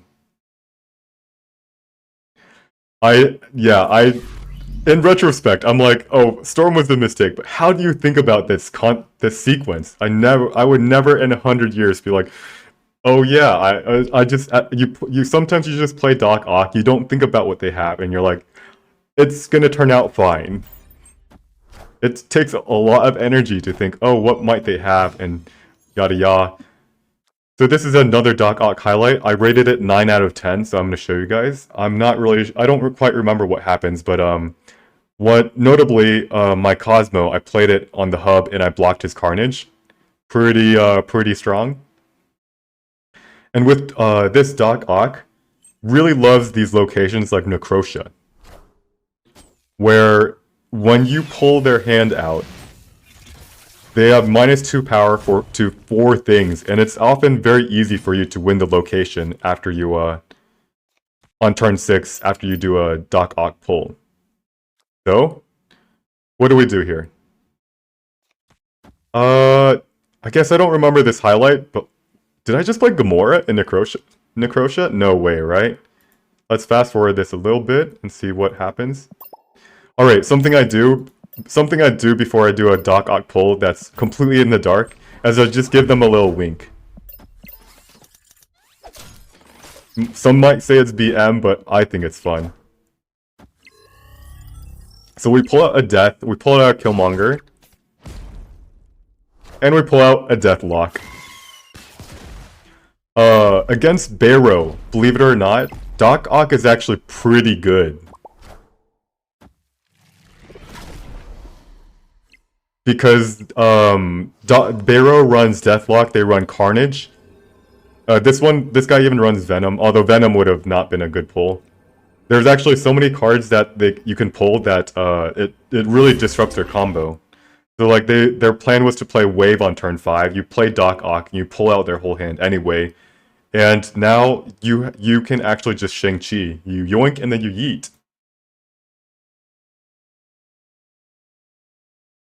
Yeah, go ahead and send me the link, Como Live. Alright, we're gonna switch back to Snap.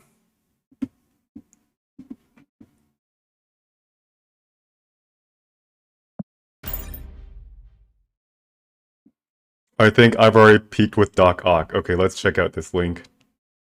We're gonna show this on stream. Gonna go switch back to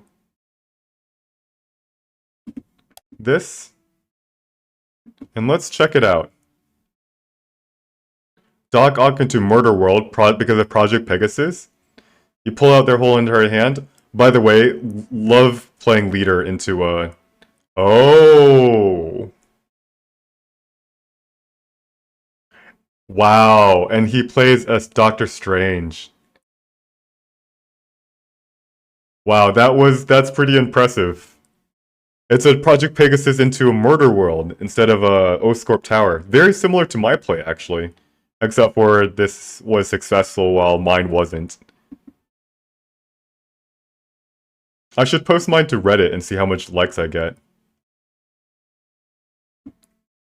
Oh wait, was I showing this screen? Yeah, anyways. Alright, I'm gonna switch back to Snap in-game. And let's continue the climb. Yeah, that's a 10-10 pull right there.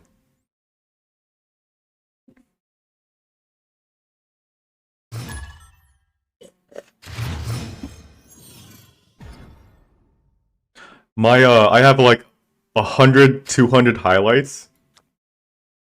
That Doc Oops was one of my best.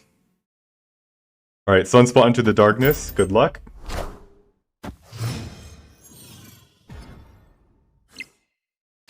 We missed, but that's okay. Strange Academy, if this is the Luke's bar, we have Strange Academy to try to... Nope. Alright.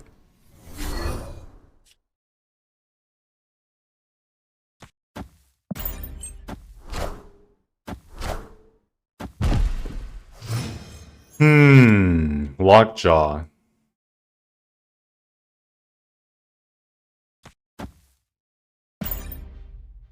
Lockjaw, this is most likely not the discard, this is most likely the on-reveal version.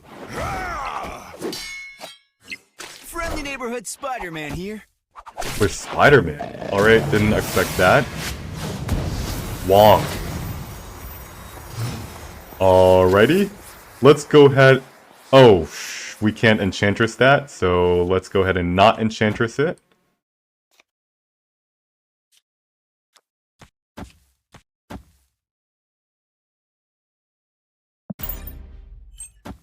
Is this going to be an Absorbing Man?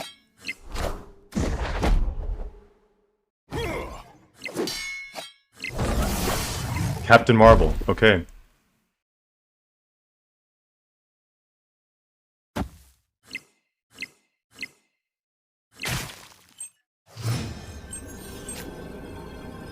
And I guess we just Enchantress, right? Opponent snap. He's gonna play Doctor Doom.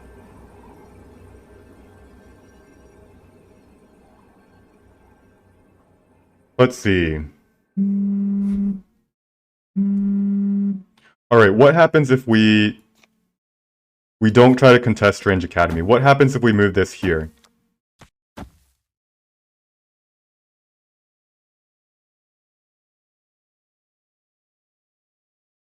It's really unfortunate that Strange Academy, by the way, it doesn't move randomly. It doesn't just choose 50-50. It seems to push everything into one location, which is really annoying here. Like, why didn't this Captain Marvel move into Sokovia? Why did all 4 of our cards land there? Annoyed. We retreat here. We have to Enchantress our own Khazar. And when we do that, we lose... This sewer system is going to go down to 1 power Nightcrawler, a 6 power... Yeah, we just lose.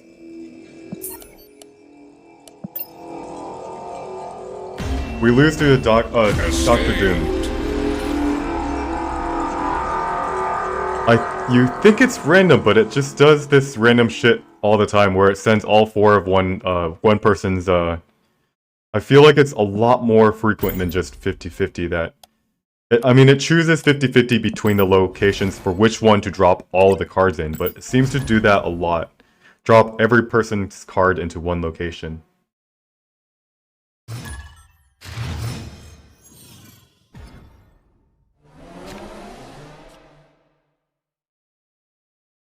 Sunspot in the dark.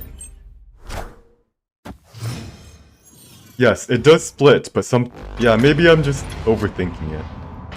Now, do we want to start mining Vibranium? Opponent snapped. snaps, really.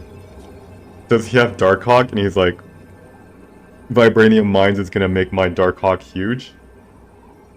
Alright.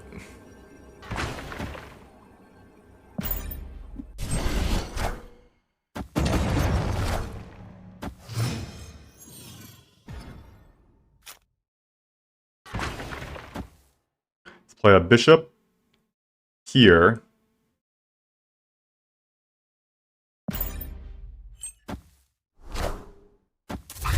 Rude. Okay. So this is gonna be a Sarah and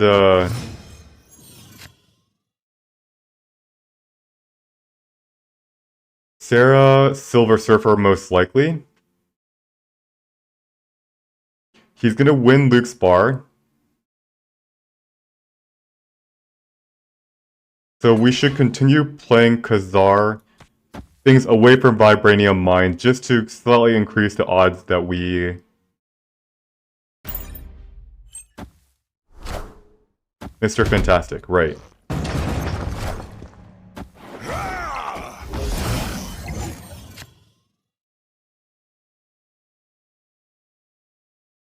Now, do we Enchantress and Hellfire Club, by the way?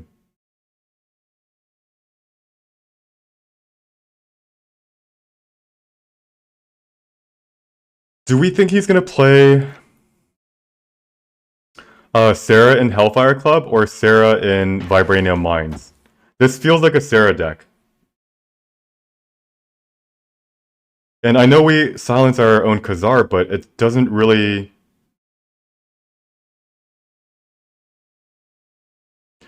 It doesn't really affect our board because we've got a single card. I think the argument is it's more important that we silence the Sarah than it is to keep our Khazar value. Alright, I'm gonna play an Enchantress here. This is probably dumb, but rude. Well, anyway.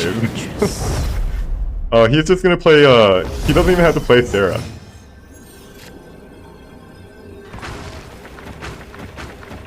For example, this play right here.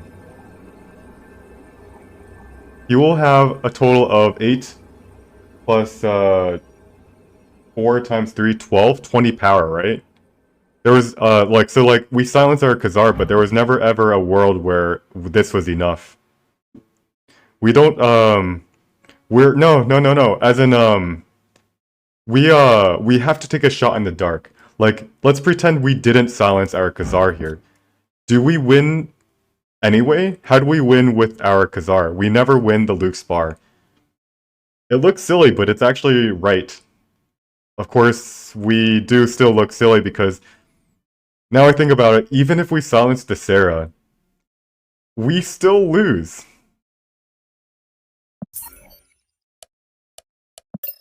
That deck, a Silver Surfer, is broken? Yeah. Well, it's strong. Leaders, I actually am not afraid of at all. I think I win the most always against leader.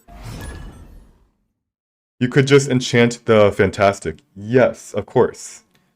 Though we never really win. Yeah, there was no world where we were winning that.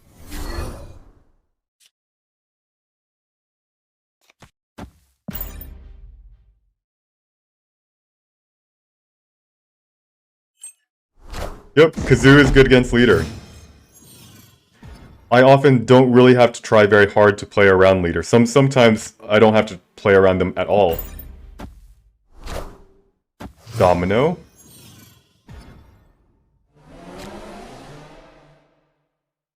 Awkward.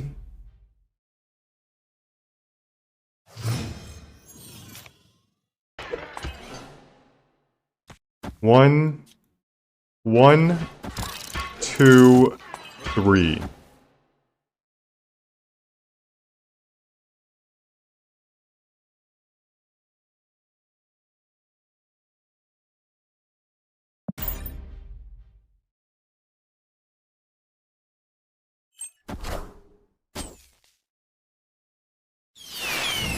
That is a weird play. I am on bot watch. I feel like I've played this guy before and he wasn't a bot.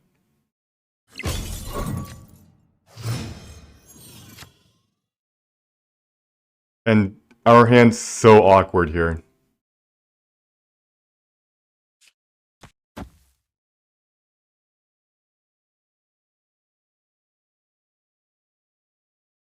Our hand's so awkward. That was a really weird. Why not Jubilee and Luke's bar?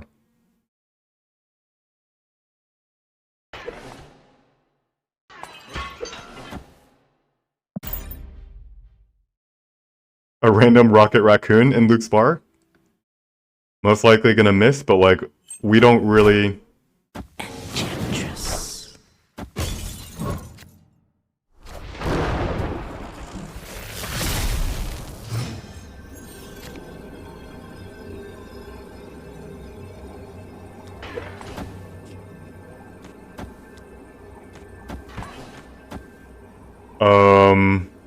Alright, what I'm gonna do here, I am going to pause. Wait. Hit end turn. If this guy takes, like 3 seconds after I hit end turn, this has got to be a bot, right?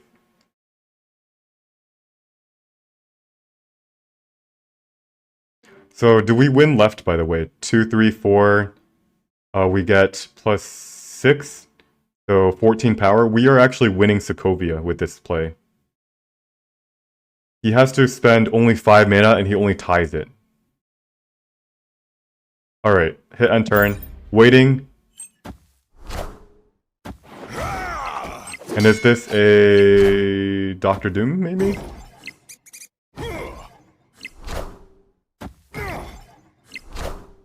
Ironheart, this is a bot. 100,000% this is a bot. Alright, I'm gonna say I have to return 2 cubes to a bot. Victory! What a waste of my time. Jesus. And what's the craziest thing, by the way? I want to show you his title. Like, was his title Herald? Oh, absolute garbage. I thought it was Herald of Galactus. And I was like, yeah, they sometimes have Herald of Galactus. That was really weird, huh? Did I update the... Wait, did I update this info? Did I add or subtract? Oh shoot, yeah, thanks for the heads up. Oh man. I can't do math. Wasn't it 11 to 13? Yes, yes it was. Thanks for the heads up. Perry, poor guy. We're not gonna snap him. He's playing a draft deck. I'm not gonna snap him.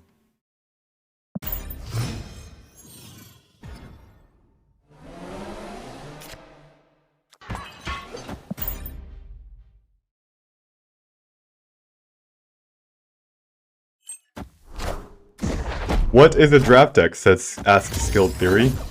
So there is a website called like marvelsnapdraft.com or something. You should Google it. I probably butchered the and it's similar to, it's like a player made a third-party website that you can make a draft of a 12 cards, and it's drafted from similar to the Hearthstone Arena style. It gives you 3 cards, you choose one, and then it gives you the next set of 3 cards and you choose another. Alright, let's just play Fantastic here. Ironheart.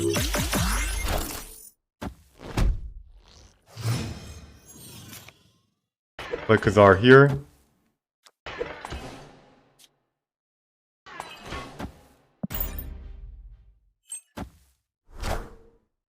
Punisher. Alright, this is another his last draft deck had this ongoing garbage. This one is a little bit better.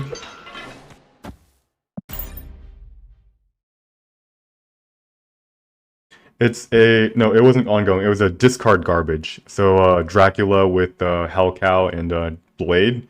This draft deck is still pretty garbage. It is a blue marble ongoing. It's an ongoing deck. Alright. So now what do we do? To clarify how we're drafting, we draft a full 12, remove 3, and add 3. Yes, he talked about that last time.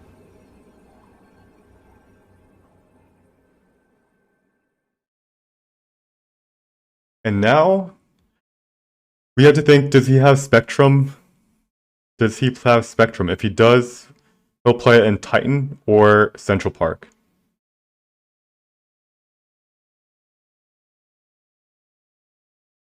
So let's move Nightcrawler here.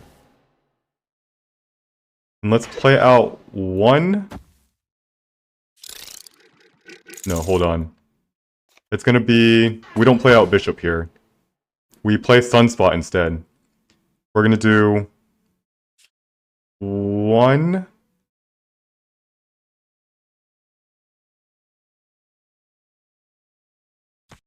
2.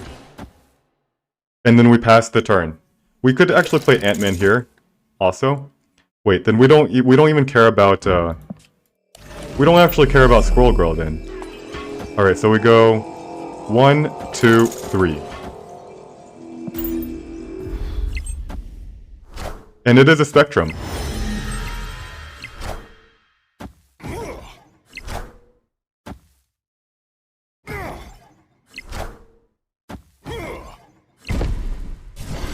And we win the tiebreaker. So this deck that he's playing is a little bit, it's actually a lot better than his Dracula garbage. But it's still, like, I don't really respect Spectrum as a card. It is incredibly easy to play around.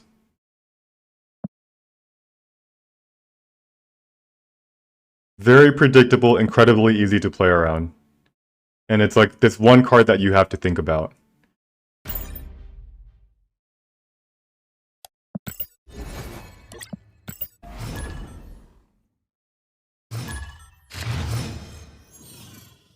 Alright, we've been streaming for 5 hours. Ooh-wee.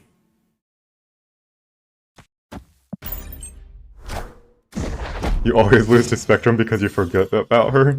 But it's like... Ooh. Isn't it like really easy to see coming? Like...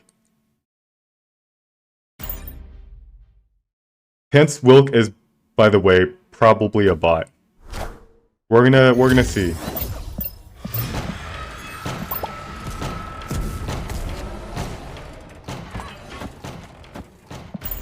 One, two, alright. Who plays Bucky Barnes? Alright. It's a bot. Who plays Bucky Barnes not in Murder World for the free destroy? Instead plays into their own armor. Yeah, it's a bot. Alright, we're gonna give 1 cube back to the bots. Escaped.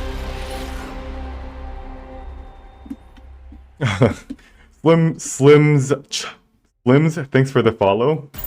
And yeah, Porco Kekua. I don't know how to say that. Keka? Fangelark. This sounds like a bot name, using a bot profile picture. We're gonna go ahead and fist bump him. And see if he's a bot.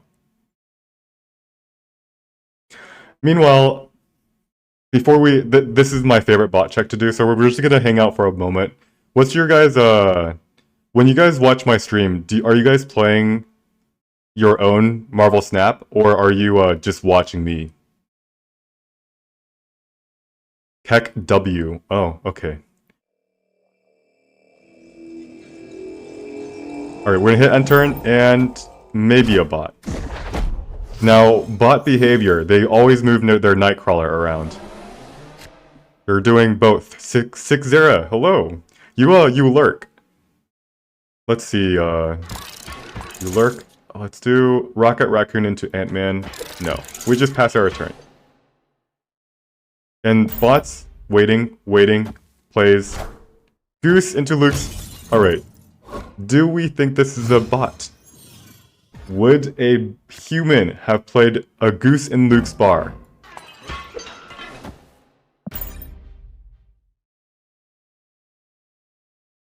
Doing work I was supposed to get done on Friday. Skilled Theory, I'm guessing you are a remote worker. And play Debris. The rare Debris, gold Debris skin without... Yeah, this is another bot. This is not the first stream for this year. I've streamed like maybe 5-6 times so far this year already. It's been my first week of streaming because I was away for the first week of January. And it's already actually it's just the 8th. We're gonna retreat here. Escaped. Yup. I know that feeling, Skilled Theory. I actually have some work I had to do myself, but instead I'm streaming and watching or playing Marvel Snap. Alright, so we're going to return one more bot cube.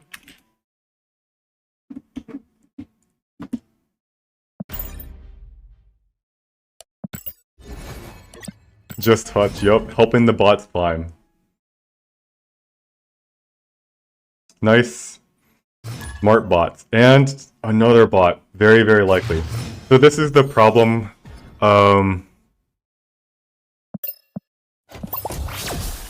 Sometimes I just face a bajillion... Oh, it's not a bot! He emoted back. He emoted back, guys. We're gonna play Sunspot. And do we want to snap? Because we've got this Sunspot that can just sit chill. No, we don't. Actually, if we snap, by the way, we could potentially get him to retreat.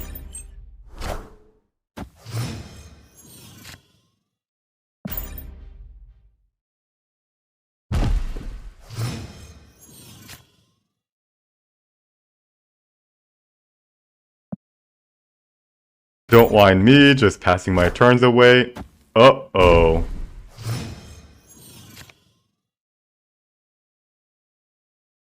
We can no longer Shang-Chi?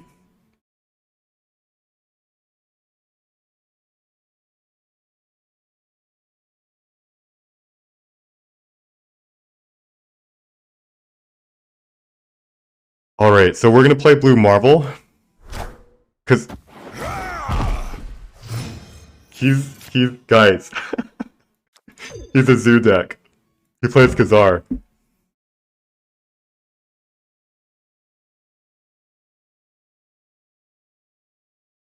Alright, so what's the most optimal way to, we definitely want to play Blue Marvel, but do we actually play Bishop first? Or Bishop actually is at most 3-3? Is there a card that is more effective than a 3-3? Enchantress is 4-4, for example. Alright. Do we snap? He's gonna retreat, but like... Yeah, he's just gonna retreat every time. So we'll just play it out. We'll just show each other that we're both Kazoo decks. And we play 1, 2, and we call it a day. He retreats, yep. Victory. What's really funny, this Sunspot, I could have just passed my turn every single turn, and he would have lost. So Tatty Boy is a human.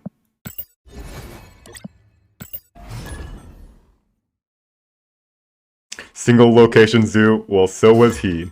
Daddy Marvel, Herald of Galactus.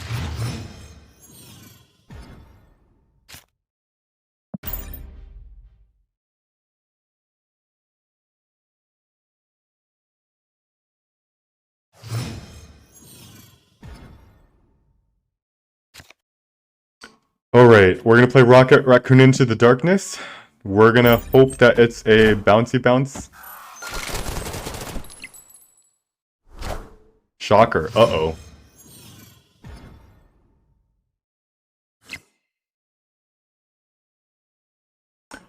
That's really bad for us. Oh, nope, no, we run. Patriot, with Washington, D.C. and Sanctum Sanctorum. We run. 0% chance we win this game, literally.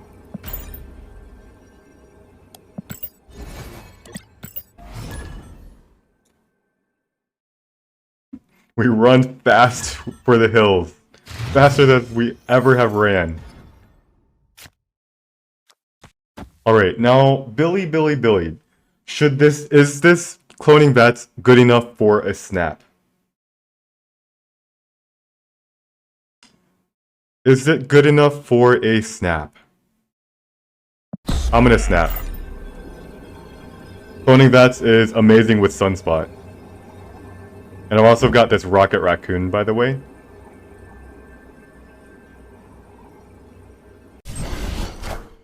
And does he have a Sunspot? He has his own Sunspot.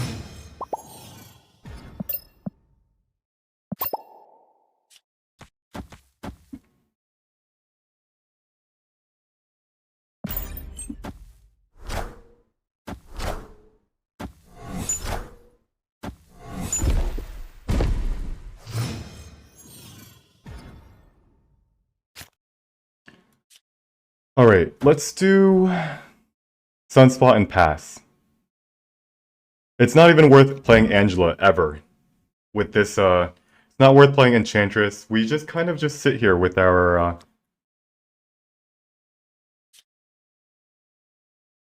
Sunspots. So when is it worth it? Well, it's worth playing cards if we are contesting one of the other... So we're gonna try to win Cloning Vats and the Big House. Scorpion.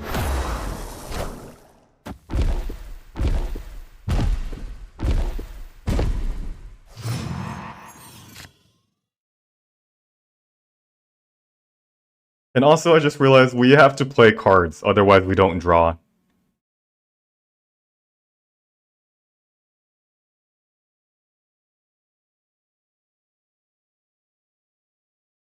So maybe we play out our Rocket Raccoon? No. Let's hold it. Let's hold it. Lockjaw. Clear for takeoff. Alright. So clearly we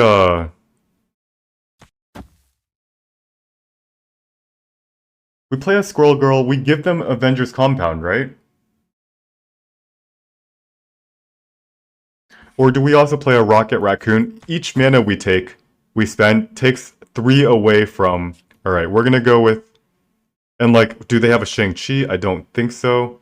So we can go ahead and just pass our turn here.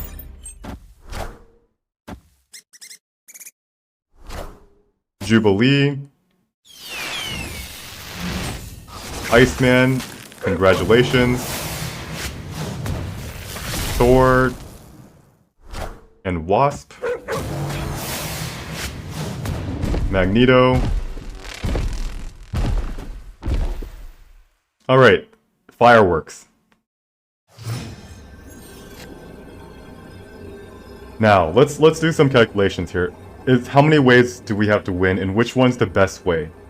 So he has a total of 10, 12. 12 power in Avengers Compound if we are able to Shang-Chi, Ant-Man, and Rocket Raccoon. Does this win us the location? So we got 3, 4, no, we don't. So this play is completely not possible. And then the only other way that we can contest the Big House is we play Rocket Raccoon and Ant-Man. This mana usage gives us more mana, gives us much more power than how much it takes away. So we're gonna try this. First, he retreats, yeah. Victory. His mistake, by the way, was not going for a third Sunspot. What's my favorite variant of the... This is my favorite variant, Shang-Chi. You can tell, let me show you. Let me show you how many times I've upgraded it. Look at all my Shang-Chi variants. Actually, I think I can upgrade if I had enough. Nope.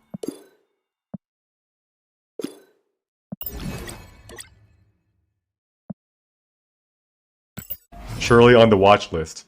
Yeah, Sunspot's one of the best cards in my deck.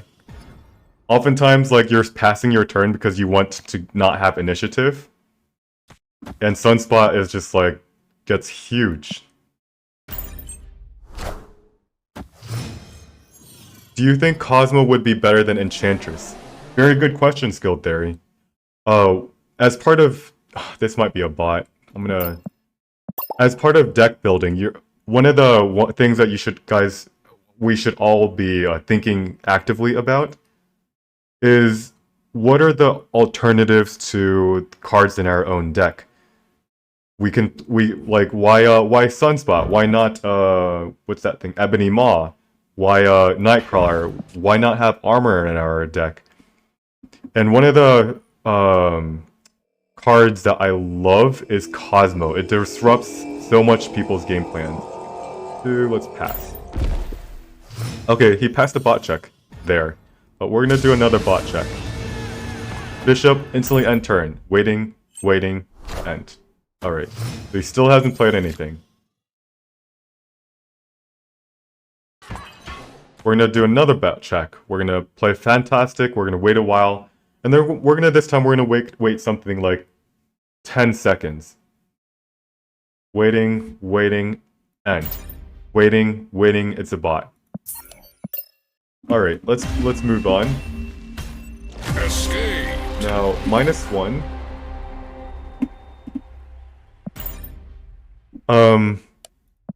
So the question, which I've actually toyed around with in this Kazoo deck, is why not replace... Let's change the screen to deck edit screen. Let's also add a camera. Well, I gotta fix this screen up. Video capture device, add existing camera, move me over here. Or let's just keep the sloth here. Because yeah, why not? Alright, so why keep this Enchantress when I do play it, it's like not often great. It's like when it's in my hand, it's very rarely actually doing anything. Why not just have a Cosmo?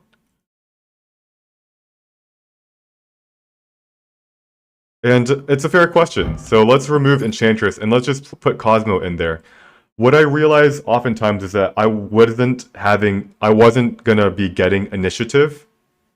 So Cosmo has much less value when you don't have initiative and they get to play out their on reveals and then you put your Cosmo on. So it only really works when you have initiative.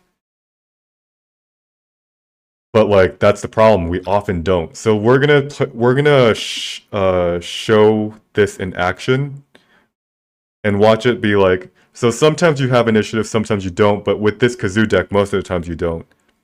I gotta update the in-game. So we're gonna save this deck and we're gonna update the deck list for the stream. Ingenious idea, play Angela to counter Killmonger.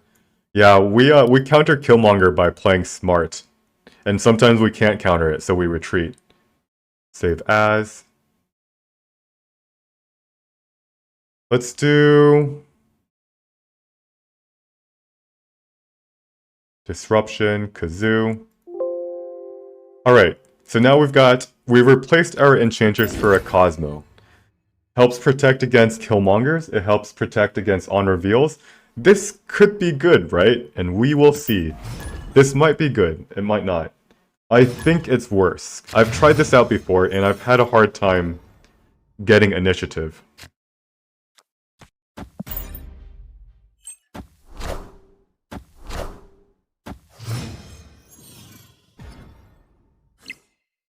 Negative zone. Yikes. On a dike. The worst location for Kazoo.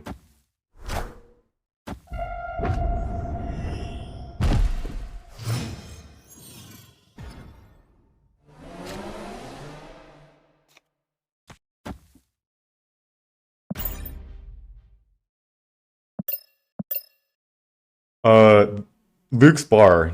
If he has Moon Girl, he can easily play Moon Girl into Luke's Bar. Do we retreat? Yes, we retreat. And,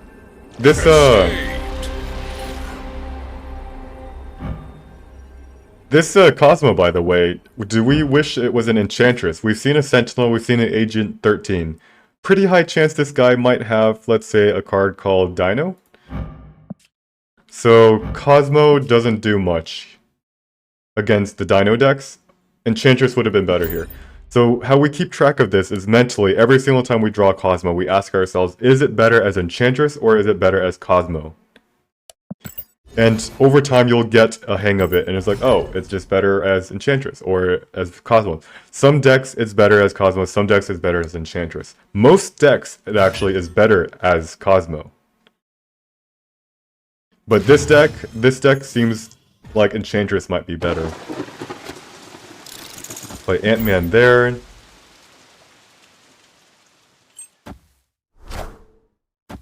Korg, uh-oh. So this is most likely not Cerebro 2, this is going to be Zabu.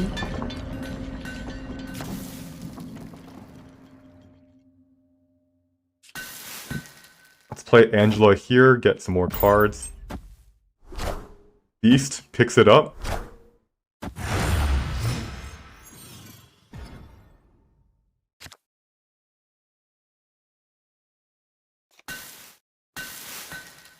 Play Bishop, okay.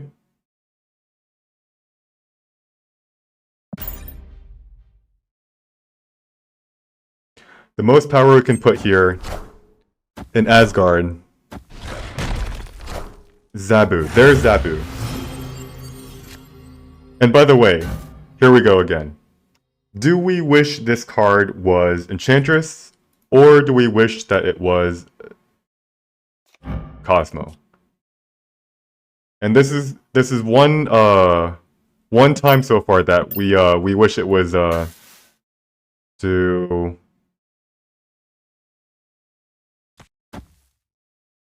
There's no way we're winning Asgard. So we're gonna go ahead and play this here. Rock Slide. White Queen. He sees our Shang-Chi, by the way. Yikes.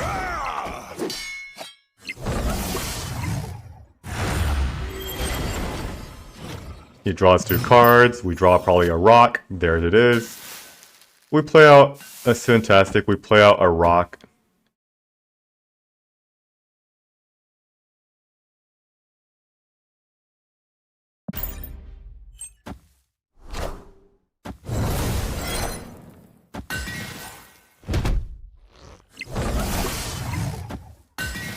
And now he has Sarah, he has the Zabu, and we run for the hills. Alright, so this time. Escaped. Which one would have been better, Enchantress or Cosmo? So Enchantress there wins, but it's like you can't just play one game and you're like, oh yeah, let's switch it back. You have to watch for it over multiple games. You always need it after you switch, yeah. And at a certain time, you can ask yourself, well, why are we just switching between these 2 cards? What about getting rid of another card? Like, let's say, why not both Cosmo and Enchantress? Ooh, a Lockjaw. I think we would have lost all anyways, because, most likely, yes. We most likely would have lost anyways, but, oftentimes, it's like, when we're losing by so much, we would have lost anyway, but it's like the fact that sometimes they're not winning by a lot. So let's do Ant-Man. Let's play Ant-Man in the dark.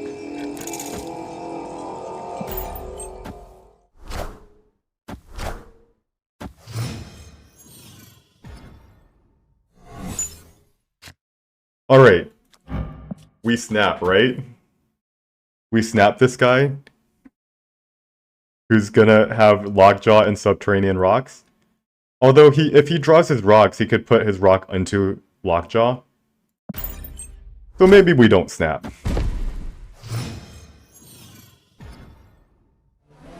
There's the Luke's Bar. I can never play Angela in Luke's Bar, because that's just not how the interaction works.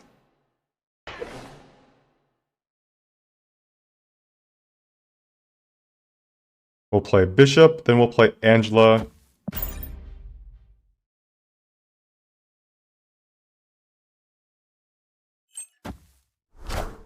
There's the Lockjaw. Good luck getting rocks. Khazar. Luck be a lady to you. Maybe you get all the rocks.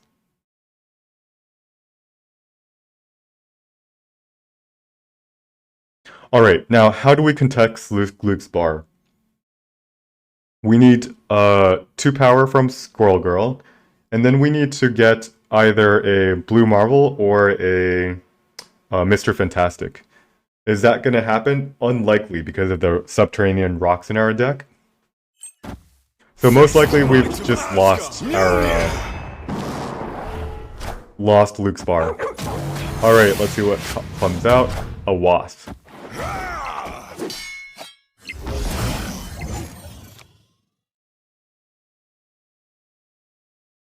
Let's go ahead and play a Squirrel Girl. Then we play out 2 rocks.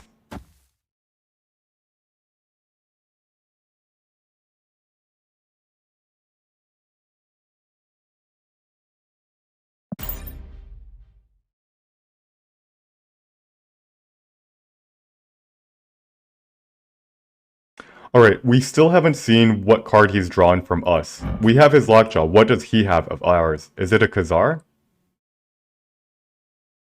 It might be a Khazar. It might be a Bishop. It might be a Khazar. I think it is a Khazar.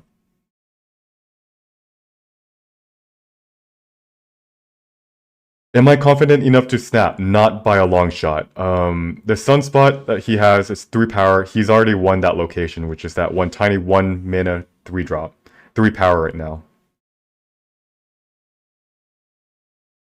He's probably thinking, does he snap? Is this gonna be a...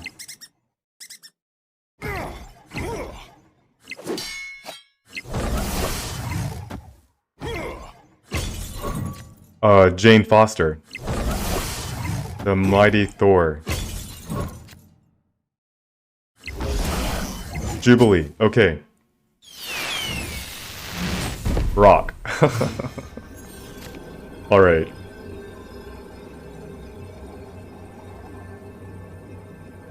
So... yeah. Do we think... What do we think? Is this good enough? He might have... We don't know how many rocks he has.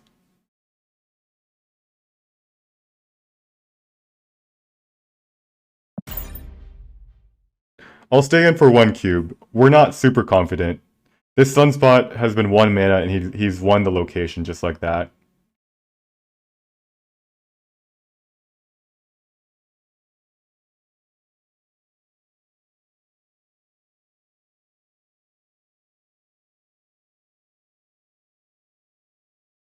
So how much power are we adding? We're adding 3 to Bishop, and we are adding 6 to on this middle because of we're at 15 power. He's at 3. He has to add 12. That's not likely. Same thing on the left side. We're adding. Yep, he retreats. Victory. Como Live says, why don't we just trade our Lockjaw and trade a rock for a blue marble like a good player? Yeah, unfortunately, I know it's a joke, but I always have to go for the best, like, math, probability-wise, best play. Of course, a rock can pump out a blue marble, but it can also pump out another rock. I guess the question is it actually better than, it could have pumped out, if we did Lockjaw and Rock, it could have also pumped out a... actually, you're right. I ended up playing a rock there anyway. I wonder if it was actually right. Oh wait, this is his Enchantress, by the way. Friendly Boxer. We're gonna see if he's a human. He's so far a human.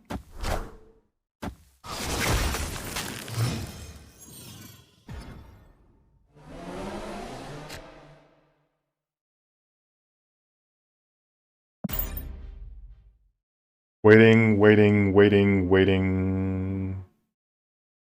So far, he's a human.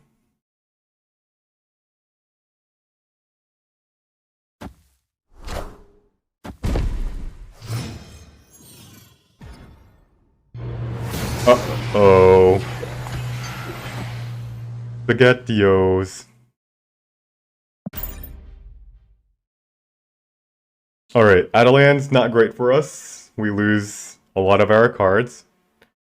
But it's manageable. As long as we draw something like a Khazar, blue marble, and then we can play out. There's a blue marble. There's a Khazar. Easy. Now. What do we do? Do we play Khazar in Daily Bugle to try to contest it? No. Daredevil. Alright, do I snap?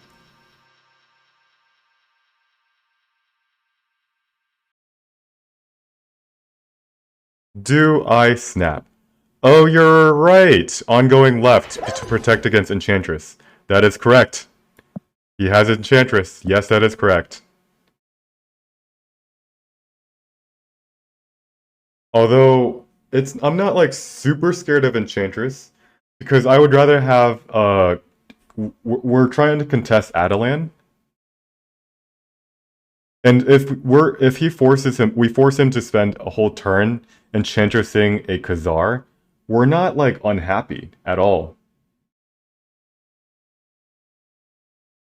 And yes, he could Professor X mid, but guess what? If he does that, we just pass our turn on turn 6. So let's snap him. Let's snap him.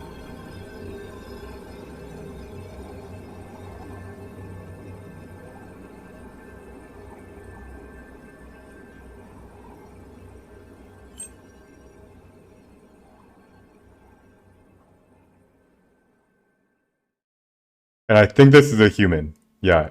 Waiting. He's taking a while to think, and bots don't take as long.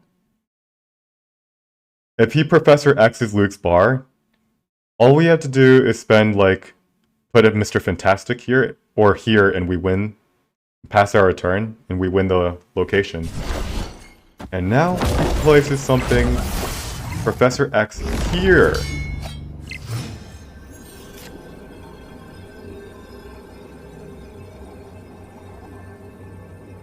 Alright, guys. Do we beat a destroyer? This is gonna be 6 power, 7 power.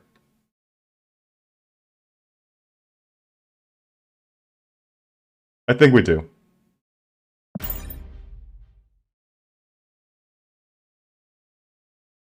Yeah, by far. Is there anything... He retreats. Yep. Victory!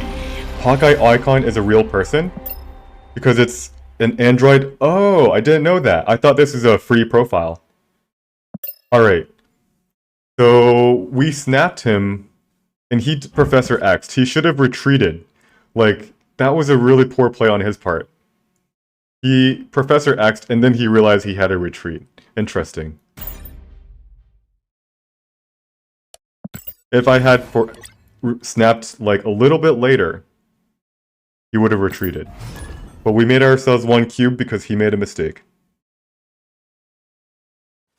Thanks for the follow, shoulder tap.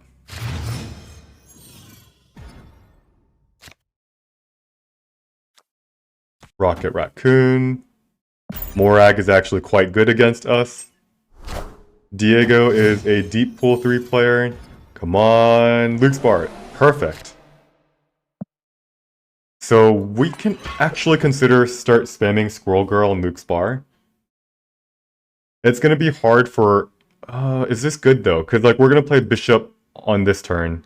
Then we're gonna play Khazar over here. And we're gonna be almost full. Is that a... No, it's not bad at all. Diego is a deep pool 3 bot, not quite a bot. I've played against this guy a decent amount. That is a bot tell, but alright, I want to snap him. He retreats, yeah. So would a bot retreat there? Not quite. This location is really good for Kazoo. The avatar is from the starter bundle, so it is also not a avatar that is free, which means it's not a bot.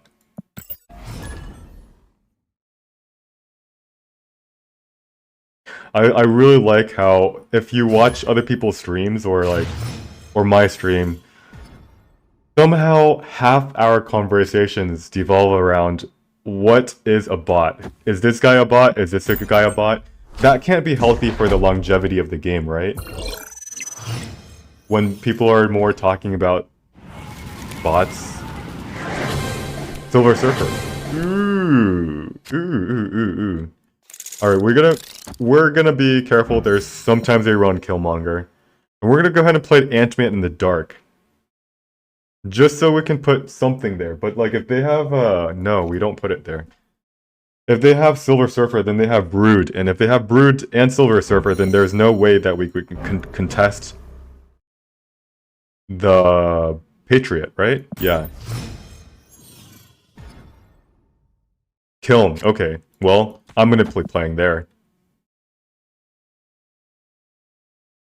Do we Cosmo?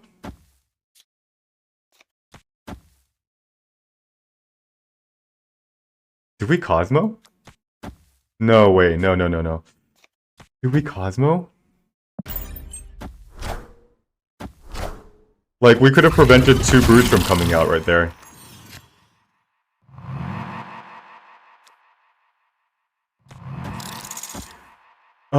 So we still have a chance to Cosmo the Silver Surfer. We just have to guess where he places it. And we have to maintain initiative going into round...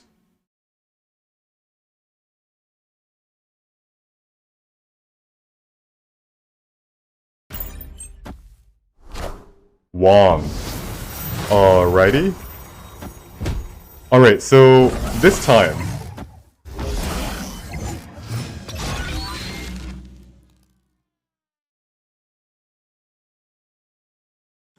This time, whoever said Cosmo might be better is right, isn't he? Alright, now we Cosmo. So, the question is, though, do we Cosmo or does he play... Should we try to boom him with a turn 6 Cosmo rather than a turn 5 Cosmo? So, like, for example, what happens if we do this?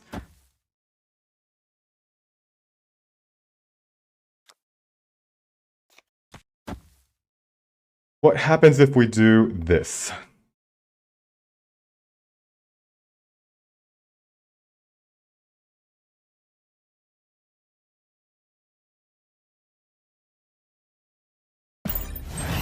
Alright, let's see if we regret this. Should we have played... Okay, Scorpion. Maximus. Alright, let's think. He has initiative. Oh, no.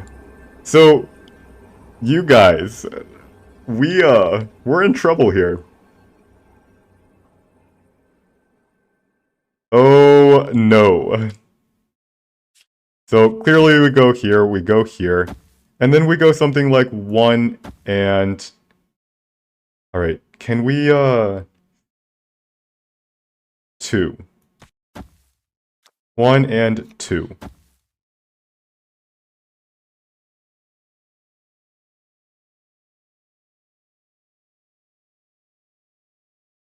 Can we win Daily Bugle?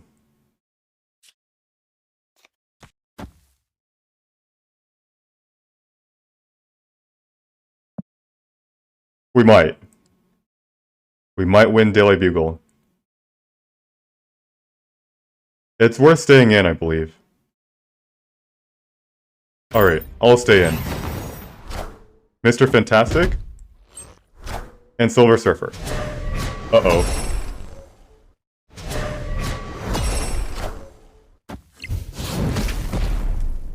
Yeah, we Rocket Raccoon. And we win! Wow.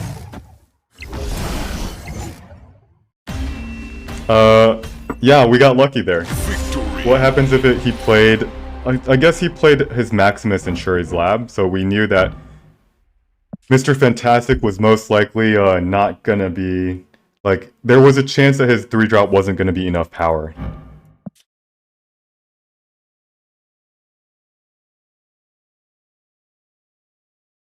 Psychedelic Duck, I've heard the tale of me and this Pool 3-2 challenge. Sounds fun. Yes, it is fun, it is challenging, and it feels impossibly hard, but it is fun.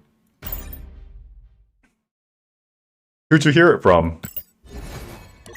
Probably Dara JN, because I ran into him a couple times yesterday while playing the Kazoo deck.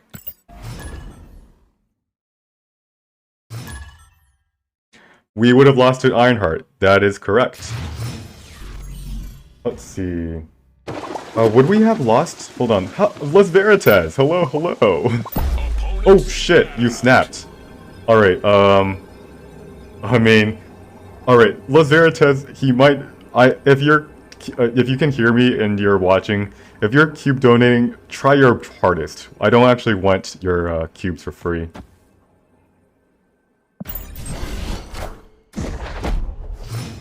Surfer would have gotten the... It really depends on... Yeah.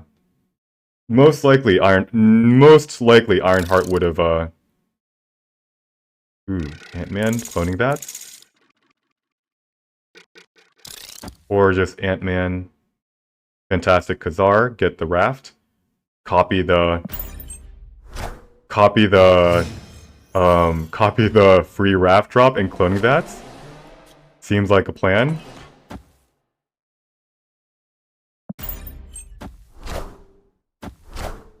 Killmonger. Ouch! Ouch, ouch, ouch.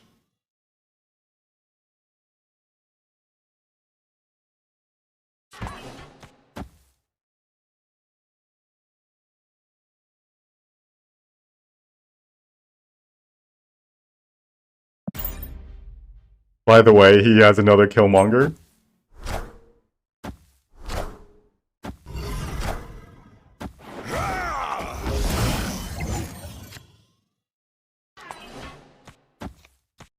So we can play this out. We get a good card, and let's see what happens here. We're okay here. We're okay here.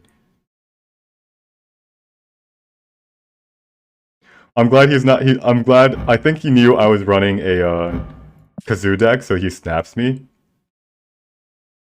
But I'm glad he's not donating cubes because I want this to be a challenge. Odin. Okay. Okay. He has a 2-mana Killmonger, and he has a 2-mana Devil Sword. But what he doesn't know is we are good at top decking. We top decked a Shang-Chi.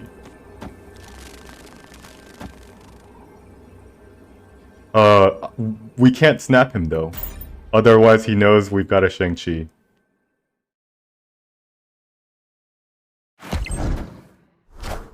Devil Sword, hello, my old friend. Good night. And Squirrel Girl. We pump out 2 squirrels, by the way, so we win the tiebreaker. GG, easy, no re. Now, there is a world where I should have snapped him. Victory! Because I just realized, despite having Shang-Chi, I won by just the tiebreaker. And he might have stayed in, but yeah, I'll be happy. I'll be happy taking those cubes.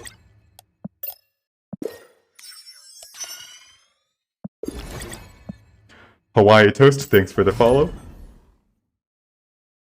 Let's see. I didn't hear my stream elements go off. I wonder if my stream elements is working. Psychedelic Duck, it is working. Thanks for the follow. Alright. How greedy are we? Do we want to go for Asgard, or do we want to contest locations? End of Luke's bar. In like 4 minutes. Okay.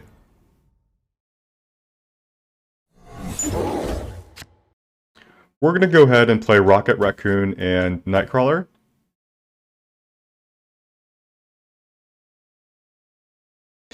Do we snap? Let's see, do we snap? I will not just yet. I actually expected him. By the way, he's gonna be playing Zabu this turn, right? And Cosmo is not an Enchantress. Kinda awkward.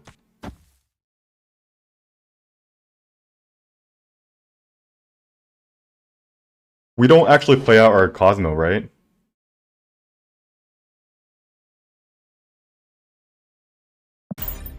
There's a Zabu. It's a Cyclops. Okay.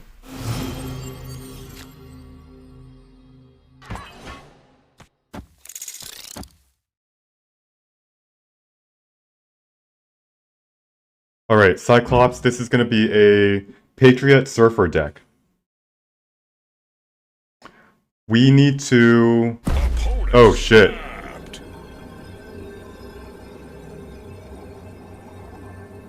We need to draw...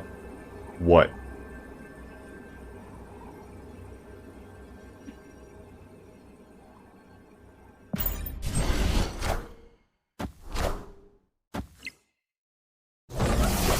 Patriot. There's the Patriot.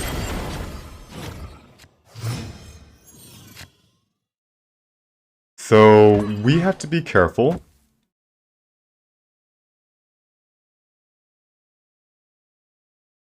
What I'm going to do is I have to make sure I have initiative.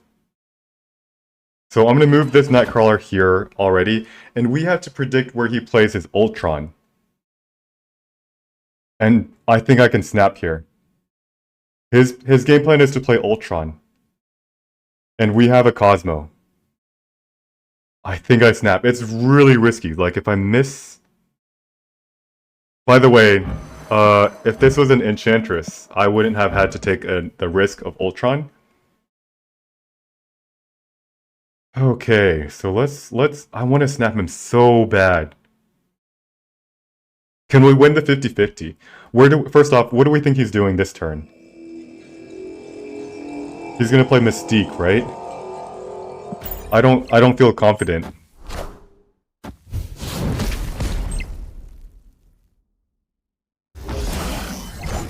There's the Mystique, right? And now we have to guess the 50-50 where he...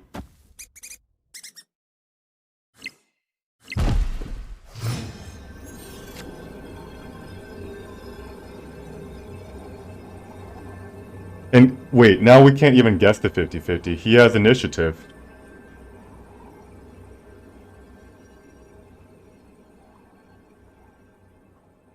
So he's gonna play Patriot or Ultron in Monster Island, and he's gonna try to win Asgard. Or is he gonna play it in Asgard, because it's actually 8 power compared to 1. 8 power compared to 5.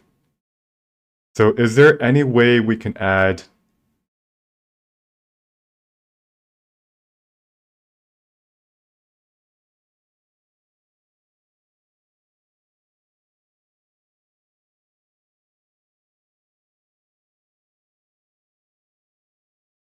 Blue Marvel adds 3.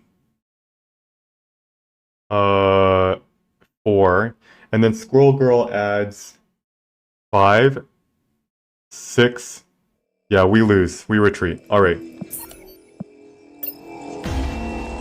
Wow. So... Escape. If we had, this is a situation where if this Cosmo was a Enchantress. So that's 2 times Enchantress would have been better. 1 time that Cosmo was better. And I actually don't remember the time that Cosmo was better. I just feel like Cosmo was better. It had to be better once, right? What was the situation where Cosmo was better? Yeah. So, Just Pope says don't snap a coin flip. That is true. You never snap a coin flip. It turns out it wasn't even a coin flip. It was a 0% chance flip. I only snap a coin flip when I feel very confident in being able to predict where he's going to play his Ultron, and if we have initiative. But as you can see, we really didn't have initiative.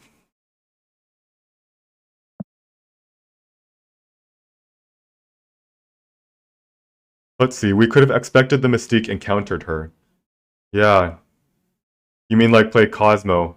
Sometimes though, like what if the... Oh yeah, you're right. We could have played Cosmo in Asgard. That's where we should have been predicting. I was thinking about the Mystique, but if we Cosmo and Enchantress misses her ongoing, she also gets buffed. And then they play Ultron here and they win anyway. Yeah. So if we... Doesn't it? If it fails to copy, does it count as a card without any abilities?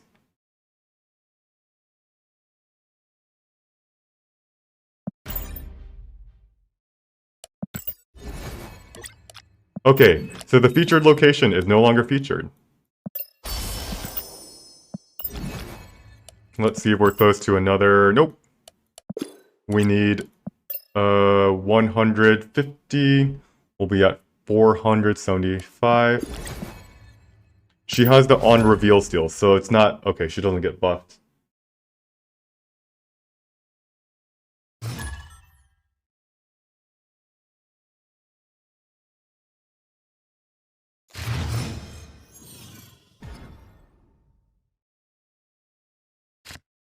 Now, since no longer a feature location, Sunspot no longer goes into the wilderness. We keep him nice and protected in a location called Onslaught Citadel. Icebox. We have to play Ant-Man because he's 2 mana now.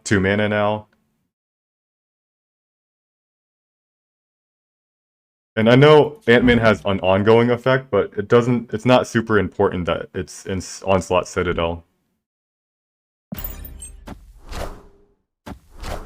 Shocker. Alrighty. So, about the Enchantress.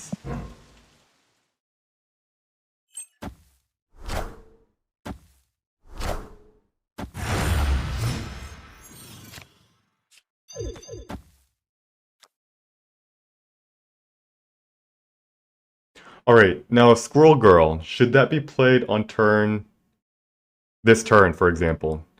The argument is we need initiative. If we draw Cosmo, we have to find where Cosmo should land. So we're gonna play Khazar into... Let's keep this on it. Let's keep this here. Yeah, there's a debris.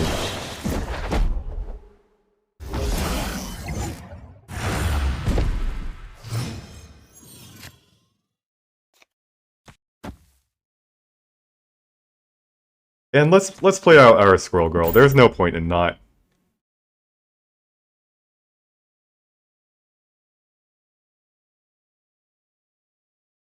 So Patriot and Mystique.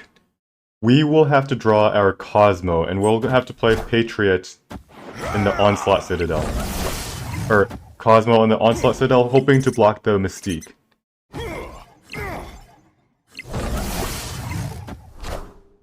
And there's a Patriot? Nope, it's a Surfer.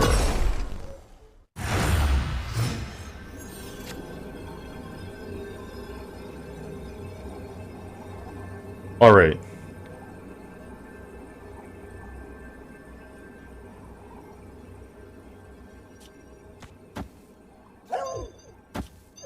I like this the most. We're gonna give up Mers Island. We have to contest the Icebox.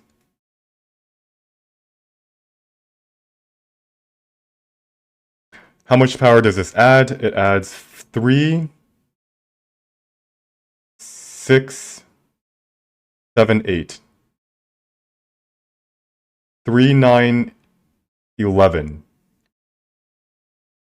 So we're going to be at 29. We should be able to win this.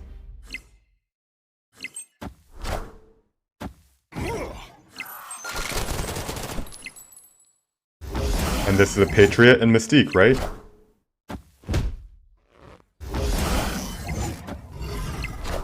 Uh-oh, did I do the math wrong? Yeah, I mean, I didn't actually calculate. I just assumed that Patriot Mystique, with only 2 creatures here, would not have been enough. But it's +4, +4, plus, yeah, it's just a lot of power. We lose on the tiebreaker, but we were really close.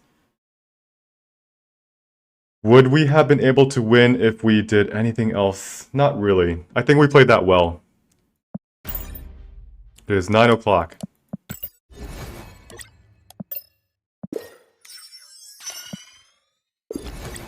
We're ranked 76, we have to return 10 cubes, so we're technically only ranked 75. That's not too bad. Marcus, I believe, was a human that had a bot name and a bot profile. He snaps us turn 1. This might be a bot. Let's go ahead and emote him.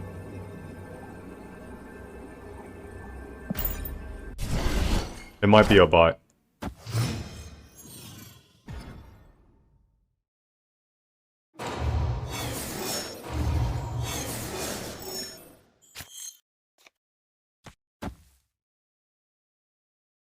Alan Chan says, thanks to the hot location, you were able to hit Infinite with the F2P Pool 3 deck. Let me think. What would you... Were you playing Jubilee with Odin or something? Yeah, there were some pretty strong hot location decks out there. You feel like bots have learned to mimic emotes? They don't. Trust me. That was definitely a human that emoted you. Alright, I don't want to play a bot. I'm just gonna go ahead and retreat. Escaped.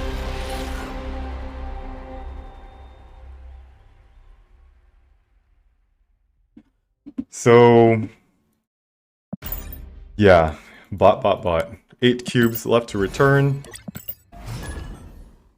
This challenge, if I'm able to hit infinite on this challenge, what does that show? What does that show?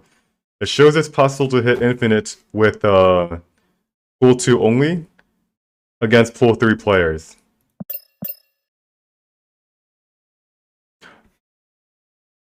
Sinister London, Sunspot is amazing.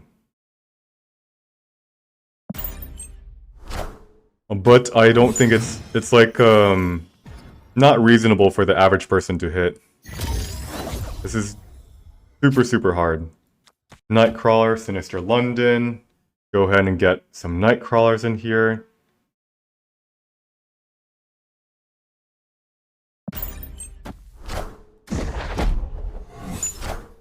Scorpion. Owie.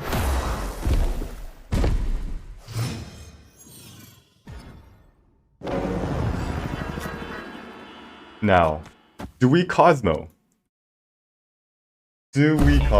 I think we run. We might be getting Killmongered, right? We don't have initiative because of this Scorpion in the Baxter building. Should we be playing Cosmo? I think we actually have a good enough chance to win. What do you guys think? Just like past turn?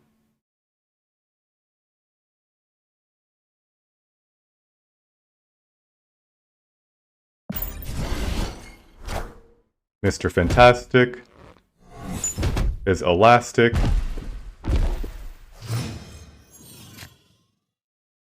Alright. Scorpion, Fantastic.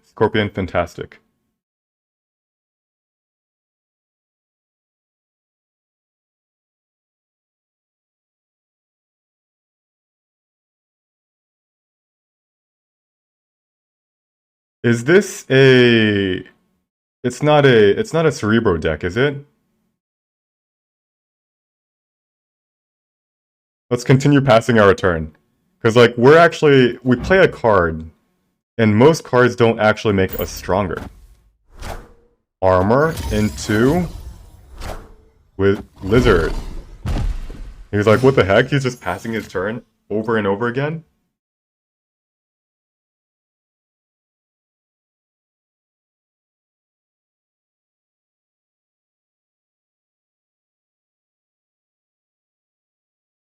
Oh.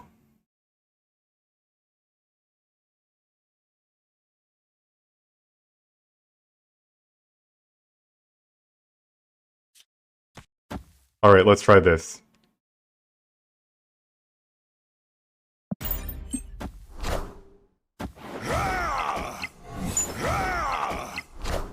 Sarah. Oh my. Oh my goodness. Alright, we know what we have to do, right?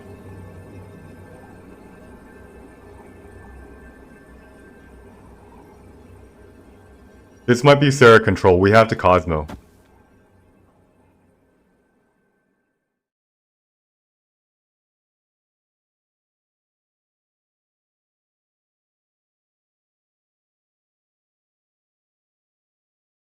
What's the order that we Cosmo in? Order matters here.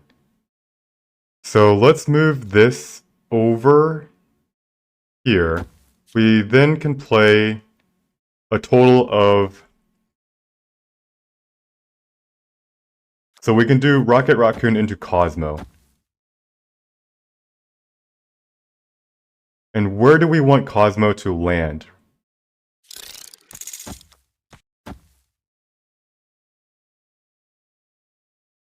I think we want Cosmo to land in the Baxter building. Or Wakanda. Baxter building or Wakanda. I'm gonna make it go into a location that has more space open.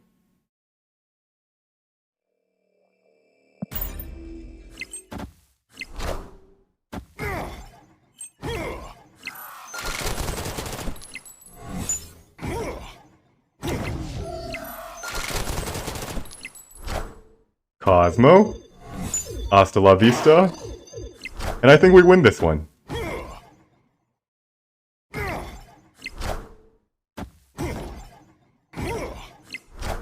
Polaris, Maximus, and Killmonger.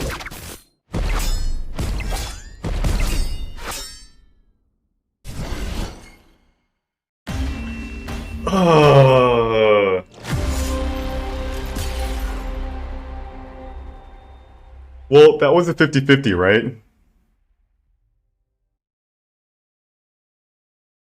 If Maximus landed in the middle, we would have blocked the Killmonger. Yeah, that sucks. We played that literally perfectly. And it was just a coin flip. Although, like, if we didn't play that perfectly, we would have had 0% chance to win. So we made the best out of our situation and gave ourselves a 50-50. I was like, yep, Maximus, Polaris, and then I was like, kill. Oh, I was like, fuck, it's gonna land in the middle. Oh, so close yet so far. I knew he had a Killmonger. I'm not new, but I had a feeling he had a Killmonger because he played armor in Wakanda. Rather than protecting any of our other cards, he played it there. Should I have played Cosmo mid? No, it was just a 50-50. Good try though, good try. Four cubes.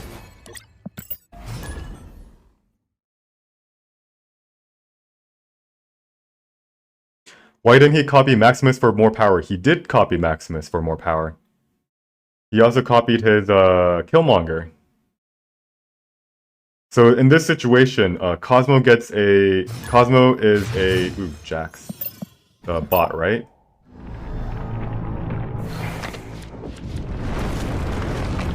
Jax is a bot, I believe.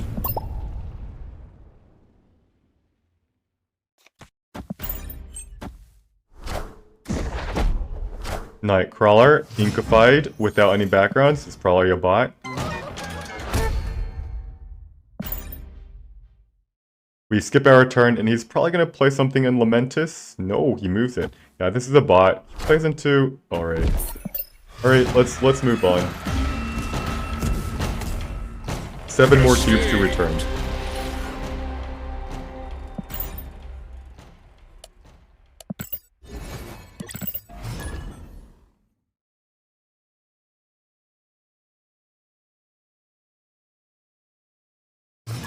Braxton.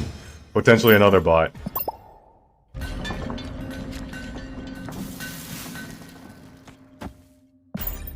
Waiting, and finished.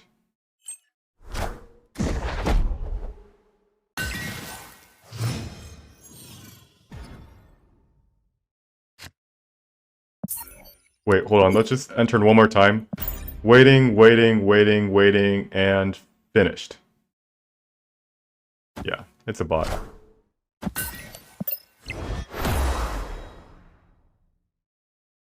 Escaped. Now we gotta return 6 more cubes. I imagine if we're losing to these bots, I wonder if our hidden MMR rating is decreasing, and we'll start playing against easier opponents, of like real human opponents. Frost Reaver 26, for example. I've never seen this guy's name before.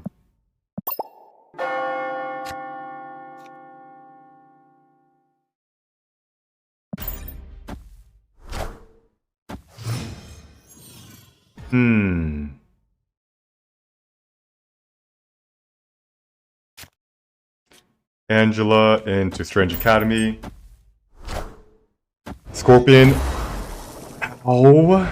Ow. That hurts a lot.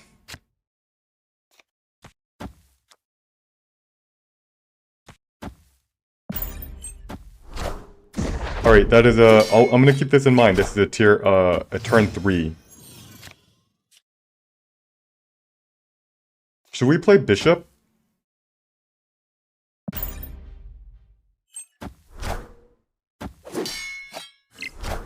Shuri. Oh my goodness. Alright, so we actually have initiative, which is terrible. Opponent snapped.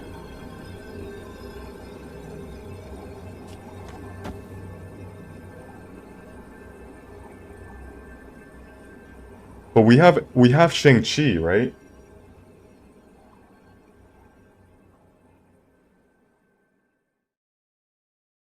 So at least one of them goes down. And we should be able to win. Vision. Uh-oh.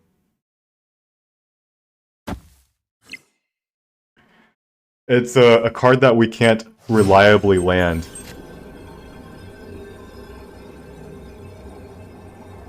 Although, we'll play Shang-Chi here though, right? And then Squirrel Girl here.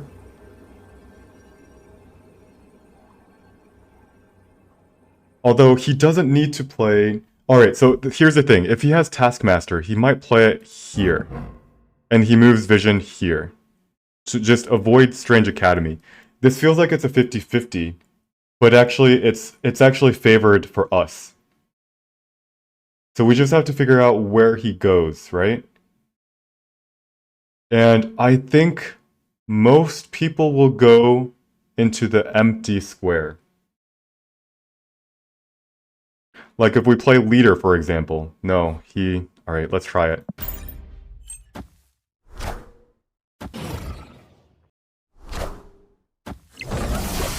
Wait. It wasn't even a Taskmaster. Alright. Wow. Alright, no. I lost because I didn't think about not Taskmaster.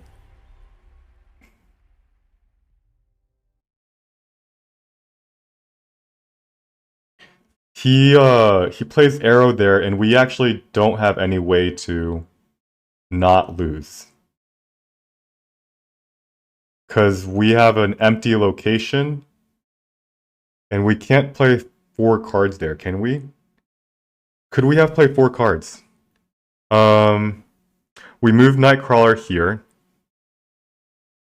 We play Squirrel Girl here. No, we can't. Actually not possible. So yeah, good, well played by Frost Reaver. Losing 4 cubes hurts. I have to avoid those situations as much as possible. Shuri into Vision into Retreat, yeah.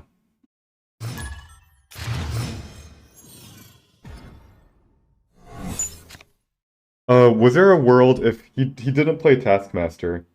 Could we have predicted that he played Arrow and we actually can flood the location? So we play... Opponent Oh shit. Alright, let's focus on this game. District X. He likes this for some reason. I'll play it out. Is it because he has Quintjet?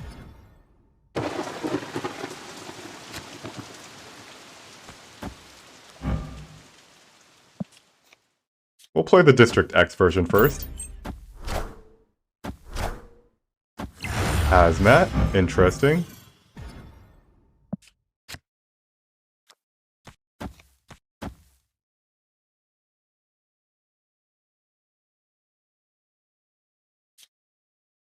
Okay, so what do I do? Do I actually do this and fill up the location as fast as possible? And then we focus Angela on this. Yeah, I like this play better.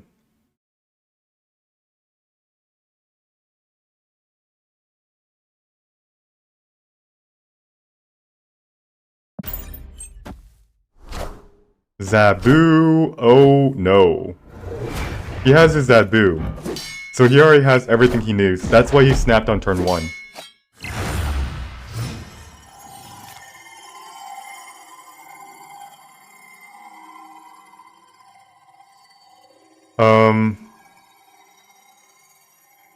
Juggernaut. Juggernaut should be saved on what turn?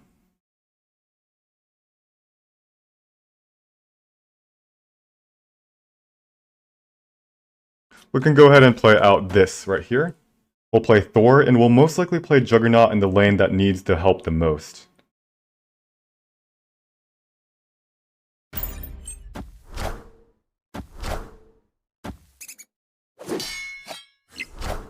Jessica Jones and Omega Red. Okay.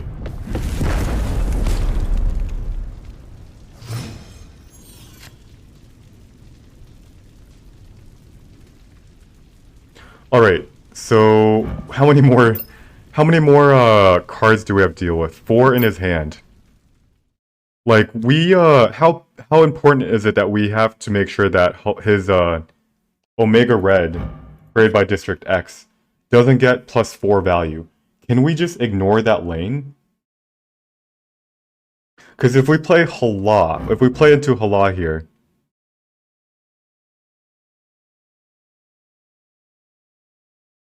like, if we do this and then we do Juggernaut and Sunspot, this Thor is almost tossed away just to prevent Omega Red from triggering.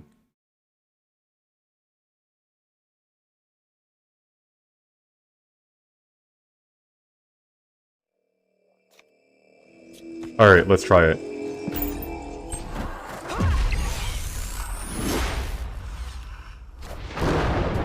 Let's see, do we get to draw anything in from our deck?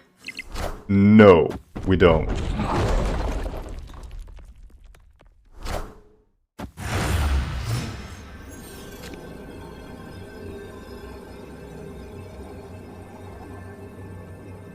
We have to watch out for what?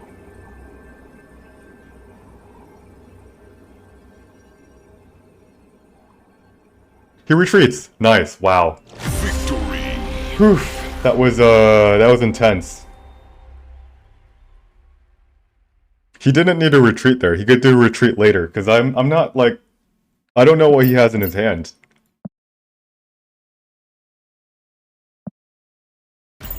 Close one.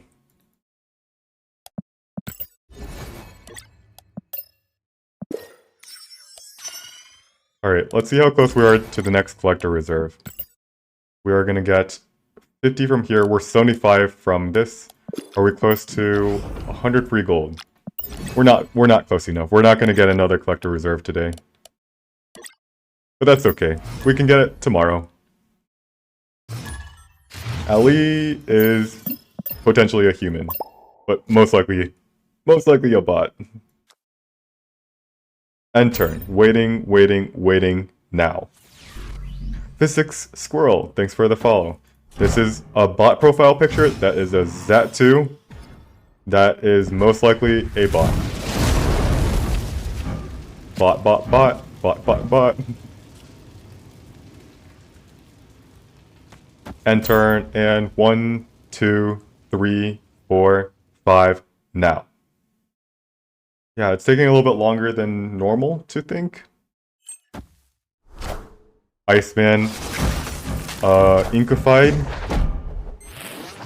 This is a bot. Yeah, it's a bot.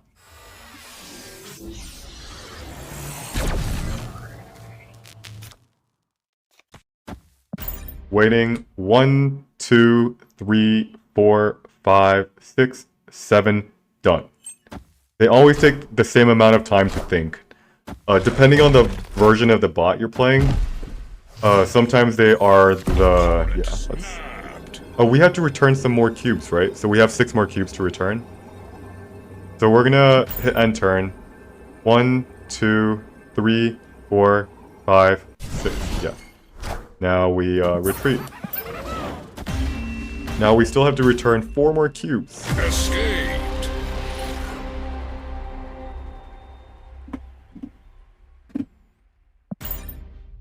I wonder in the future, are they going to release a version of the game that doesn't have bots? It's literally impossible for them to have ranked ladder that resets and not have bots. So what would that system look like?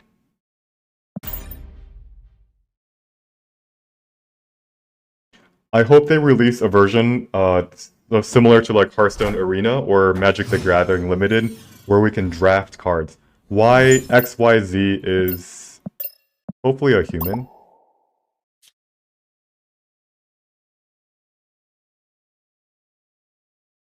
Alright. Yeah, God forbid we wait a few seconds for matchmaking. It's all a lie. It's not because they wanna... It's not because they wanna... This is probably a human. Yeah, this is a normal play. Pulling multiple man on the right. What was I saying? It's not because they want us to wait. It's because they know that we have to get cubes. We have to have... There is the vulture. How do we deal with this, though?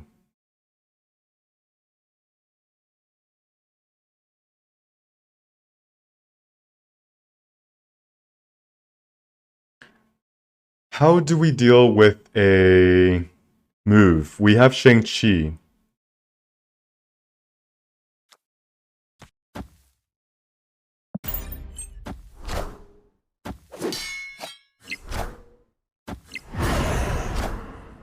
Craven. Okay.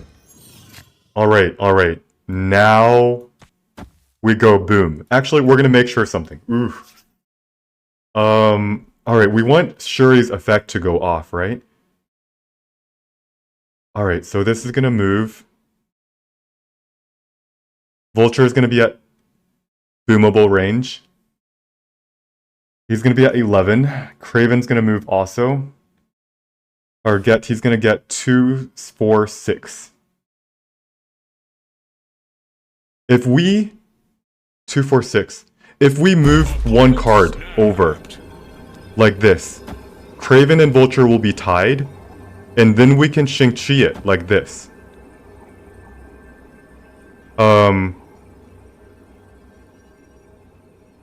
So he's gonna move multiple man and Vulture, right? Oh, we had to perfectly predict how many cards he moves over, because what if he doesn't move multiple man over? But we're gonna go ahead and snap. And then we're gonna play... Ant-Man.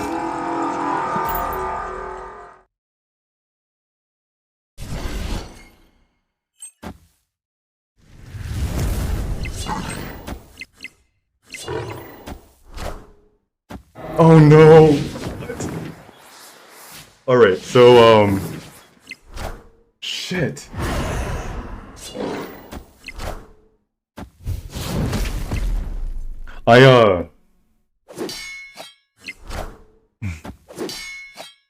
Alright. Real talk. I did consider absorbing man into Shang-Chi. I didn't think I needed to, absorbing man, though.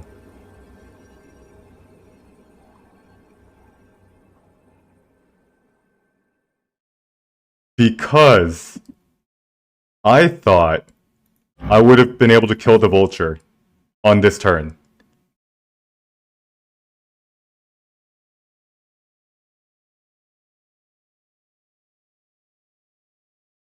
Oh man, that sucks.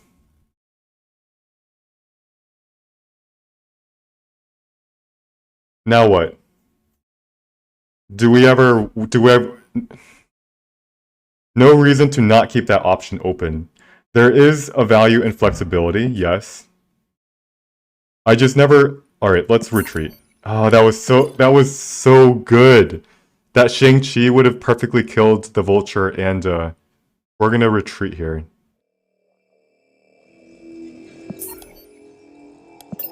I don't think we can win in any situation. He moves the Human Torch over.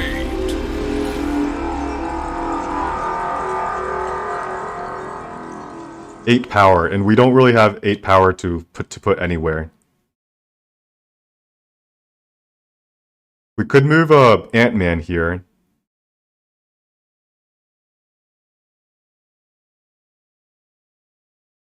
Play a blue Marvel, Sunspot somewhere. Alright, so that was almost an amazing play. Was there any reason to play the Ant-Man? I just finished my thought and I was like, there's no way that this vulture... Oh man.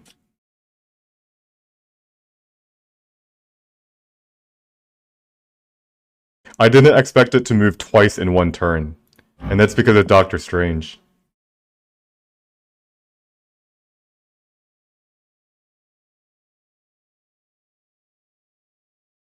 So if we had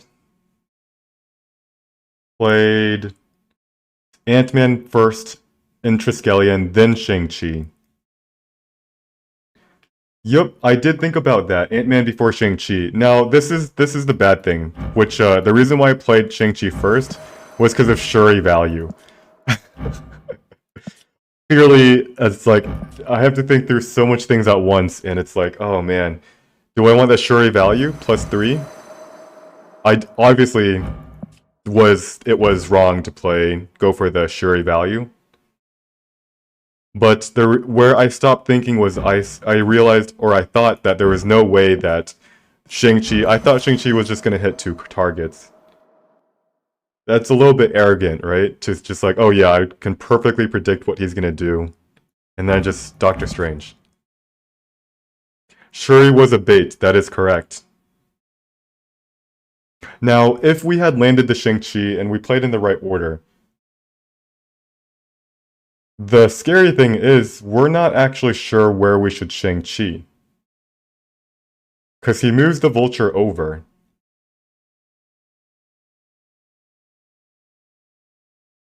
And then he plays Heimdall. And suddenly the vulture is in Monster Metropolis, with something like 30 power. He plays Heimdall in Washington, D.C.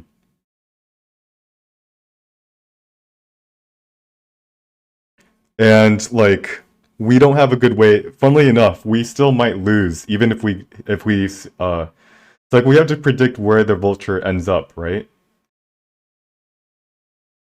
And when we Absorbing Man, and then we follow up with Nightcrawler and, like, Squirrel Girl, we're not actually winning Triskelion. Because if he moves over Multiple Man and he plays Heimdall, wow.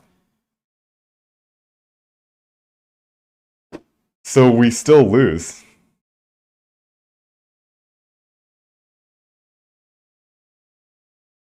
He got... Oh, wait, yes, he got the cloak from Triskelion. I just realized that, actually. I didn't notice. So... It's crazy. So, I just realized, as I'm thinking through this even more, if we land this Absorbing Man, the second Shang-Chi on this vulture, we still lose. Because we have no follow-up to add power into Triskelion or Washington, D.C.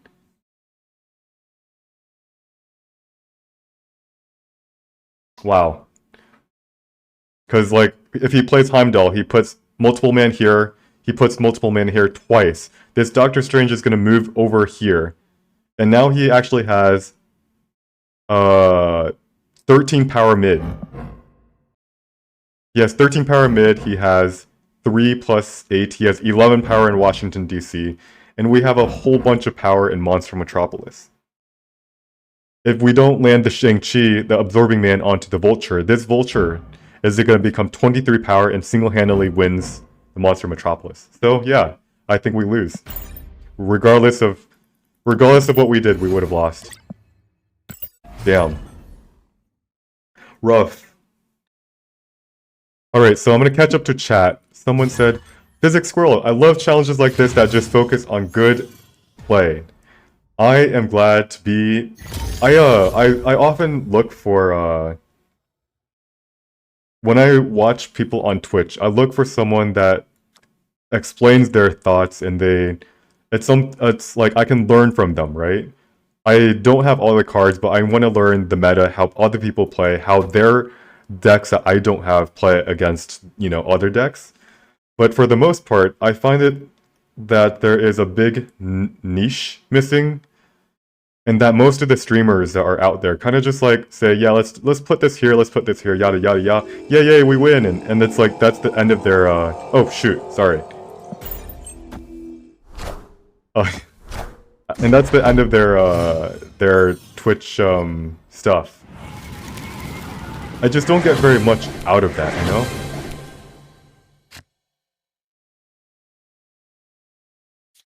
Let's play armor.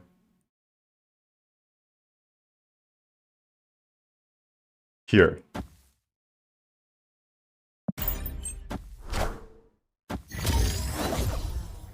He plays armor, as expected. We want to keep one lane open for maybe our Shang-Chi to work. And there it is, expansion. If it's a big creature for him, we can potentially expansion.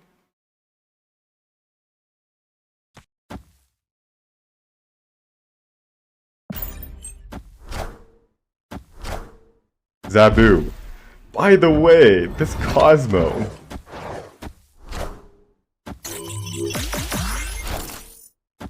Hawkeye, I won that one, but he has Zabu and I don't have anything good. Play Khazar.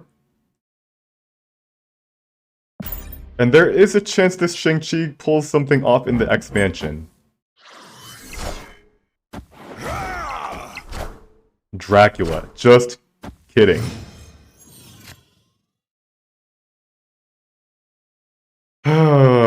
Dracula. Whatever can we do?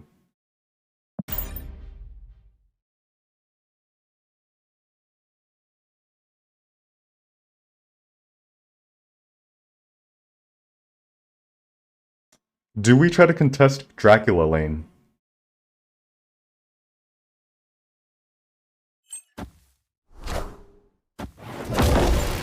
Interesting. Blue Marvel.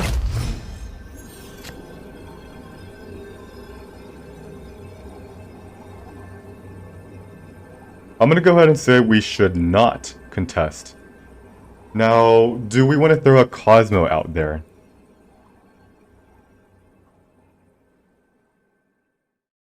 He's gonna play Power where?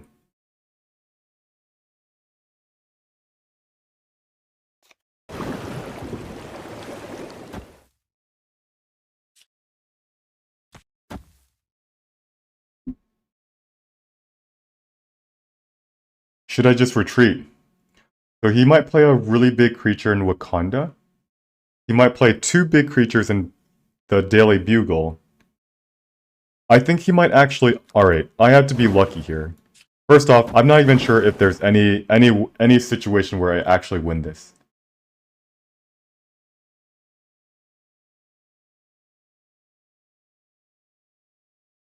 So I should retreat, but for 1 cube, I'm just curious what he has.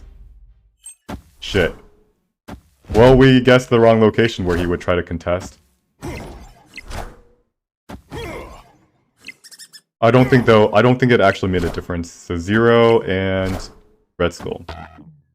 Now he discards, and he discards Enchantress. So yeah.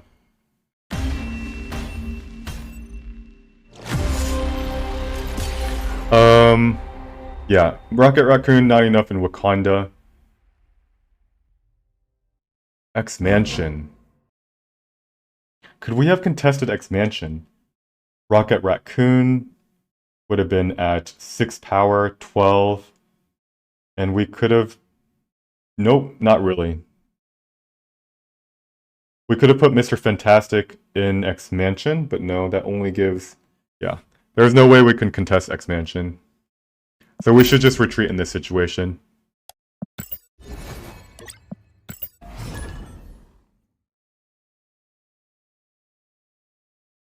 If we want to make this climb, we have to retreat in these situations. Every cube is going to count. Thanks for the follow, Floor09.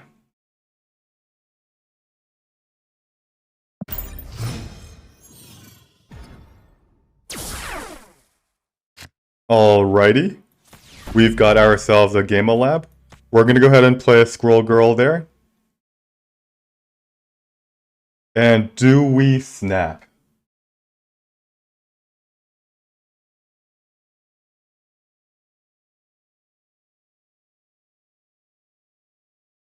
Do we snap? Do we snap? I'm gonna snap. We have both Shang-Chi and Cosmo to deal with whatever comes out of the situation in Gamma Lab.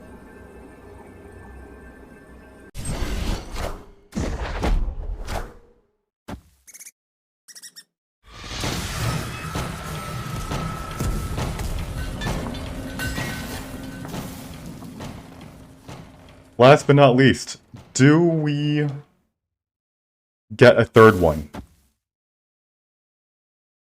Seems a bit overkill, doesn't it? Like, I would rather just play Mr. Fantastic here. It's very unlikely he's just gonna play one card here, right? Uh-oh. It's Polaris.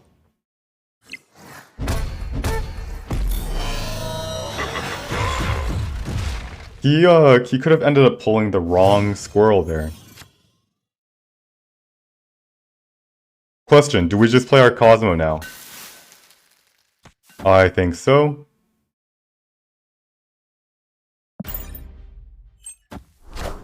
There's a Cosmo.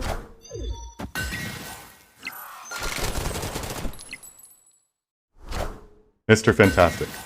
Alright.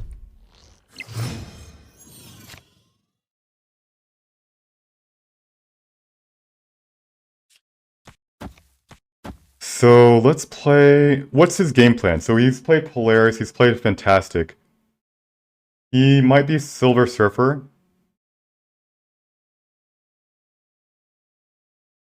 With control. So what we're gonna do... That might be a Surfer, right? And now we regret this raccoon being at 9 power. Oh, that's a Sarah, I mean.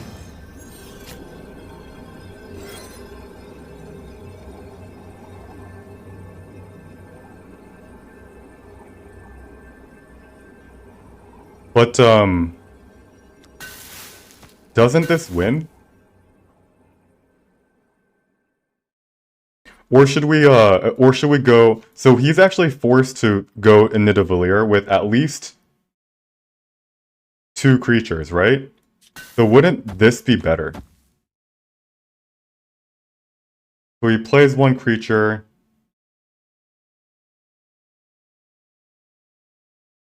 Then he has to go...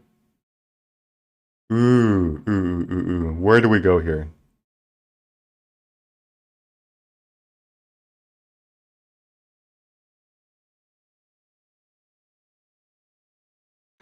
He actually... If we play 2 cards... Opponent snap. Oh shit, he snaps us. Like, he can go Brood. He can go... Wait... Well, I think this play's gotta be better. Okay, let's try it.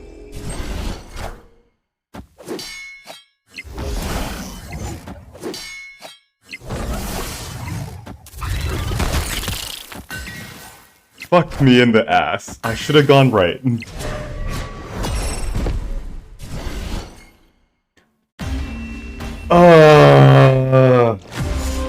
As in, like, how do I know which one he's gonna go to? Oh, those.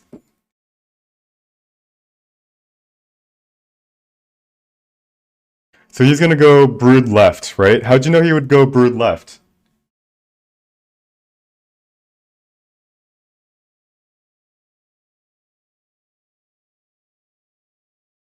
If we had played Sunspot and Shang-Chi right, we would have had 15 extra power. We would have won Nidavellir. You play tons of Surfer. It's the safe play.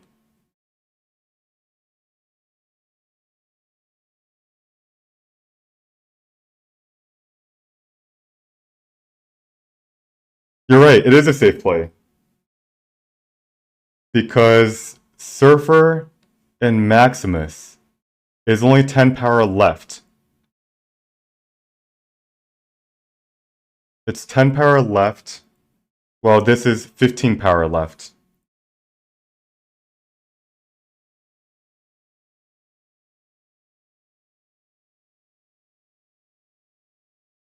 Oh man, if I played a Sunspot and Shang-Chi on the right, I would have won. That's 8 cubes, guys. Oh, fucking hell. I mean,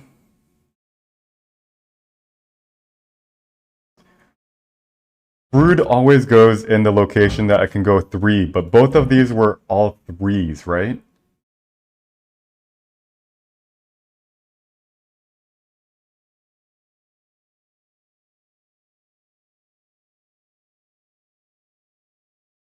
Should we have not played Cosmo? Did we play Cosmo too early?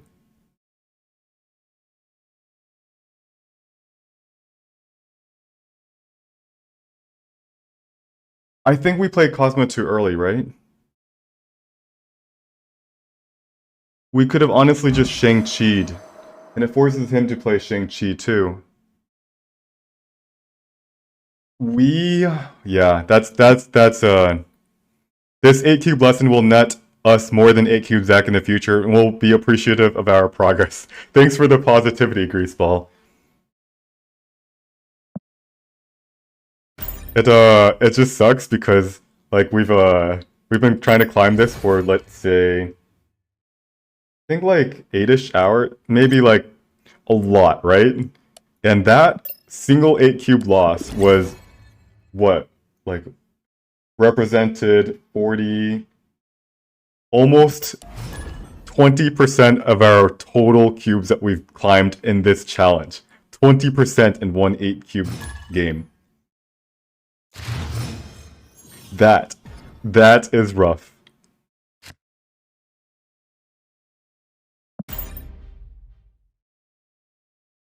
Let's see. Surfer, but I don't know. Surfer. Surfer right seems like it's more natural too. Because the Nidavellir gives it free power.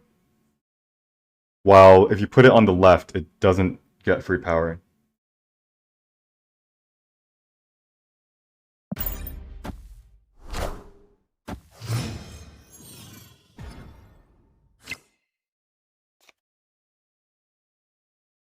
One. Do we want to try to contest Throne Room? No, right?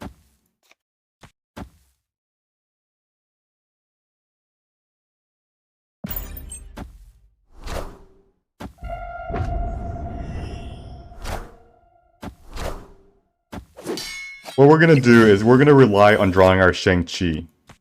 We're gonna play Khazar here, so when we do draw our Shang-Chi, it... Should we play... No, Shang-Chi should be able to single-handedly win us the location. We'll go Khazar middle. The event zone is gone, yes. You'll notice I didn't really change my location. My deck, because this deck was naturally good in for the location.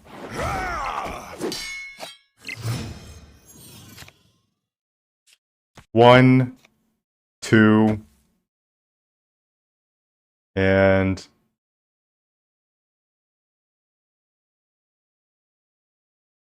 Actually, like, why not just go here?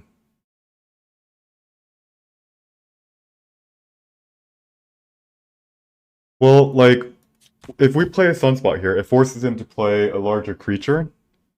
But, like, I would rather try to contest Washington, D.C. And he, this turn, might very well play into Throne Room, right? There's the Throne Room, and there's the Dinosaur.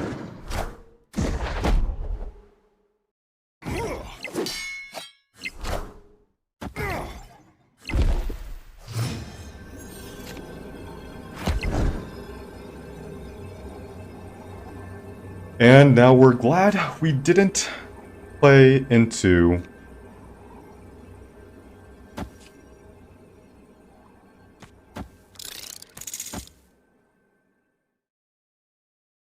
Does this win? It beats Leader.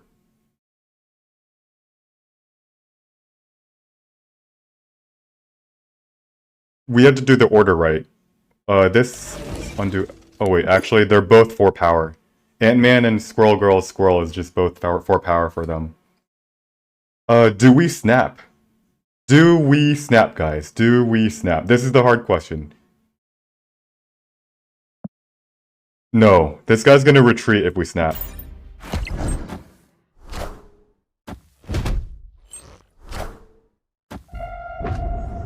%, sure he's gonna retreat if we snap.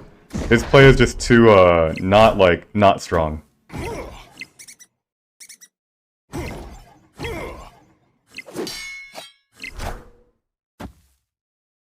Oh, I thought the deck was made just for the location. Nope. It turns out Kazoo naturally is good with hot location, with Loot Spar. But I've been feeling like this deck is just the best deck overall for this climb. I've tried the Pool 2 control and it is rough. You land your control cards and they just pump out 15 power anyway, the same turn you pump out 3.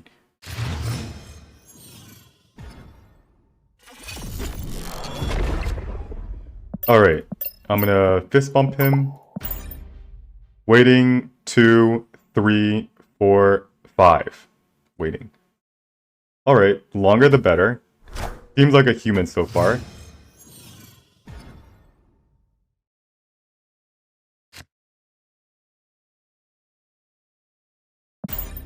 One, 2, 3, 4, 5, 6. Done.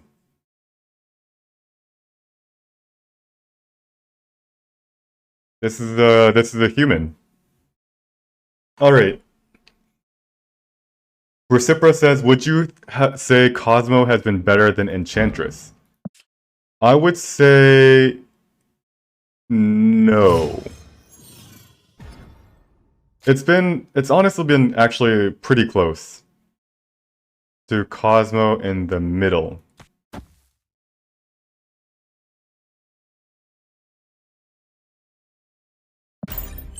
Alright, that was fast. That was human. Carnage. Oh shit. Wait. Why did I play Cosmo in a... Okay, well, that was dumb.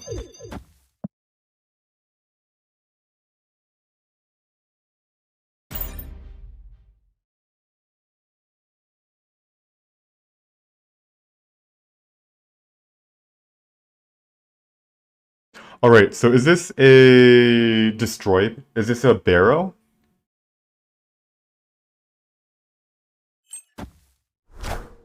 Killmonger. This might be a Barrow. He has destroyed only 1 card though, so this turn he shouldn't be playing Wave, right? But just in case, I think we have to... He's played out his Killmonger. We can go ahead and snap him here. We can do something like this. We snap, we play Rocket, Raccoon, Squirrel Girl, Nightcrawler here, and Sunspot here. And end our return. If he plays Wave, well, now he has...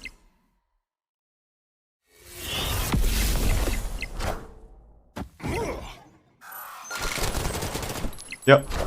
And we should be good here.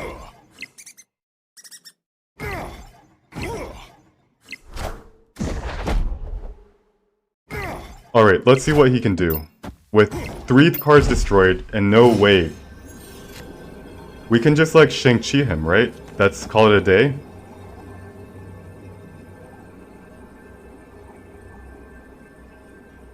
Move this here. And he retreats, yep. Victory. 2 cubes. We haven't seen this guy before. He must not be a super highly rated player. But yeah, 2 cubes. Enchantress in an ongoing deck doesn't seem to me. There is always downsides of playing your tech cards. The argument for Enchantress, even in a ongoing deck, oh god, he has Killmonger, is that how strong Zabu is does not outweigh, oh god, Elysium.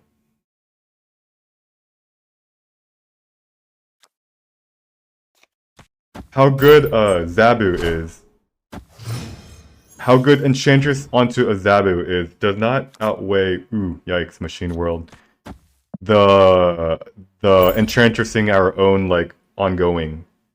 And oftentimes we can Enchantress first and not Enchantress our important cards, like our Khazar or our Blue Marble.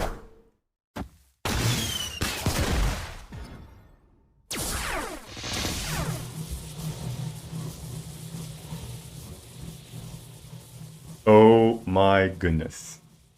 What do we have here?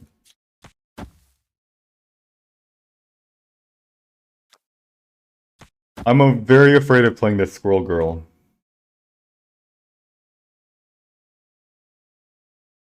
Because it's gonna give them a Squirrel Girl, it's gonna give them Killmonger, it's gonna...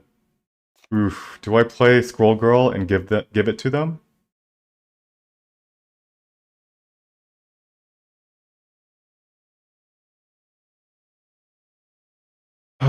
So...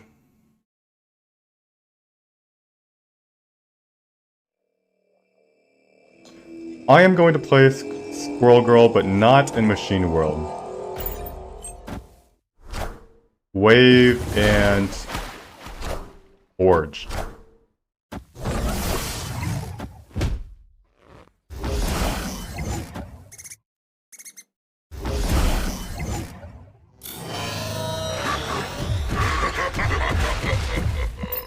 Three cards? How does he have 3 cards? Alright, we just pass our turn. If he snaps, we retreat.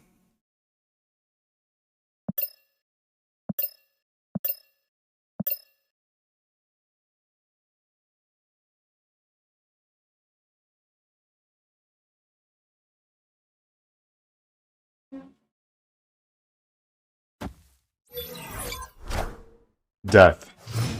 Alrighty. So what do you guys think? Which lane should we, Shang-Chi?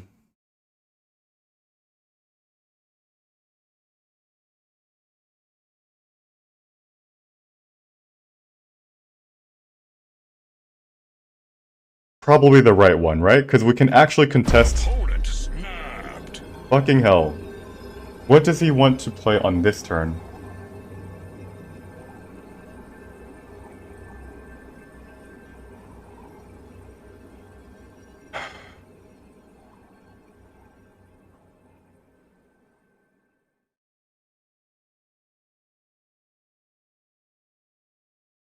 Well, let's see. He can play Arrow, right? But like...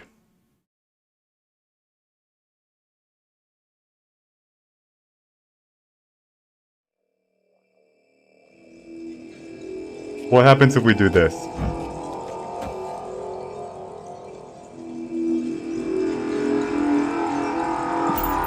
Luck be a lady. Taskmaster.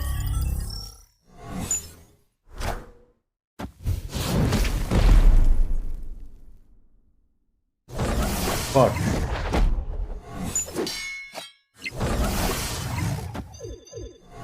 Oh wait. No, no, no, no. No, no, no, no, no. This is good. We go here, and we go here. Alright. We, We have Cosmo here.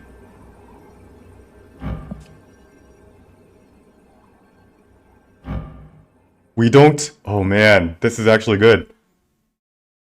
Now, what happens if he plays leader? He doesn't have leader, right? There's no way this deck runs leader. Taskmaster, death. Alright, so does this win? Does this contest Elysium? We've got Nightcrawler adding 2. We've got Rocket Raccoon adding 2. We've got 2 cards, and Bishop is actually going to tie Elysium.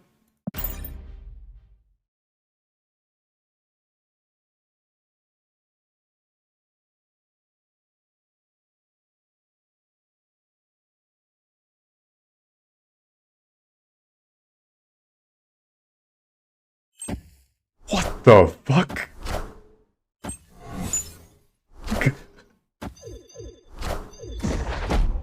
Holy crap, that was a lot of that was a hand dump right there.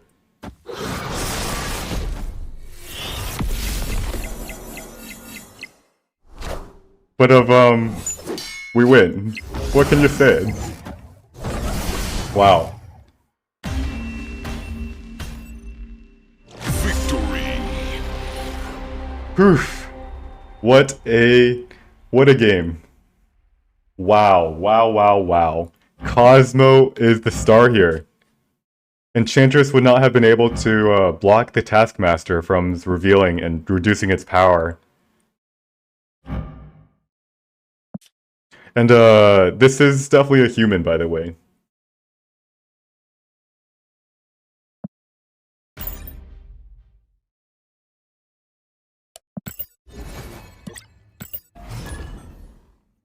Won't a copied raccoon activate?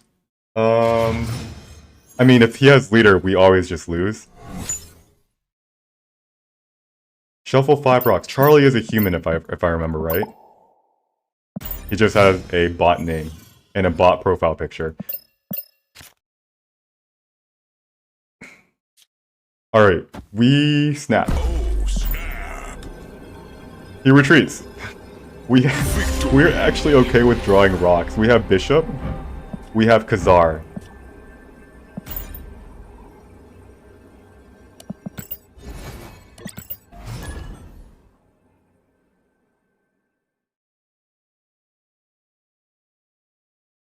That was a good game. Dill, I wonder if this is Dill. This is not Dill G, right? Dill G10. When a card moves here, destroy it. Yeah, that's gonna get Cosmoed. So, a couple times Enchantress has been better. A couple times Cosmo has been better. I think this is one of the times where Cosmo is gonna be better.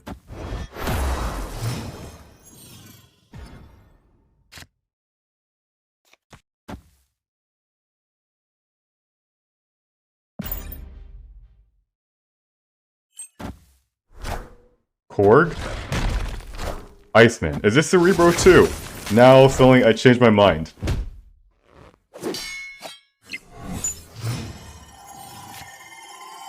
I changed my mind, guys. Enchantress would have been better.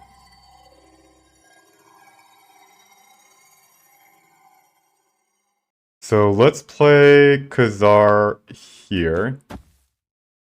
And this looks like Cerebro too. Jessica Jones, just kidding.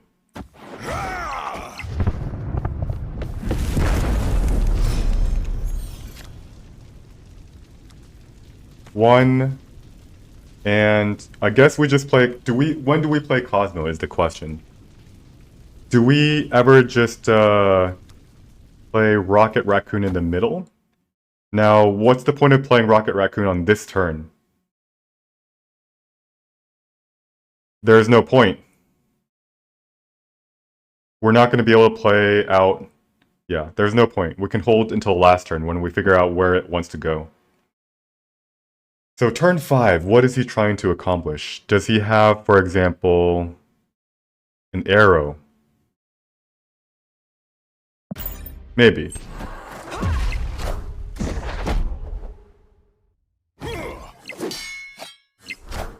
White Tiger.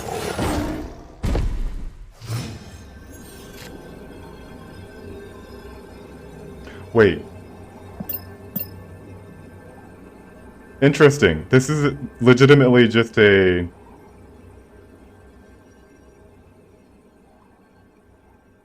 Odin White Tiger combo? Like, what? Is this like a pool 1? What is this guy doing? Let's see. He snaps, and here's the thing, we should probably just retreat here. I don't really know what he can do. He can play leader here also.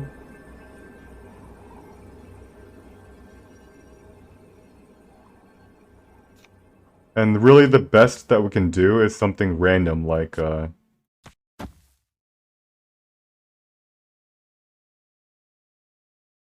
yeah, let's retreat. If I played Cosmo last turn, it would have blocked his White Tiger. So maybe we should have played it there in the dark.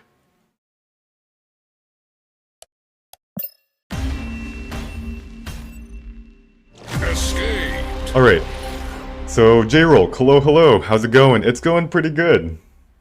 We've climbed some, we've lost some. Overall, we're actually very close to where we started from. Let's see, his Korg, and he didn't draw Wong? Why would he want a Wong for Iceman and Korg, though?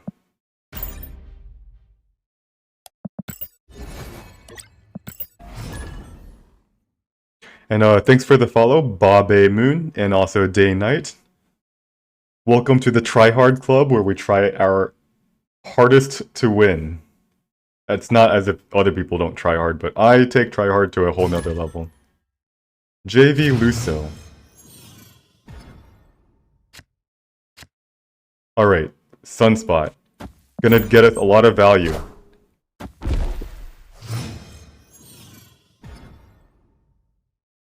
Asgard. We want to draw our cards. Let's play Bishop here. Storm. Wind, aid my hand.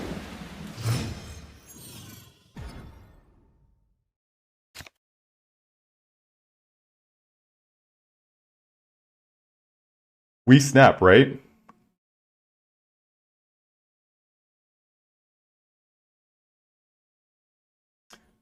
We have Sunspot here. Oh, snap.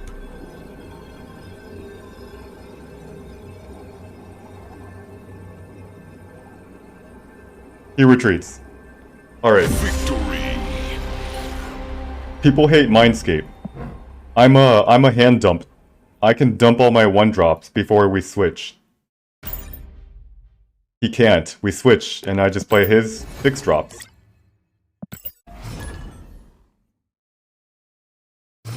I am not afraid of Killmonger on the Sunspot.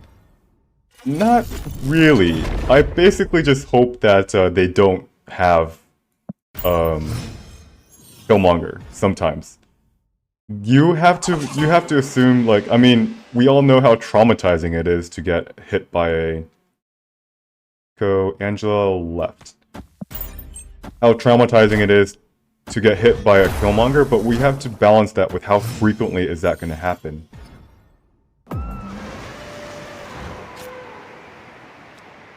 Let's play a Mr. Fantastic in the middle. Zabu. By the way, we wish we had our Enchantress if we draw a... Alright, now how do we do this? How do we win? We know a couple things. We know this is his Smurf account, right? So he's playing probably something like a budget Zabu. And he's going to...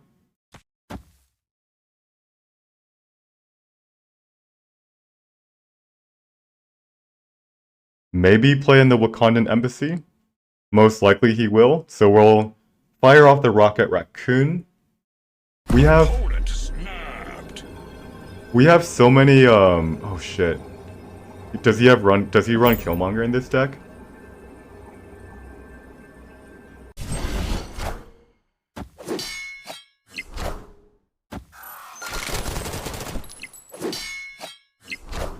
Crossbones and White Queen. Shit. He has our Blue Marvel, guys.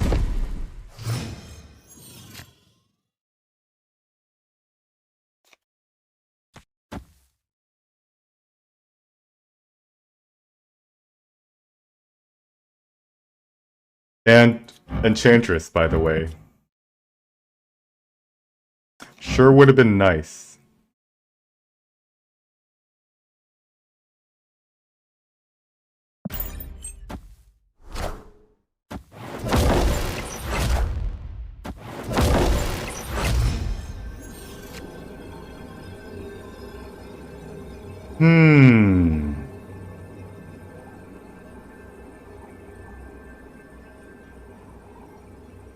Can we ever win here? I don't think so. I think we just retreat.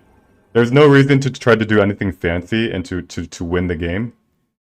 And if he has 5 cards, he's got White Queen, Crossbones. He still has more 4-drops coming, and like we're just playing out like Squirrel Girl. We'll do something like this. Bishop, Squirrel Girl, Ant-Man. And like he can actually just play 4-2. Yeah, we're gonna retreat here. We're going to retreat.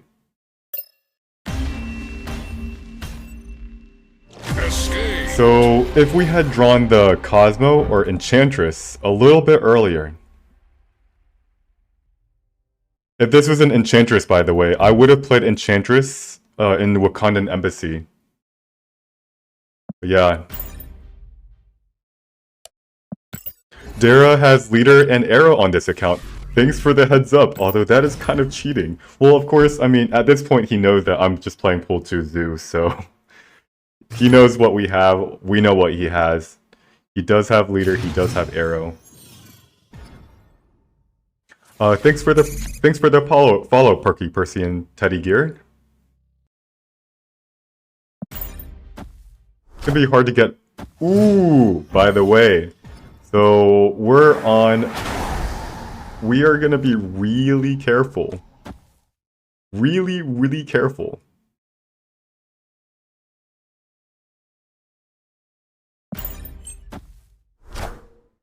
Lizard. Nova. Does he have a Killmonger?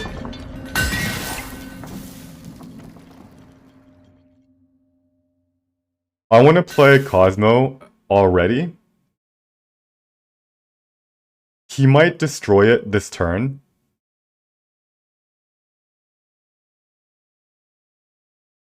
So maybe we want to get initiative, but how on earth do we get initiative?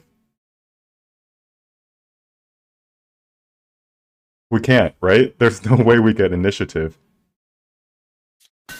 Although, like, we do something like... Oh no, he has Isle of Silence, so we can't even... If he wants to Killmonger, he always has a location to play his... Alright, we're just gonna play Cosmo right now. Maximus.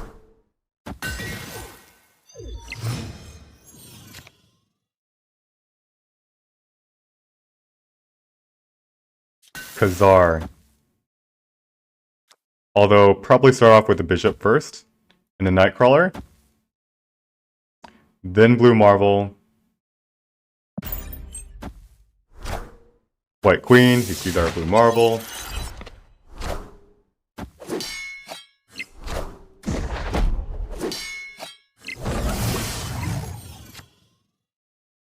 We'll play a Blue Marvel here. He will have initiative going into the final round, which is good in case he does have a Killmonger, which he might or might not have.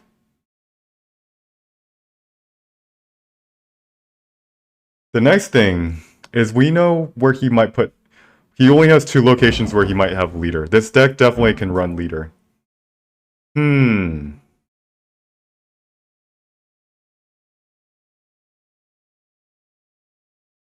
If he, for example, he plays Killmonger, he has to play it on turn 6, which is going to spend half his mana. That's not efficient. And what's worse is that it's going to kill his own squirrels and Nova, and he's going to lose Nidavellir. So we're going to snap him here. We're going to go ahead and snap him. Thanks for the follow, Palestinian Denzel.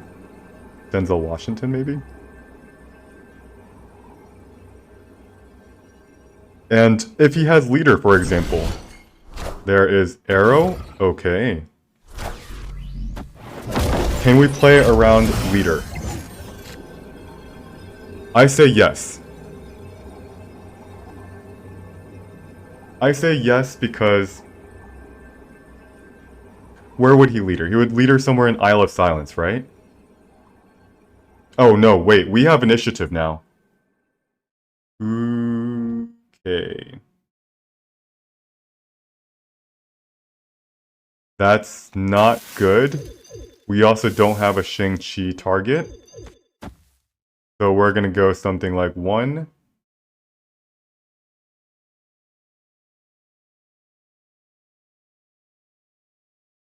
2.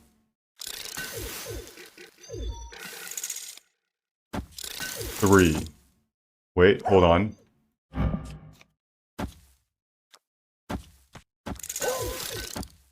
Alright, what do I think about this play?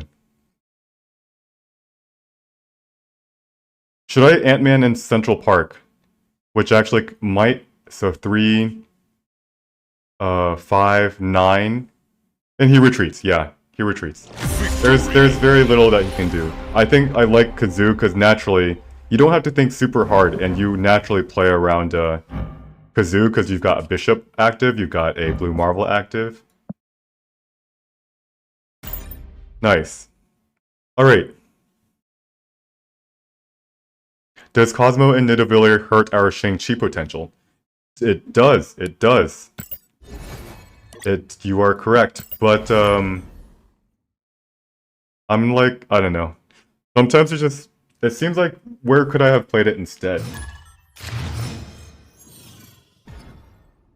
I think if he has, what else could he have? Carlos might be a bot, by the way. Go ahead and fist bump him. And let's hit end turn. 1, 2, 3, 4, 5, 6, 6. Alright. So we're gonna hit end turn again. And he plays a card. Okay. You could look like Trump's little brother. You know what? That's the second time that someone made a comment about Trump and me. Oh, we've got Moon. I think this is a bot, by the way. 1.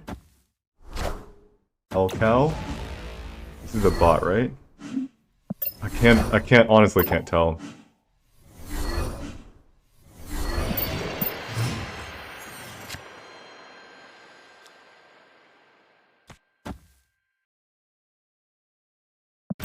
No, he's playing super fast, but like he might be a...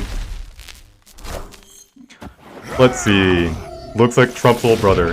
Yeah, I've seen Trump before, like, and I was like, I look a lot like him.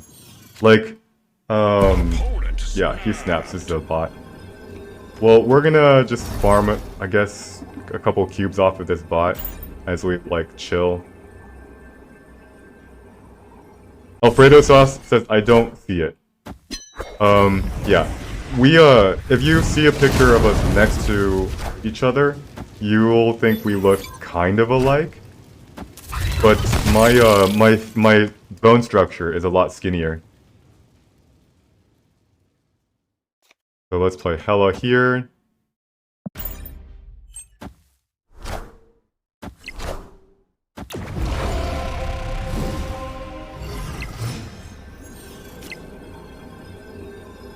And let's play a...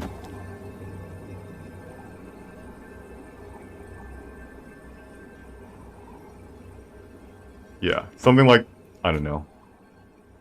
Actually, we can play Thanos here and Rocket Raccoon. Who cares? I also don't care. If we lose this, we lose it. We're supposed to return some cubes to the bots anyway. You sound a lot less like nails on chalkboards. I forget what he looks like. Or, I forget what he sounds like. Victory!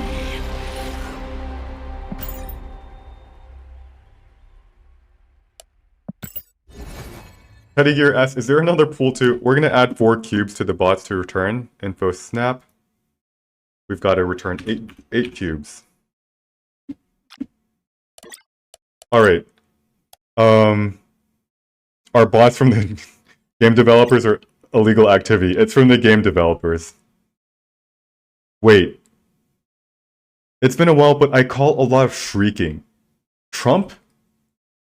Did he... Are you sure it's Trump, or were you thinking about Amaz? Like, Amaz is the shrieker, right? I think Amaz is from like Taiwan or Singapore. He's the shrieker, and oh, I cannot stand watching Amaz. I used to like to watch him because he was actually good at arena, but like, I was like, if I have to turn mute off just so I can watch you play, I'm not gonna watch you play. It's like, but he grows his community because like, people apparently like that. Amaz the shrieker. Trump, I think, is a lot less of a shrieker. As in, like, when I did watch him play Hearthstone back, like, 8 years ago. 8 years ago, I didn't think he was a screamer. Like, I hope he didn't turn into one, because, like, that's just, like, appealing to the 8-year-olds that watch video games too much. Alright, Angela, and here. Greaseball, you finally made... Greaseball, you finally made the connection. Jude might be a bot, by the way.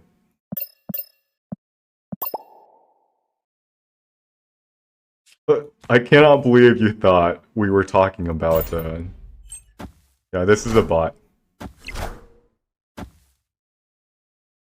Yeah, that's fair. If you don't know who Trump the streamer is, it's gonna be really weird talking about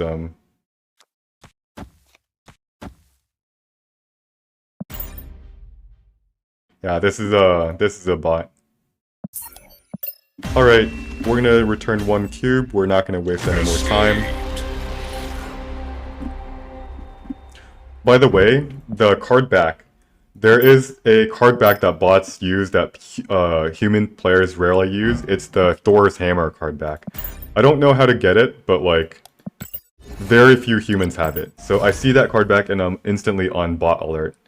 Then his name is a bot, and then his profile is a bot, and then he paused between the turns, and it's a bot. It's a bot. Alright. We have a great deck for TVA. And he doesn't. So, a cube is a cube is a cube.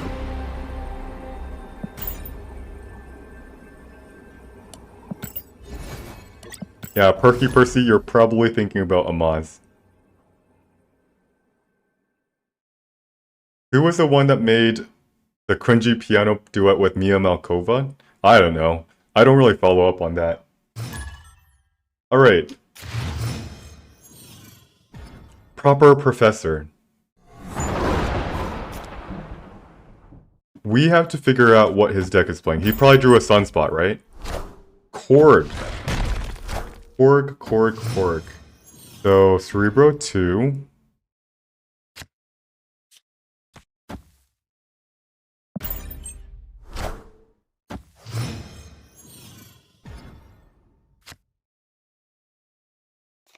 I guess we'll play a bishop here, right? No, we don't need to. We play a bishop to contest the...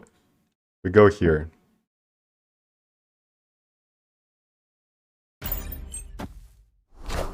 Zabu. So we snapped him in, and apparently he didn't have Zabu in his hand. Spectrum. Khazar. This is bad, by the way. We cannot Enchantress in the big house. We don't have an Enchantress, but even if we did, we can't Shang-Chi in the big house. He is the Dark Hawk. He's got... This is going to be a collection level 50 bajillion player. There it is.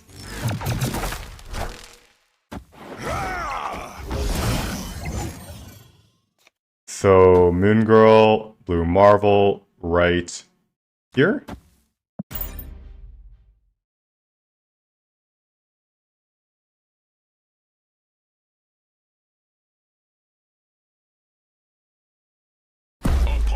And we retreat here, right? There are way too many combinations of cards that he can play. So Dark Hawk he might have gotten 2 Darkhawks. He might have played a, he might have a Rock Slide. And we're most likely going to be drawing a rock the next turn. So we've drawn nothing. We have our Shang-Chi, but it can't be played in a big house. And most likely, we might even have initiative going the last round, so we retreat.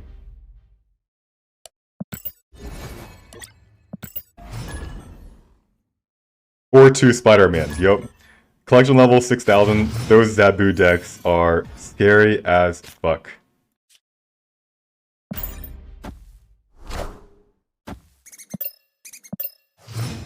Alright, is this a Killmonger deck? It's crazy you see us...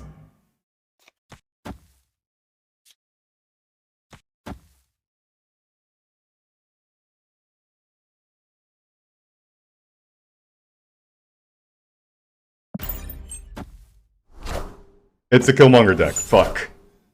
That's not good. However, we're still okay, because we have our copies in our hand. And as long as we... So he snaps us, right? It's because he's gonna play Carnage. His Carnage is gonna be 6 power.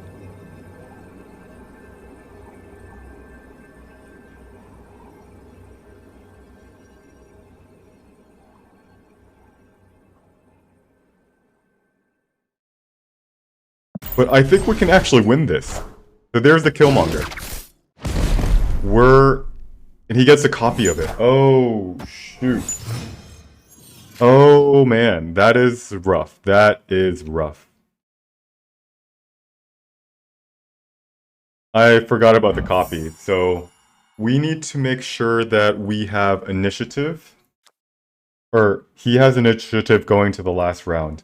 But by the way, if he ever waves us on turn 5, we both need to avoid a wave, and we also need to not have initiative, which is very hard to do.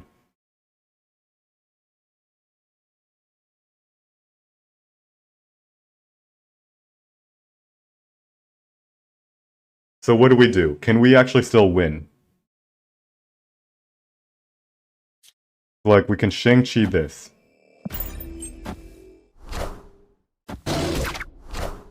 Demon. Alright, he no longer has his, Wait a second, now do we have a chance? Do we have a chance?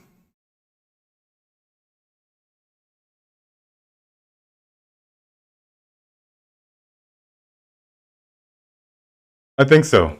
I think we have a chance. So we're gonna try to contest middle with something like Bishop, Raccoon, and Sunspot on the right. No, we don't need to put Sunspot on the right. Do we?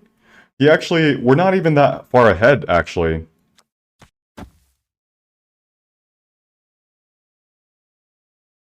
We've destroyed 5 cards. He's destroyed 2 of my cards, so if he waves us, the game's over.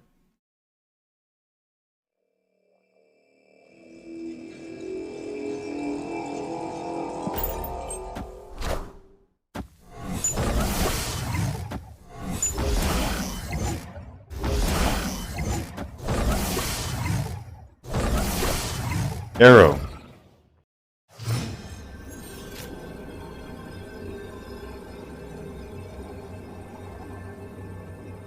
Okay, so what do we know? He might have a death, and it's going to cost a total of 2 mana. But why would he not play Why would he not play death on this cloning vats on turn 5 and be able to play 2 deaths?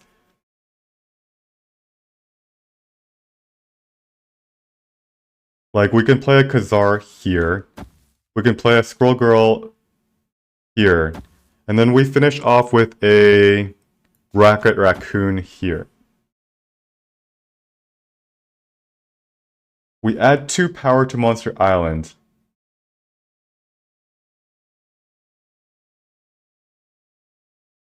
We could also not play a Khazar. We'll be adding 4 power instead. 4 power into Monster Island. by the nature of Sunspot.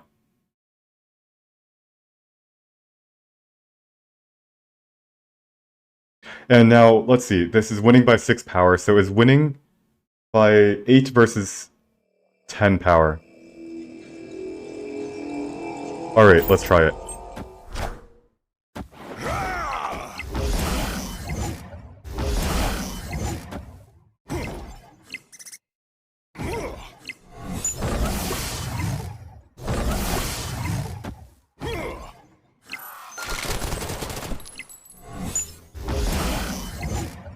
We win, right?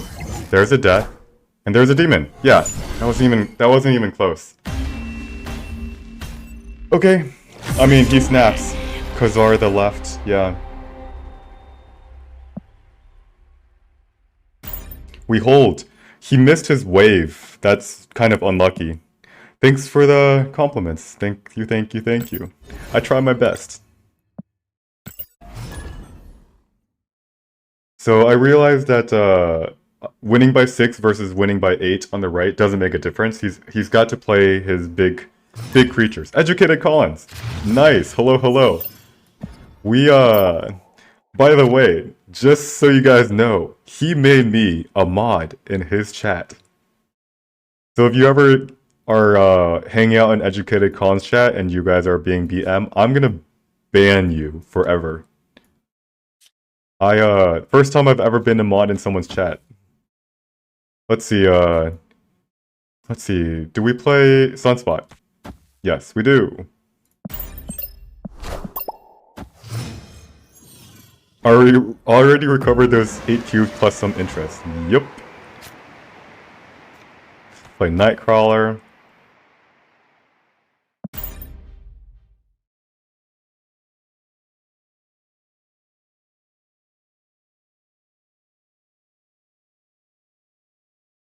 Alright, do we snap him? Black Widow.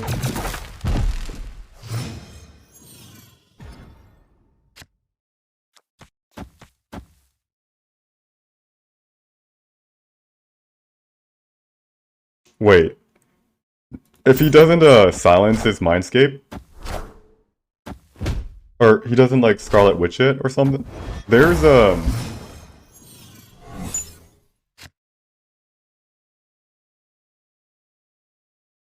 Alright, let's snap.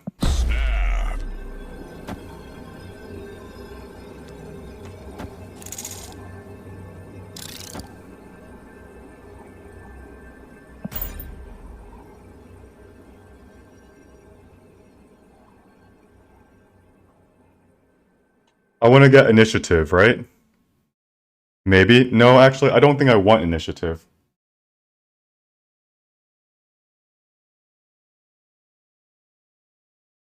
This deck doesn't seem like it runs Killmonger. It's got Black Widow. It missed the Zabu, if he's running Zabu.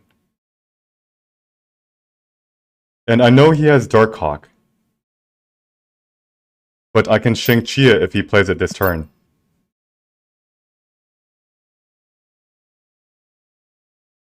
He retreats. Alright. Good retreat on his part. He knew he couldn't win. Yeah, he couldn't win Sanctum Sanctorum. He's gonna win Warrior Falls, but it's gonna be hard because we switch hands at the start of turn 6. I love this location. With Kazoo, it just you can just dump out your hand. Yeah, and he gets no cards when we switch. That was a very educated retreat. Har har har har. Sunspot is the best 1 energy card. I agree. In this deck, it's great.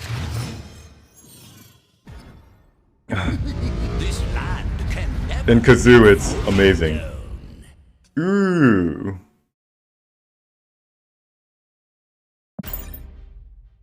Weird world. People hate it. I like it.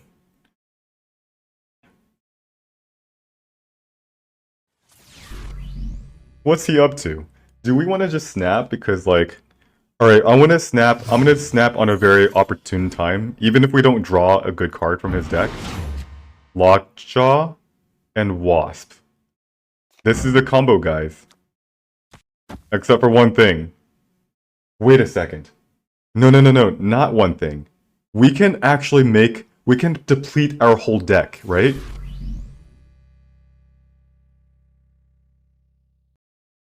Can't we deplete our whole deck and he doesn't actually draw cards?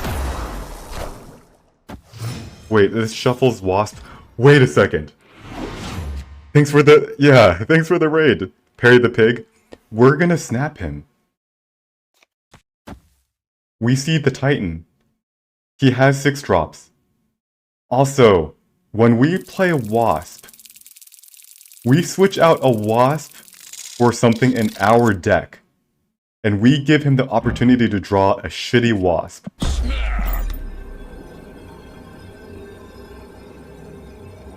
And then we give him an opportunity to draw a shitty Ant-Man. There is a chance, however... Okay, he retreats. Wow. Good retreat on his part. But I would have loved for him to draw a Wasp. He's like, what the fuck is this shit?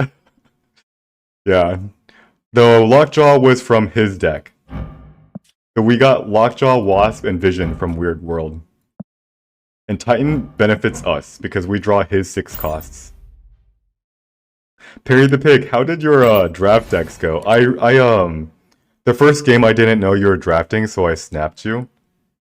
But then afterwards I was like, I don't feel right snapping you.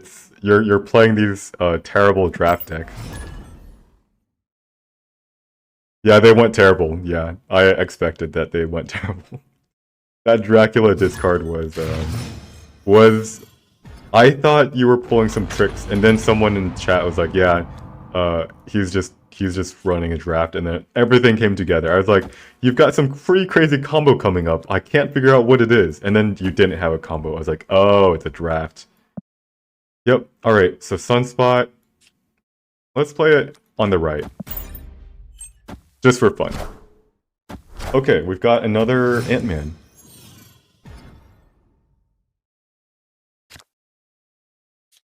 Nightcrawler belongs in the middle.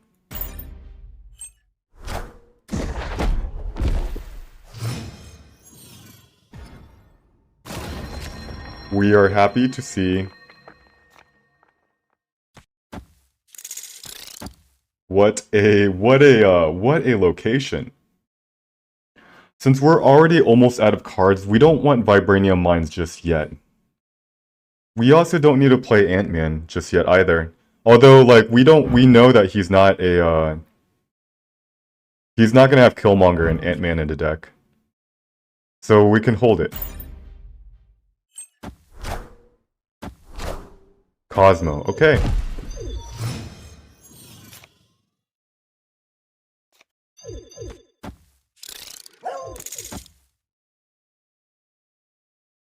Is this what I think it is? It's an ongoing deck. Alright, so we've got to prepare, we've got to think about Warpath this turn, then we got to think about, alright, so I'm gonna purposely not play Ant-Man again. And it's gonna be for a very specific reason. So we're gonna go ahead and snap him. We understand his game plan at this point, I think.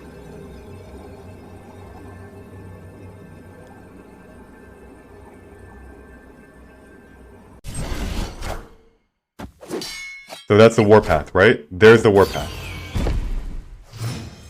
So on this turn, he has initiative, and he's gonna play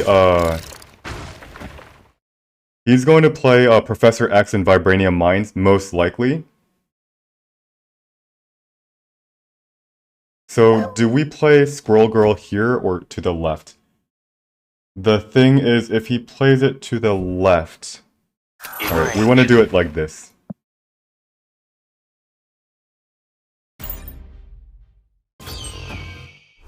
Professor X. Surprise! They sometimes call me a prophet, then sometimes it's just like...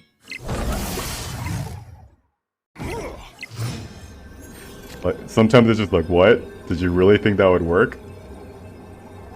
Alright, so we're gonna play Blue Marvel and then Ant-Man here.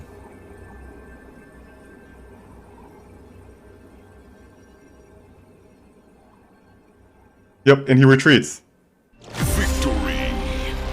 So this is the reason why I don't play the ongoing Spectrum.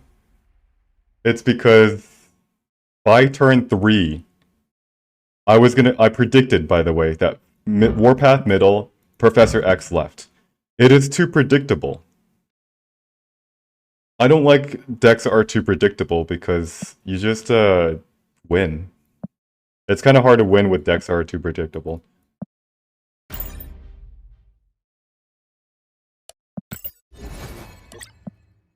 Let's see. iPhone Fan 6 says, question, can you share how you would farm bots if you wanted to? Yes. I would recommend a Kazoo deck.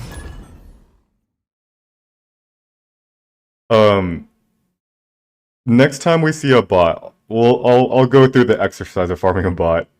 You're 50 and struggling to get to 60. First off, do you know how to identify who's a bot and who's a not? Jirara is not a bot.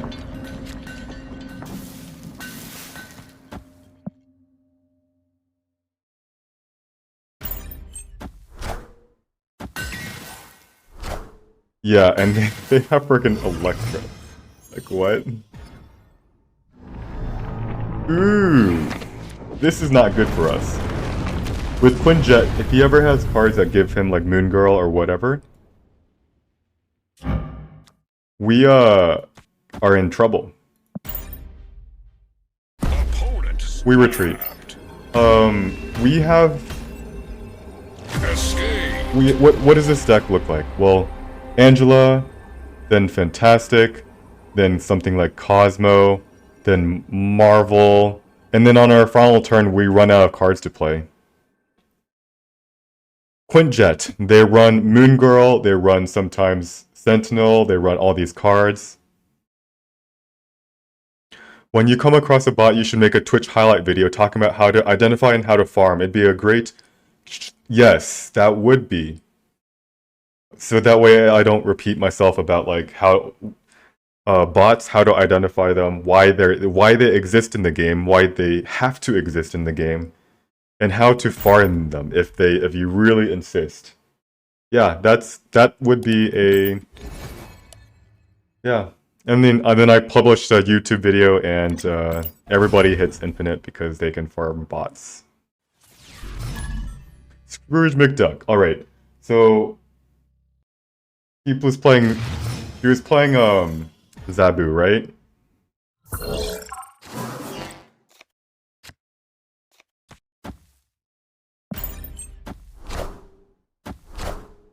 Sunspot to the Sunspot. By the way, Cosmo. Sitting kind of awkward.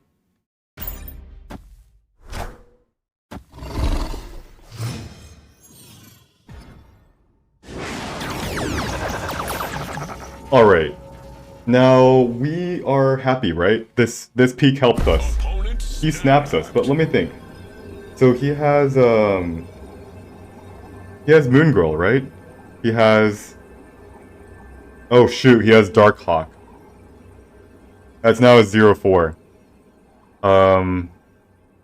He has Zabu, that's 2-3. He has... Yeah, we retreat. There's no need to, Wait, does he have a Darkhawk and a Scrooge McDuck deck? I thought he was a Smurf, like... No. I think... Yeah, he has Crossbone, he has White Queen. We're gonna stay in. Alright, we're gonna stay in. We might regret this, by the way. And by the way, freaking Cosmo.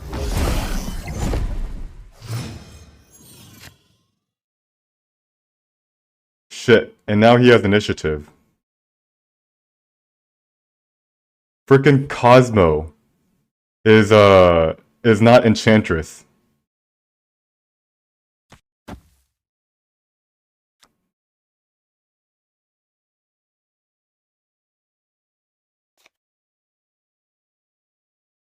Alright, let's play Khazar here. There is a white queen that we can't prevent. He sees our Cosmo, which is a really shitty card. Now it's four cost. And do we have initiative? We do not. So what we need to prevent is a Spider-Man and Strange Academy, yet we can't because we don't have initiative.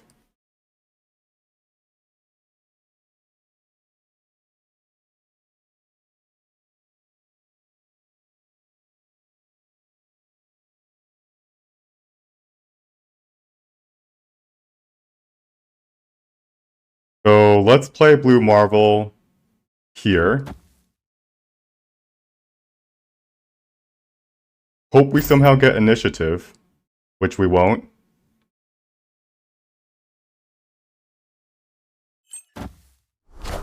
Crossbones into Cosmo. And he didn't play... Alright, what's his boom here? What's his big play? Because we can actually, Squirrel Girl here. Ant-Man here. Nightcrawler here. Rocket Raccoon. This wins every single location. We have to be careful if he plays a Cosmo. He has our Cosmo, but he played it, right? From the White Queen.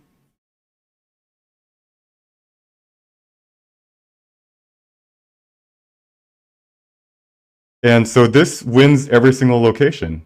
We've got 4 cards played. Bishop's gonna be +4. Ant-Man is... Now, does he ever play Arrow? If he plays Arrow, we still win.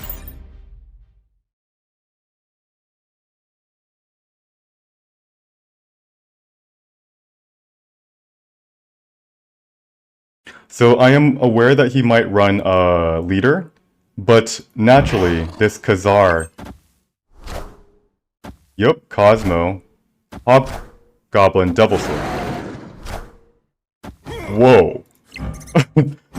Alright, I didn't expect this one. Created by the hub.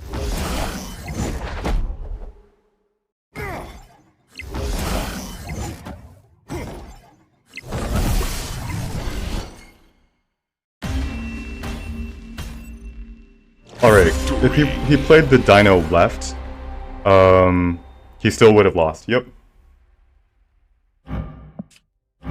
Let's see, how do you play... This was, the peak. Okay, so he was 3-5 here. With 1 card in hand. This was 0-5. This is 3 mana. Okay. Yup. Phew. I thought long and hard. When he snapped us on the peak, I thought long and hard whether we could stay in or not. And I realized that he doesn't have Darkhawk. He's playing on his Smurf that doesn't have Darkhawk. He has Crossbones, he has White Queen. I don't know if he has Moon Girl or not. I think he does. And then he has, like, yeah, a Dino. But once I realized he couldn't copy a Darkhawk, then, we could stay. CPA Gamer, do I think I would be infinite by now if I farm bots with this Kazuto? Yes. It is... Kazoo decks are really good at farming bots. They always snap you.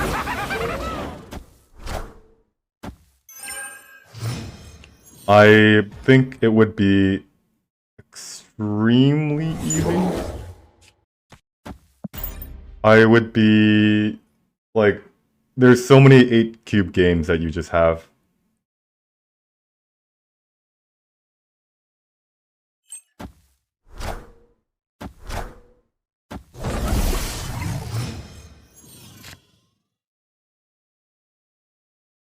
Alright, let's play Khazar on the right.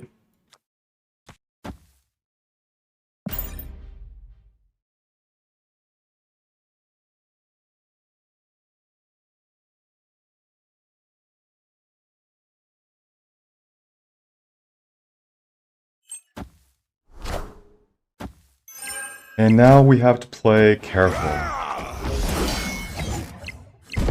We have to be careful here. What does he... Can we potentially not even play, Blue Marvel this turn? Because, like, we Blue Marvel, and what happens if he plays Professor X in the middle?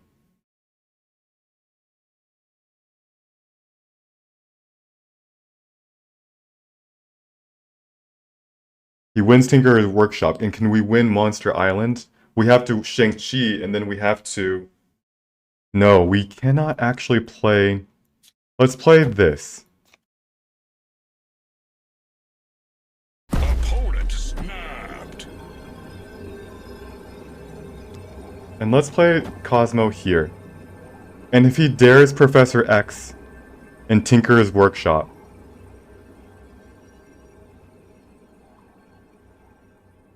we could always just pass our turn.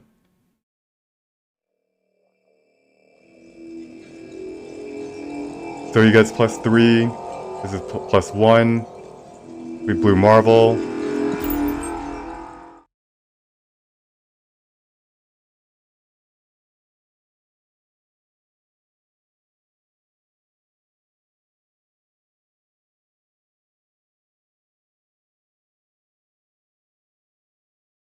Alright. -1. We have to pass our almost our whole entire turn away. There's a Professor X.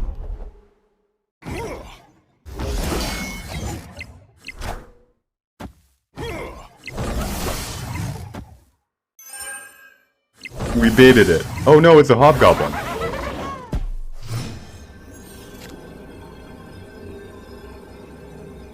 Okay. Now what? Whoa! What is the hell is this? This is a... Galactus! You bastard! This is actually a Galactus deck? Well, we have to retreat, right? This is such a ridiculous Galactus deck. It doesn't run Galactus Ramp, it runs Green Goblin, Hobgoblin. Alright, now let's think. What happens if we pass turn right here?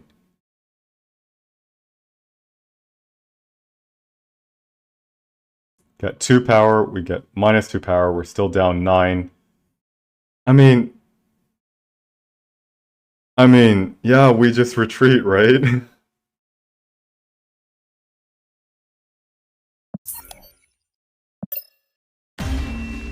He's, yeah, you shouldn't emote people like that. I'm actually thinking about the game.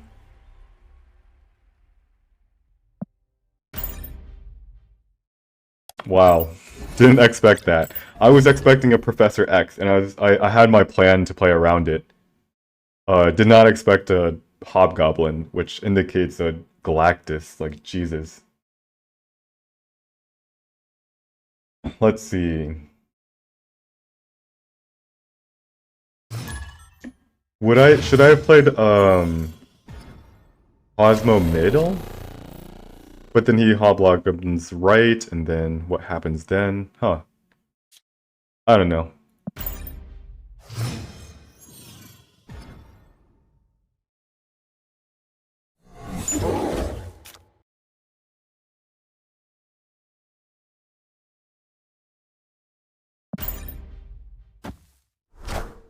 Cloak. Billy, what is this? A cloak.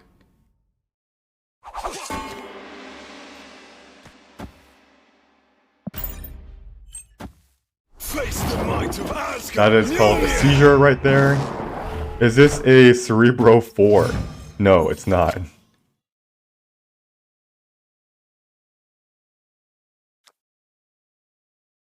We'll play Khazar. Iron Fist into Kingpin.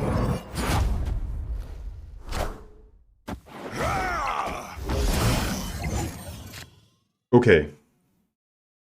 Let's us think. How do we prevent us from getting magnetoed?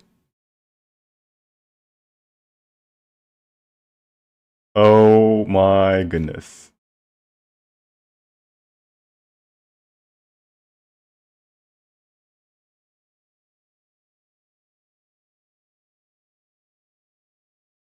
Nightcrawler this turn. And we should be okay. We're gonna have initiative going to the last round. And we could play a Cosmo. As long as it survives, we're okay. So like Cosmo, right? He cancels out his arrow, but like if he plays arrow, we still win. So he has to play Magneto. If he does that, Khazar, Shang-Chi, Bishop all get pulled.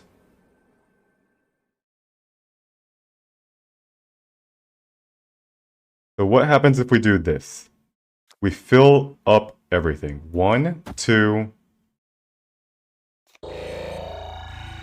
We're gonna move this here. We're gonna play an Ant-Man here. And we'll play a Sunspot here.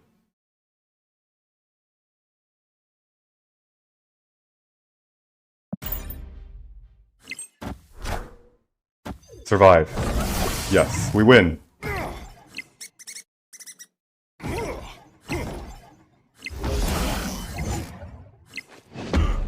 Oh shit. Whoops. Whoops. I mean, it doesn't matter. We're still winning. Magneto, sorry. Mjolnir, sorry. Yeah. Good night. Whoops. Victory. The crucial thing was Cosmo had to survive the danger room. Wow. I've made that mistake a couple times before. I've moved my Nightcrawler into Fisk Tower before. I've moved once. I moved Vision into Fisk Tower, and that hurt. Yeah. But we understood his game plan, and like frankly, everything just centered around the Cosmo surviving.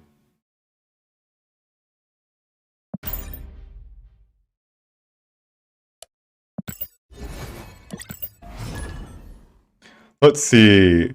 Alaka says, I randomly pulled a Titania, trying to use her in a similar list. Any advice? You have to play Titania on turn 6. That's basically the moral of the story. Proper Professor. This guy, we snapped him on TVA earlier.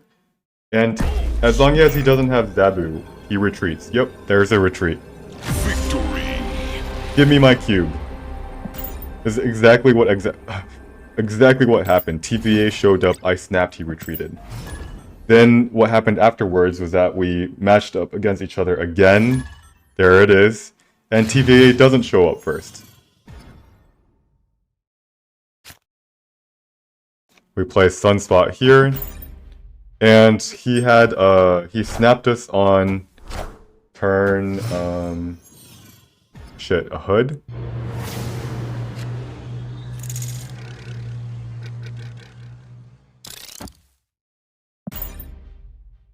He snapped us on turn 2 or turn 1 when he had Zabu in his hand, and we were not in good shape. Doesn't he have Monger? I mean, oh shit. I mean, like, I know that, but because of Adeline, I have to play my 1-drops out. What?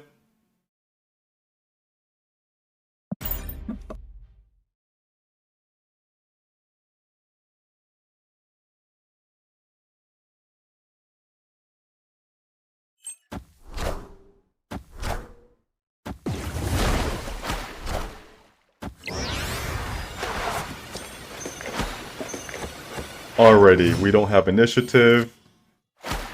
We're not going to play 4 mana on anything. We're just going to go ahead and pass our turn.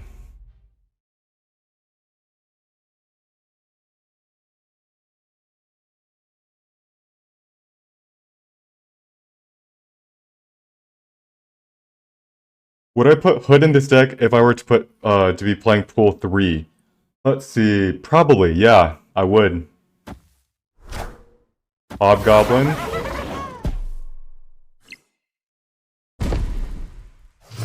Alright, so we're not actually lost yet. We are not lost. All who wander are not lost. Hobgoblin. Let's play Nightcrawler here. And I guess we'll play out a Squirrel Girl, right? We play out 3 cards, and we can then play 2 cards on the final turn of the game. Oh wait, no, we don't. We can't. Alright. So we can only play... Friendly neighborhood Spider-Man here. Friendly Neighborhood Spider-Man here. Oh yeah? Oh yeah? Are you gonna calculate this out? 1, 2, 3. We tie middle Adelan with Fantastic and playing 2 cards. And we actually also win Washington DC with the Squirrel Girl. And then Sunspot gets 2 mana. Just kidding.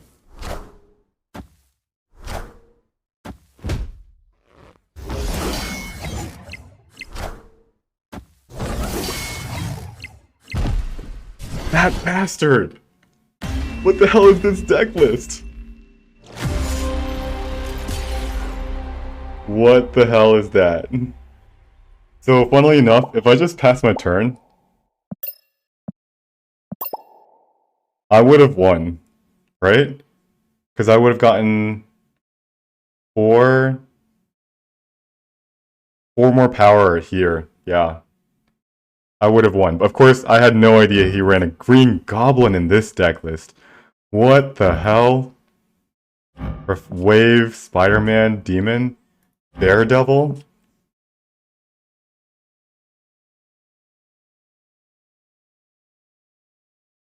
Yeah. Never in 100 years would I have expected that. Alright, I'm gonna be right back in like around 30 seconds. I have to do a short errand.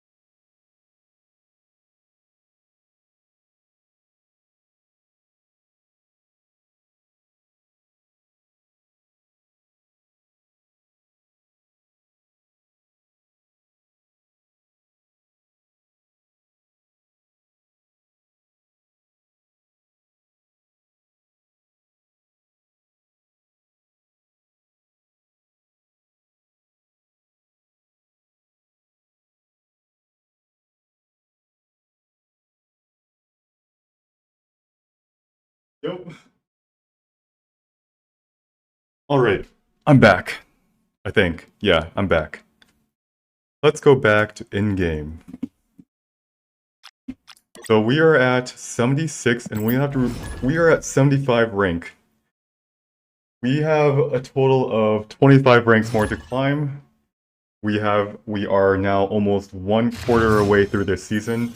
We are on par to hit 100.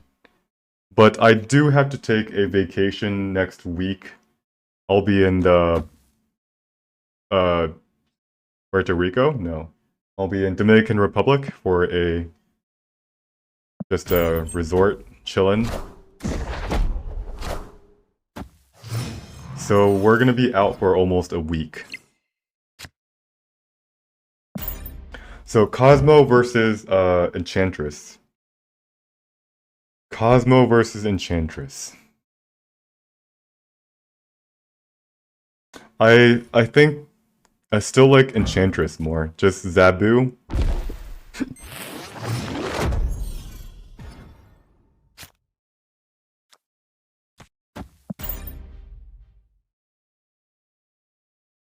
Although with Mr. Fantastic, Cosmo is going to get initiative a little bit more frequently. So yeah, we'll see. XYZ, we played him a little bit earlier. I'm trying to remember what he ran. Nightcrawler, like, yeah. Who knows? We'll figure it out.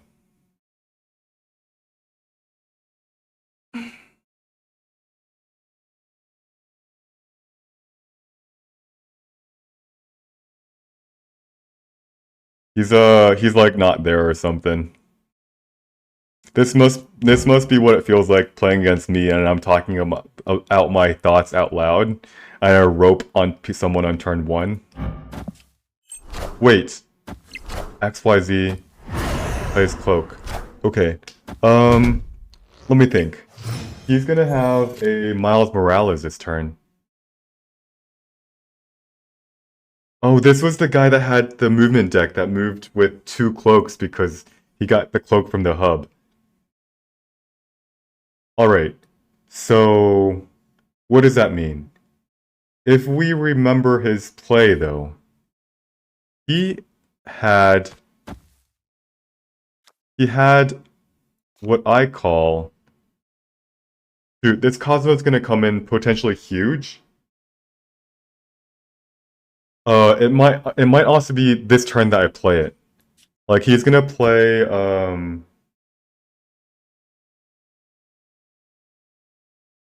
yeah, this is the turn I play it. Let's play Rocket... Ooh, wow. Rocket Raccoon cannot be played in Hellfire Club. So... Let's keep this... He's gonna... Rocket Raccoon... and Cosmo. Doctor Strange, that is it. That's what I was blocking. Oof, now we got that out of the way. We snap him, right? If he Heimdalls, actually, we're still not in good shape. This deck is actually kind of strong.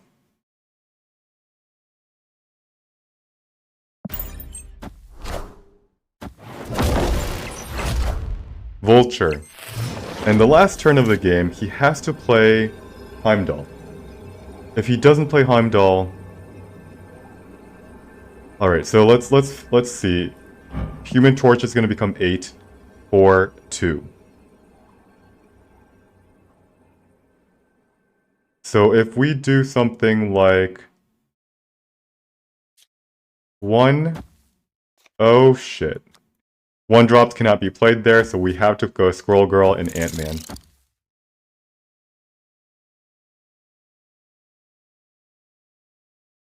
Alright. Yeah, we win this. He has to play... Let's see. We got 4 power here. 4, 5, 6, 7, 8, 9. We win. He's gonna do something maybe like a Heimdall on Hellfire Club. Oh wait, no, wait, we don't win. We don't win. We oh shit.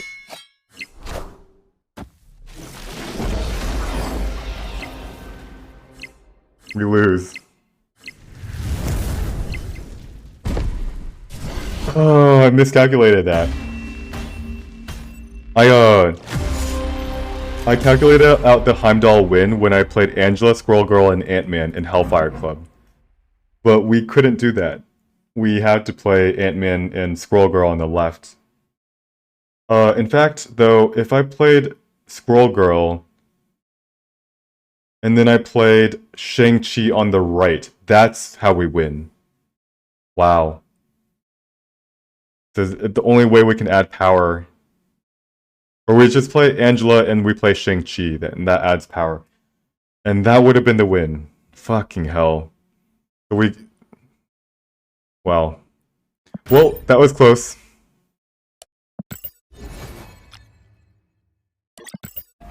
Oh, I can't afford to make mistakes like that. We have to be perfect, guys. That's it's a loss. It's only 2 cube loss, but that's a 4-point swing. So Dylan, I believe he's human.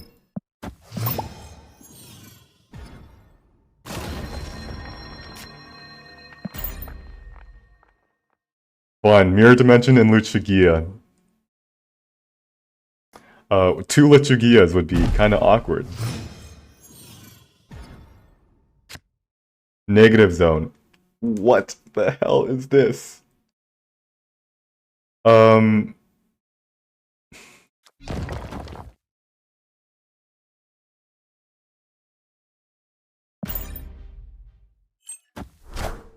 Dylan might be a bot, by the way. Dylan has a card back that looks like a bot. Although he's played normally. He hasn't played into Luchagia.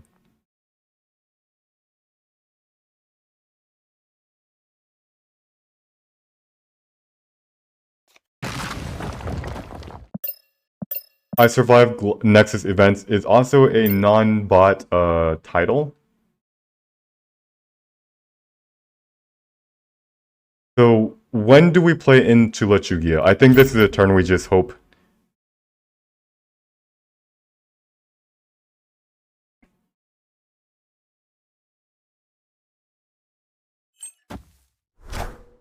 Hell Cow? Wait, what the hell is this deck list? Iron Man, Hell Cow? This is a bot, right? Oh, fucking hell. Waste of my time.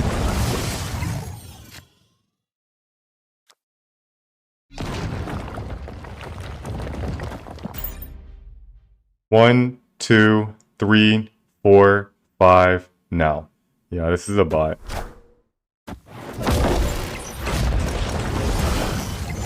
Magic. Please don't draw a rock. I mean, half of our deck is a rock, but mercy. Alright, well...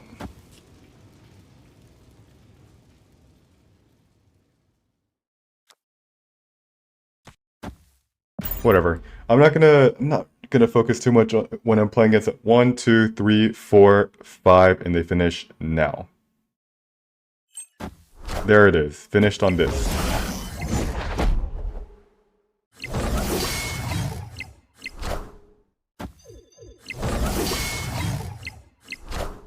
Bishop, rock, and rock. Yep. What a bot. Yeet, hello. Let's do Shang-Chi, Ant-Man, and actually Squirrel Girl. I like how I played. It's like, actually, I have 6 rocks in my deck. But I somehow didn't draw any, Alright, we're gonna say we have to return 2 more bots, 2 more cubes to the bot.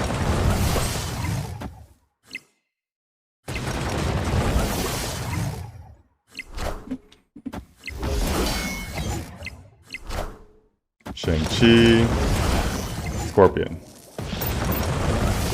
Yep, 10,000% sure this is a bot. Nobody in their right mind stays in this situation.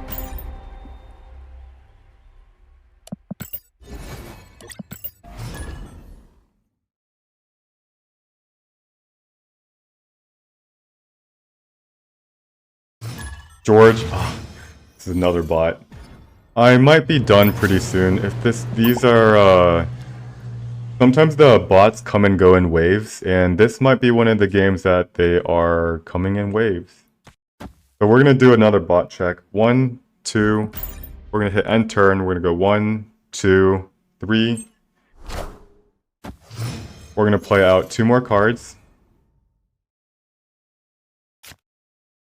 Or just 1. We're gonna count 1, 2, 3, 4, 5. It's like clockwork how it works. Predictable. Predictable. Yeah, we're gonna retreat. We're gonna return our cube to a bot.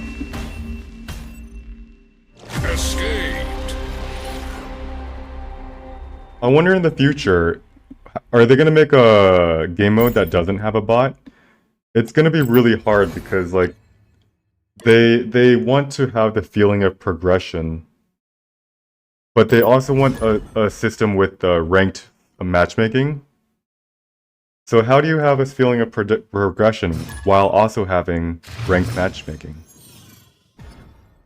It simply cannot exist. Alright, WWLos is not a bot. We play him a lot. So let's focus. He's a deep pool 3 and he's gonna have pool 4 and pool 5 cards.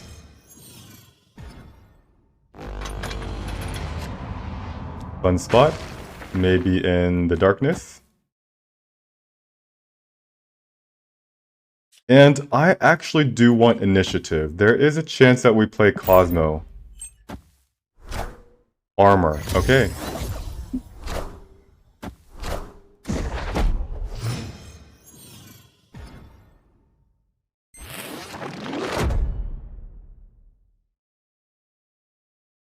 Let's play Cosmo in Vibranium Mines. Or should we play it in Monster Island? Let's see. What is this guy running in his deck? Should we be playing Cosmo on curve?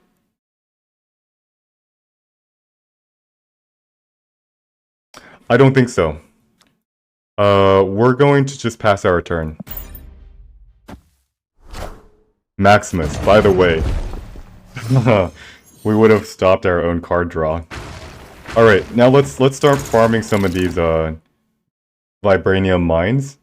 We love our Vibranium Mines.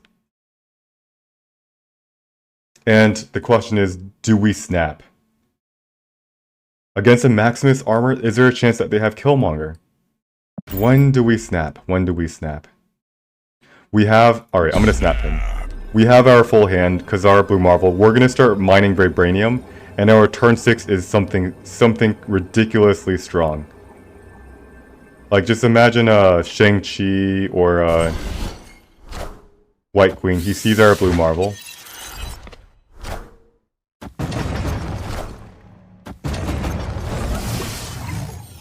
Like, there's a Vibranium. We love our Vibranium.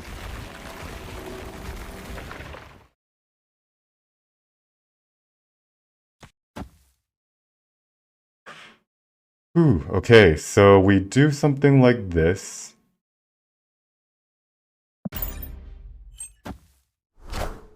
Blue Marvel. And we wish we had an Enchantress, by the way. Because now we have to think about how we play around Leader.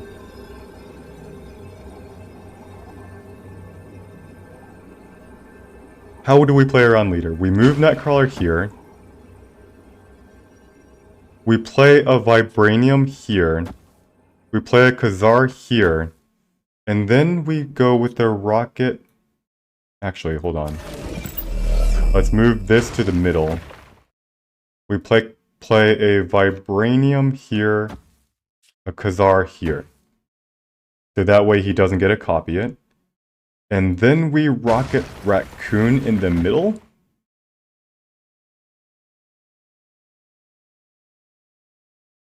I know it's not much power in Miniaturized Lab, but it's on him for him to be able to put so much power in Miniaturized Lab. Arrow.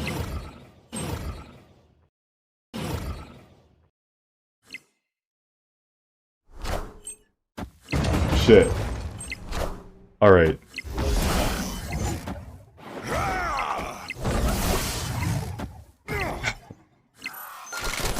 Wow, I didn't think about Arrow for some reason.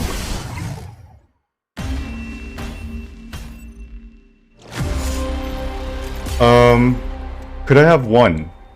Let's see, could I have put Nightcrawler there and I kept... Not really, right? I would have needed to play... Move Nightcrawler here and then play out our hand. And then we hope that one of the cards that, didn't get moved is the card that in Vibranium Mines. Arrow. Jesus.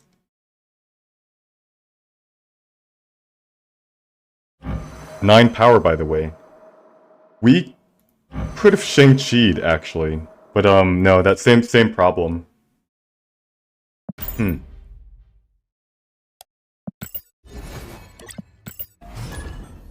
What order does arrow move played cards? It is random. I used to think it was the order that you play it in, but then I realized that was not true. Oh, snap.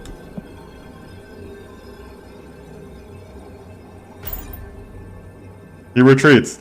TVA? Just 3 cubes for Kazoo.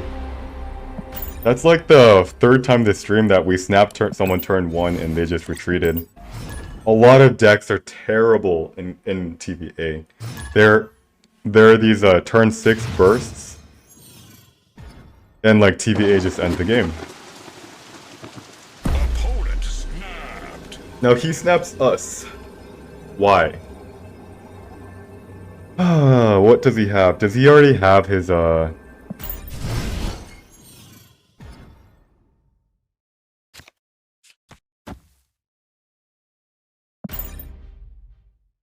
Does he have what's it called? The card that Brood. Does he have Brood? Forge and Brood. There it is.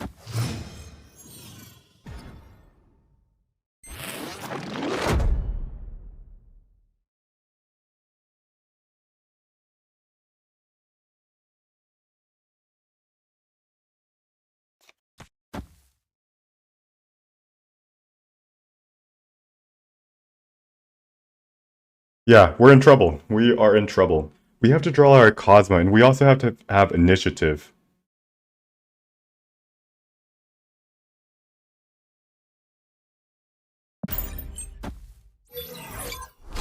Brood. Jesus.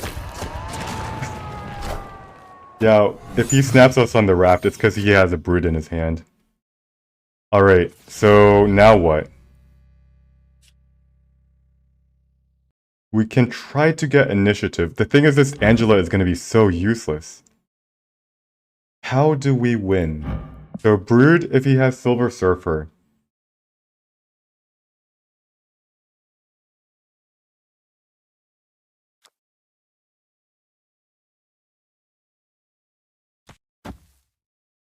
Alright, we're going to go something like this. We're going to go Sunspot, and then we're going to pass our turn. This guy also might have Killmonger, by the way. Wolfsbane.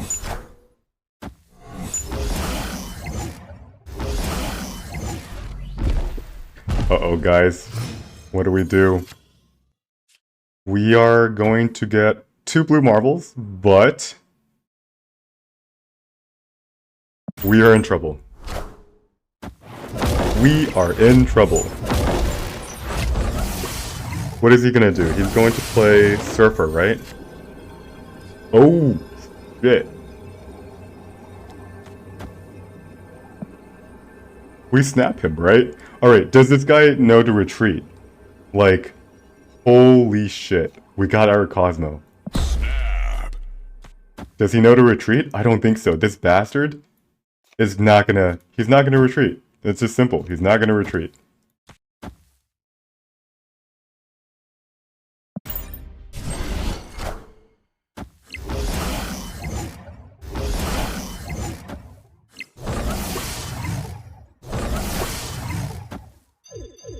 Ah, give me those 8 cubes. What can you show? Show me something.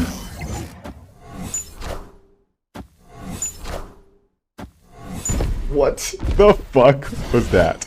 Holy shit, I still won.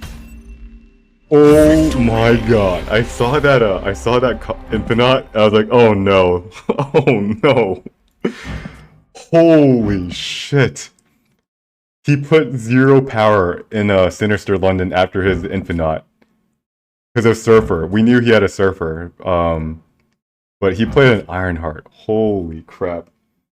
We got away by the skin of our chimney chim chim, or whatever the saying is. Alright. Cosmo, whoever, it was someone recommend Cosmo over Enchantress. So far it's been some games where Enchantress is better. This game, Cosmo is better. We somehow managed to have initiative going into round 6. Because, of course, he just passes turn, he passes turn 5. Wow. Well, that's 8 cubes.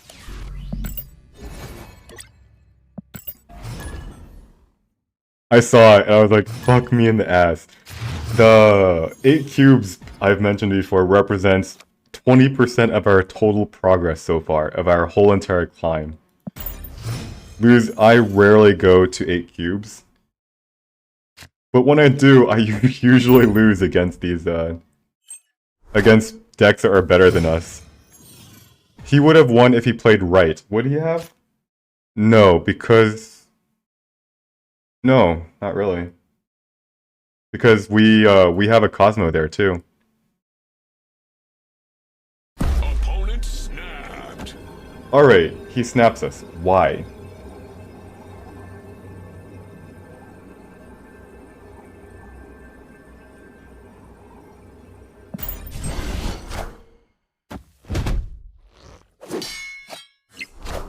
Lockjaw.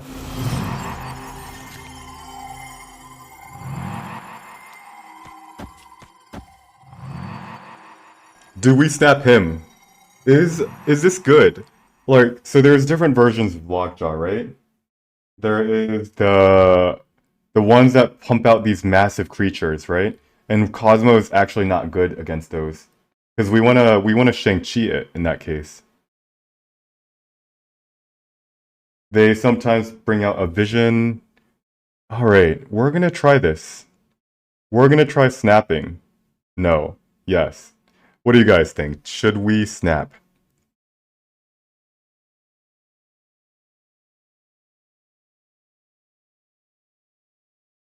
I'm gonna snap. I'm gonna snap. I think it's gonna turn out good most of the time. I have a feeling that if we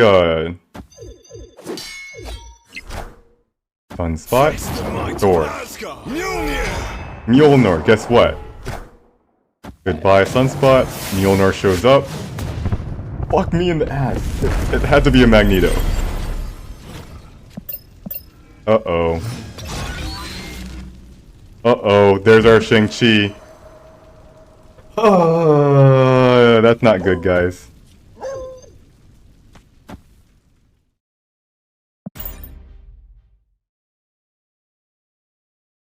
He still has to play a card in Asgard, because we're still going to be able to contest it. Now, he cannot get off any of his Lockjaw combos. Jesus. Magneto. Could not have been worse. Like, it could have very well just been a,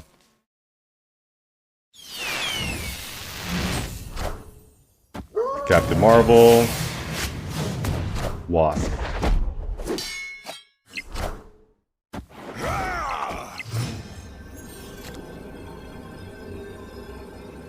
Alright, let's think for a second. Do we ever stay in? I don't think the answer is yes, but is there ever a world where we do? So... he has 6 cards in his hand? What? And 1 in his deck. So he's gonna get a total of...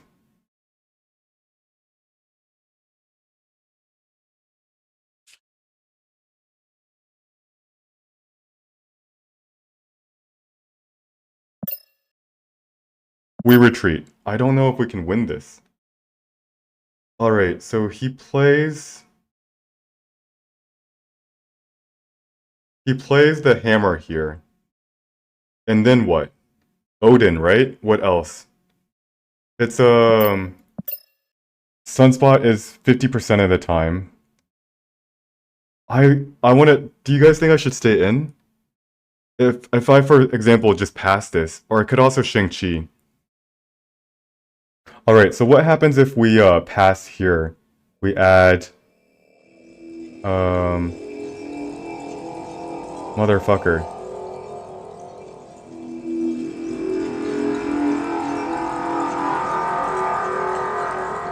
Shang-Chi... fucking hell. Thor, so we give him this location, and he plays Mjolnir, of course.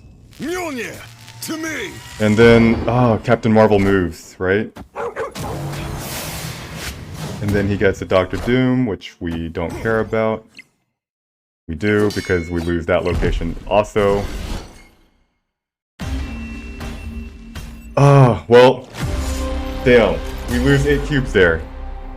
It all started with a... Alright, so we had 0% chance to win that.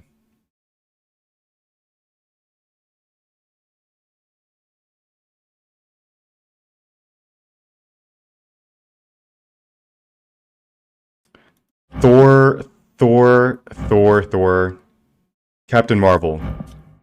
Let's see. How's it going, Rusty Shaggy? Can we get him to 1,000 followers? You're a great promoter. Let me think about this. So, it started off wrong when we played Cosmo. And honestly, like, the Cosmo snap play could have turned out really well, but a Magneto showed up. Could we have waited one turn before we played the Cosmo? But like, what happens if, like, literally he got his best card to show up, the Magneto. If a Doom showed up, by the way, so many things could have showed up. A Doom could have shown up, a Jubilee could have shown up. We're also happy with a Thor showing up, this one, because he's not going to be able to get a free hammer. There was, like, every single card in his deck would have been worse than what he got with the Magneto. And that's, like, when things started going wrong. A snap, we raised it to 4 cubes, and Cosmo somehow let us down, because it was a 1 in, like, 7 chance, 1 in 6 chance, for them to pull out a Magneto. After that, we couldn't Shang-Chi it.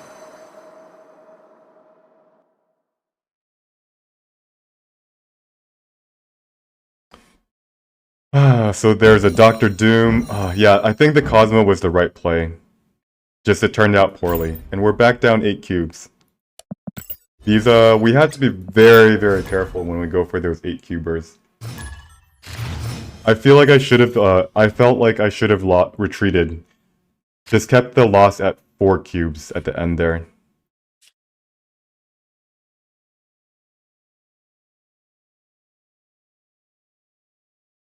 Shuri's lab, not a good location for us, but this might be a bot.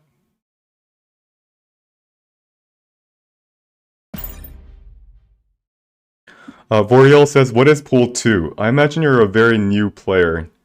The word might be better stated as series. Series 2, Series 3. That's the more formal word for it these days.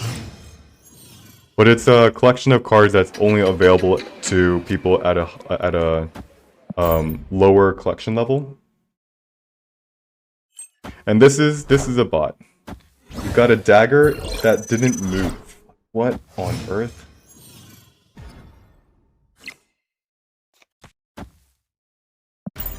And we're gonna go ahead and just retreat, because, like, yeah. No time for bots. Very new, just started 2 days ago. So you're currently, probably in pool 1, which is collection level 214 and below.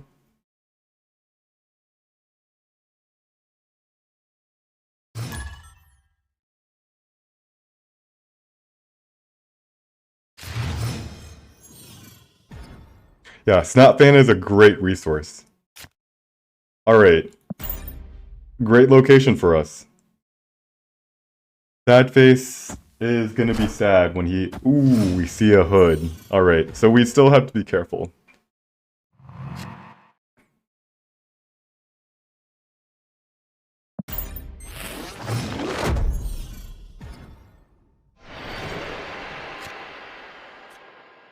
Let's play bishop here. And I want to consider playing Cosmo. When do we play Cosmo, by the way?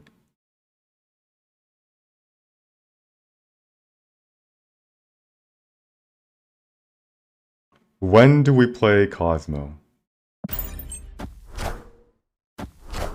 Storm. Oh my. Let's see. 1, 2.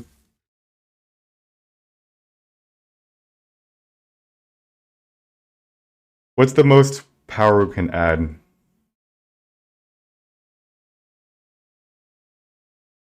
Do we play, should we be playing Cosmo? Is this gonna be a Brood, for example?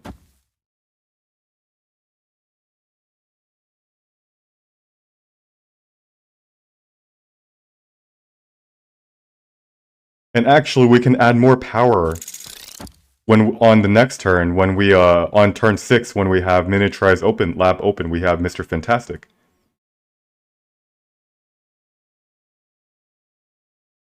Alright, let's try it. Is it a Brood? It's a Jessica Jones. Alright. This is workable. This is workable. So we Blue Marvel, and we hope we don't have initiative. How on earth do we not have initiative? Yeah, that's a problem. Do we snap though? Jessica Jones, Storm, Hood, might be a Killmonger.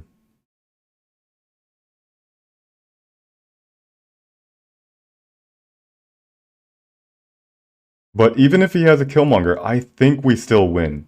Let's calculate.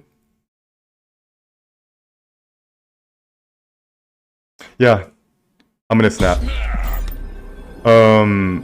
Even if he has Killmonger, we're gonna play Angela, Fantastic, and Squirrel Girl. Right?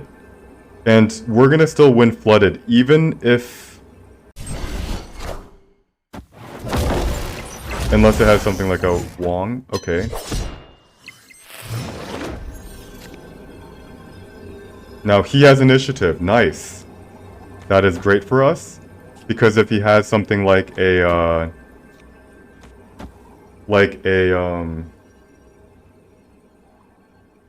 what's that thing called? A, leader. We win. He has a 1-mana Hood.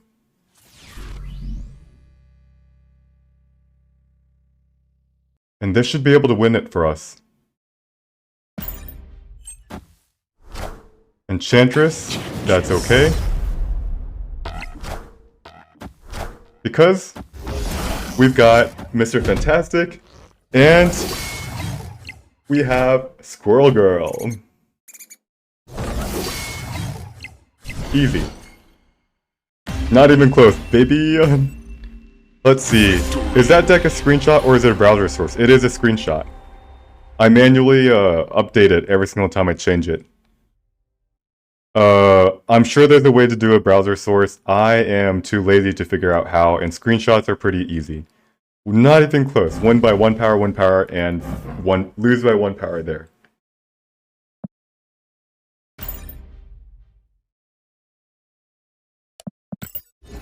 That was a good snap on my part. I think too many times there, they just cannot find the retreat.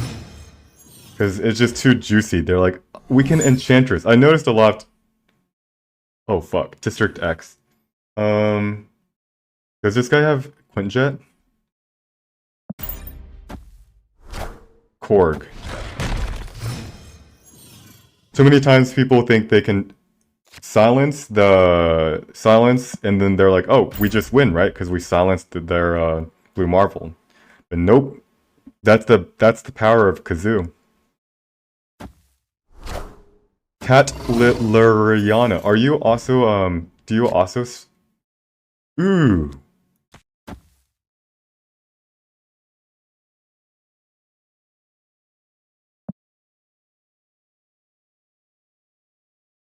Alright, is Bishop actually good? Now that we don't have... With Sinister London, it has to be at least not terrible. Psylocke? Psylocke.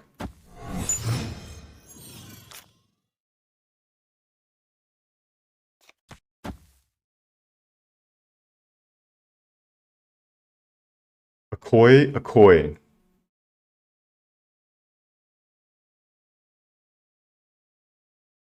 Then we play Punisher. Akoi. Is that even good? Akoi. This is going to duplicate here, duplicate. We're going to be full. We only have 4 cards that we can play. If we play a Mr. Sinister, by the way, we're going to run out of space very fast. So we're going to try a Koi. Avengers! Assemble. Assemble. And Domino.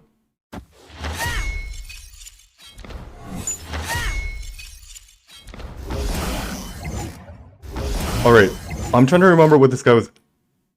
Whoa, whoa, whoa, whoa. Spider-Man is pretty good. Yeah? Yeah? Oh, snap. Oh, snap. Alright, good retreat on his part. We don't have pool 3 in our deck, but we can certainly draw and get it from District X. Yeah, this card on turn 5 in Sinister London locks 2 locations down. That's kind of hard to beat. And he retreats. Like, Proper Professor has been retreating very appropriately. We have never been able to get more than like 1 cube or 2 cubes from him. And that's the hard part about this climb. We're playing against really good players. This is not just like random rank 30 players. This is like the infinite players that I just faced when I was higher MMR or higher ranking. Alright, Ant-Man to Ant-Man. Basket, I think, is a human. Name sounds familiar, but I don't know if it's just another bot name that I've been seeing before. Alright, so now that we've seen that he has an Ant-Man, we're not afraid of any Killmonger business. Unfortunate that Clintar was here.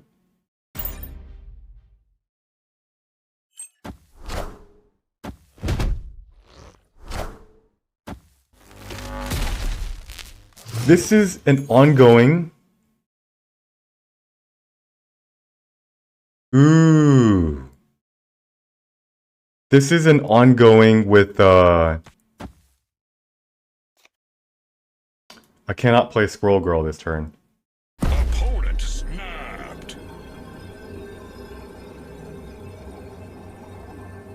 Alright, so he's not going to be playing into Jotunheim with the Professor X.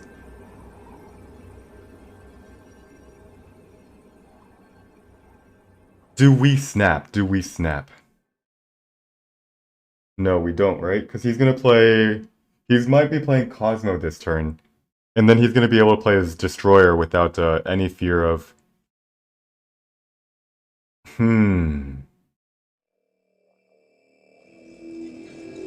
Electro. This is the ongoing with Electro deck. Alright, here's gonna be maybe Professor X. It's a Professor X. That's just really dumb that he did that. Alright. Now he gets to play Destroyer on this turn. But we don't really care. I'm gonna actually snap him. Because what's he gonna do? Play Destroyer, and then he's gonna play, what's that thing called? There's a Destroyer, right? Oh, that's a Sandman.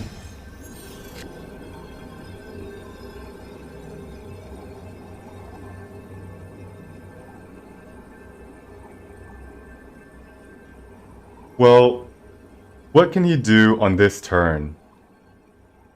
Right? He retreats, yeah. Yes, fuck yeah. Alright, so we have a Cosmo. It almost came down to a 50-50, but I realized that where would he play his Spectrum, by the way?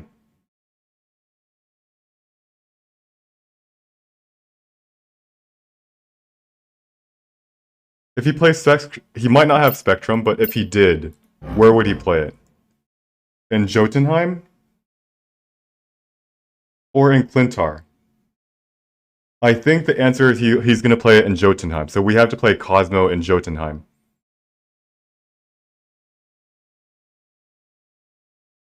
The reasoning behind that is if he plays it in here, and we play any card here, for example, he doesn't necessarily win Clintar with his play,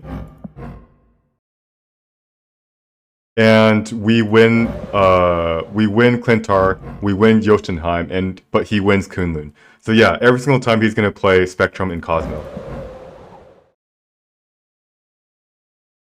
Cosmo is OG OP. I got 8 from an invisible N plus Hela deck. Yeah, that's so satisfying.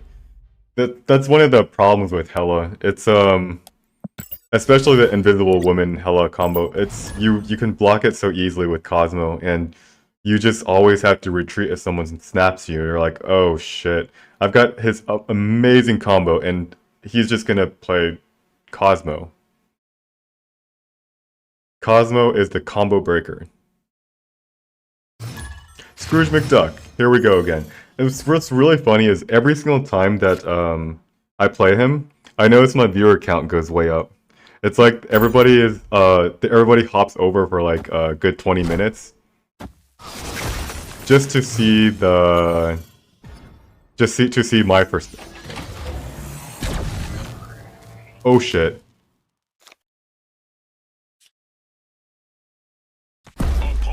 We run. We run.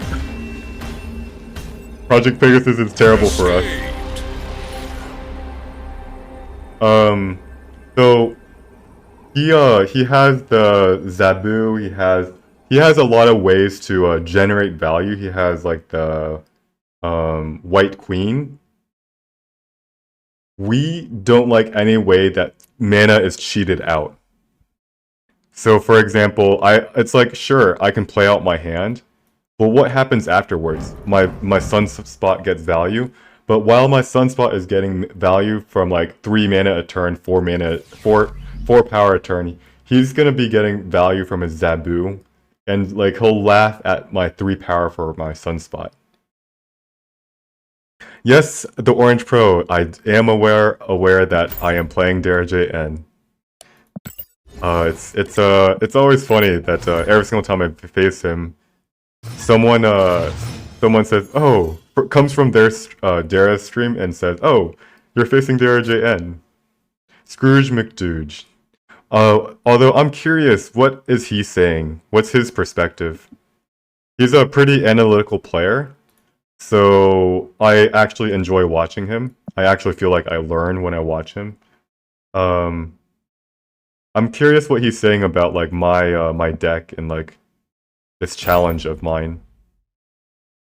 It is 11:50. I do have work tomorrow, so in 10 minutes I will call it a night.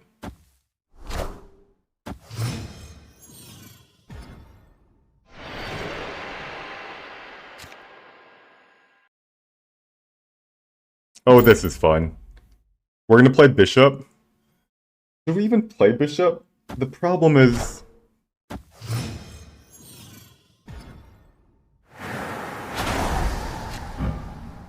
Is this a bot?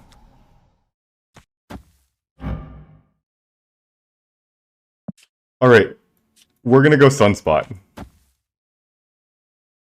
Bishop, the problem with Bishop is we play Bishop, we get 4 of them. We play Khazar, we get 4 of them. Well, guess what? We have 4 cards that we'll be playing of Island Silence. Bishop is gonna be only worth 3-5. And this might be a bot. We're gonna emote him and see what he does. I see this Inkified Psylocke, and yeah, this is a bot. Alright.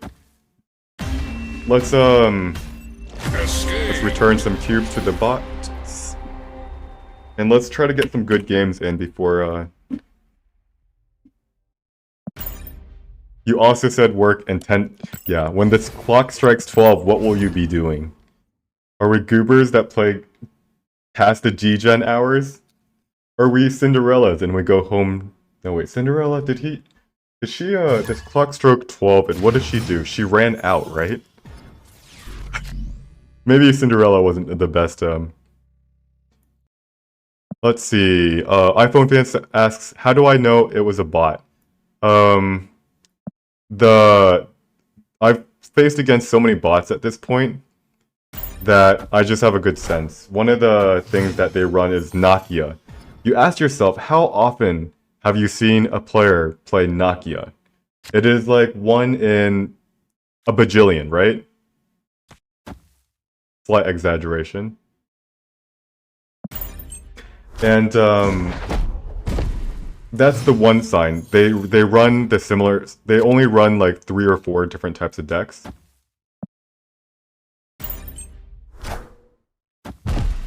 And the bot behavior is very predictable. You hit end turn, and after 3 seconds, they make their turn, regardless of how long you take. Yes, the cards are also a big tell. Inkified card backs without any sparkles. Like, check out my Ching-Chi. It's got nice sparkles, right? Bots, their card backs, when they're gold, they don't necessarily have sparkles, which is almost impossible. Crystal, wait. Wait, what? Crystal? Why did you want to shuffle your deck?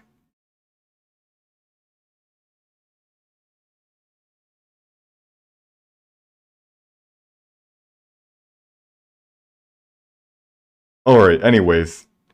Let's do Angela into Mr. Fantastic.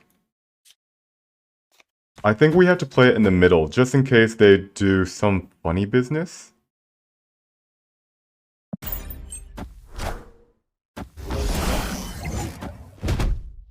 Zabu, but didn't draw Zabu. Does Zabu run Crystal?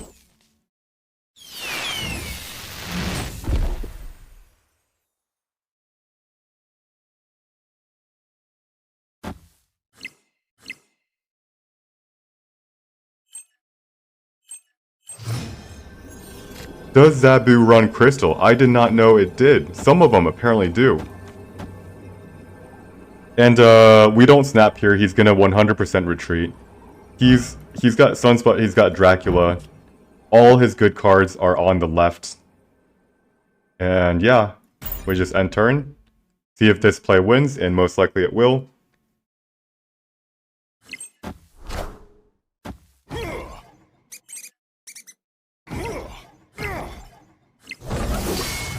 And yeah, we'll see. 3, 5. As long as it's not a Killmonger, we're okay. Sunspot. Jessica Jones into Goose. Alright, so looks like Drac Zabu, yes, but the weird thing is this Crystal, how does it help with Crystal? Victory. Like if your hand's so terrible you draw 3? Or is it drawing cards? Is it a card draw mechanic, or is it a cycle mechanic? As in, like, it exchanges cards in your hand? Or do you play it when you're out of cards?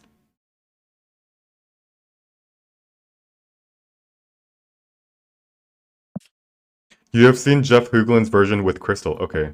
Yeah, I don't really watch Jeff Hoogland. Yeah. But if he made a deck with Crystal, some people will start playing it. Tan's Lexian. Hello, hello. I am on a bot alert. Boop, boop. I don't have a title I like yet. Tan's Lexian.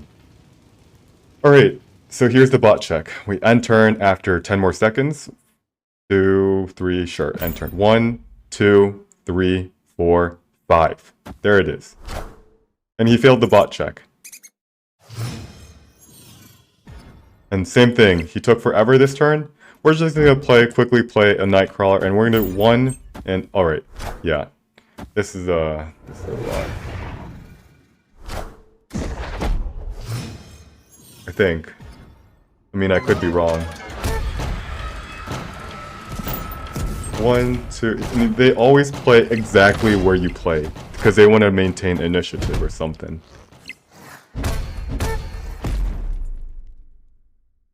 But this bot is a lose bot. And I think it's a lose bot because they're moving so quickly. So right here, they're gonna try to win this limbo. So it's calculating whether or not I should play a card in limbo, and it goes to the right, where it can win the murder world. Ant-Man, Patriot. Still don't, I'm pretty sure it's a bot. And yeah, that snapped. The turn 5 snap is the telltale sign. We're gonna retreat.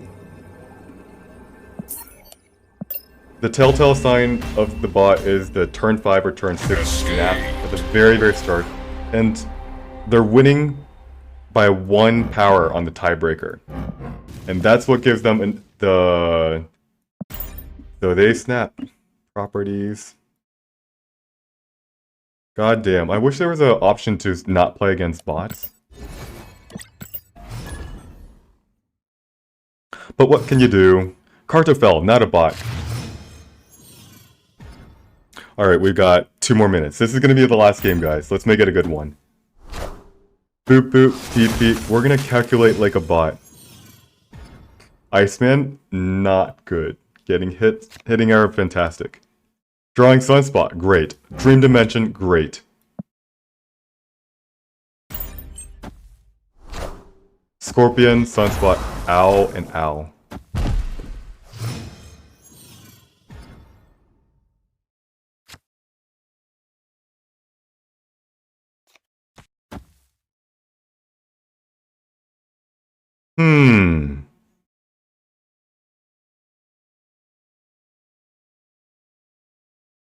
I think we had to play Cosmo for tempo, right? Just 2 power here. Armor. And it's gonna still be able to block something. Alright. Let's go Khazar here. White Queen. We blocked the White Queen. That's good.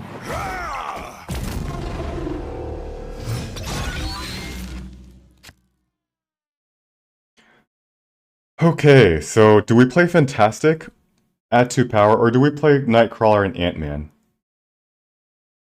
This deck, very high chance of running a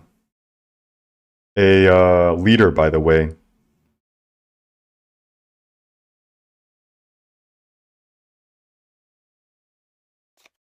So we play Mr. Fantastic, and then what?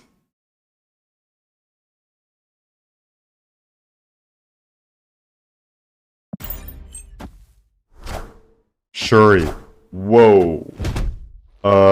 Shuri into leader is kind of scary.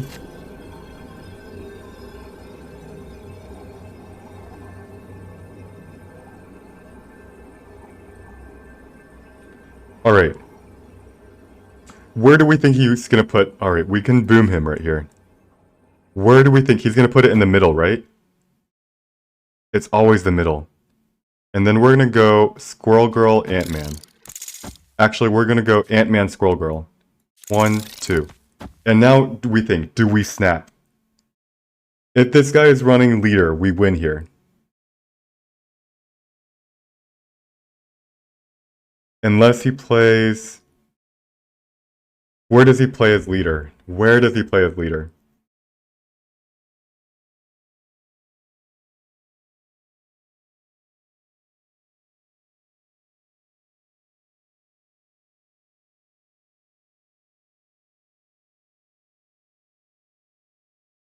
Alright. I'm gonna snap him. I'm gonna snap him. I think I might get snapped back.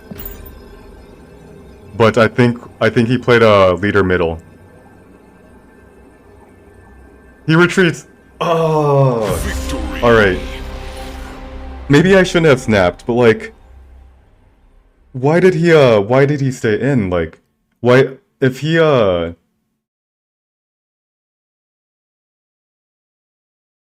wow, that was a good retreat on his part, but like, I thought he would have for sure stayed in for the snap. Like, is it possible that he doesn't have leader, for example? I was playing around leader, he stays in if he has leader, but if his best play was something like, let's just say, a Red Skull, he retreats, right? And because he knows we have Blue Marvel, and he thinks with Blue Marvel and Squirrel Girl, and it's like, yeah, he thinks he lost. So maybe it was bad to snap there. We lost a cube by retreating. Alright. Fool's Wisdom says you just looked at it. Howling Mind of Snapzone also started the season with it in his negative Zabu deck. Most people have mostly abandoned the idea. Like, people want to make the Crystal Girl work. It's a fun deck, and it's a fun card. They're trying to make an F tier card work. Alright, it is now 12 o'clock. I do have to call it a day. It's been a good 9-hour stream. Holy crap. So I'm going to go ahead and look for someone to raid. Got 140 viewers, which is insane. And who should I raid? Is Dara still streaming? And does anybody, if they're watching both me and Dara, do they know how long Dara will be streaming for?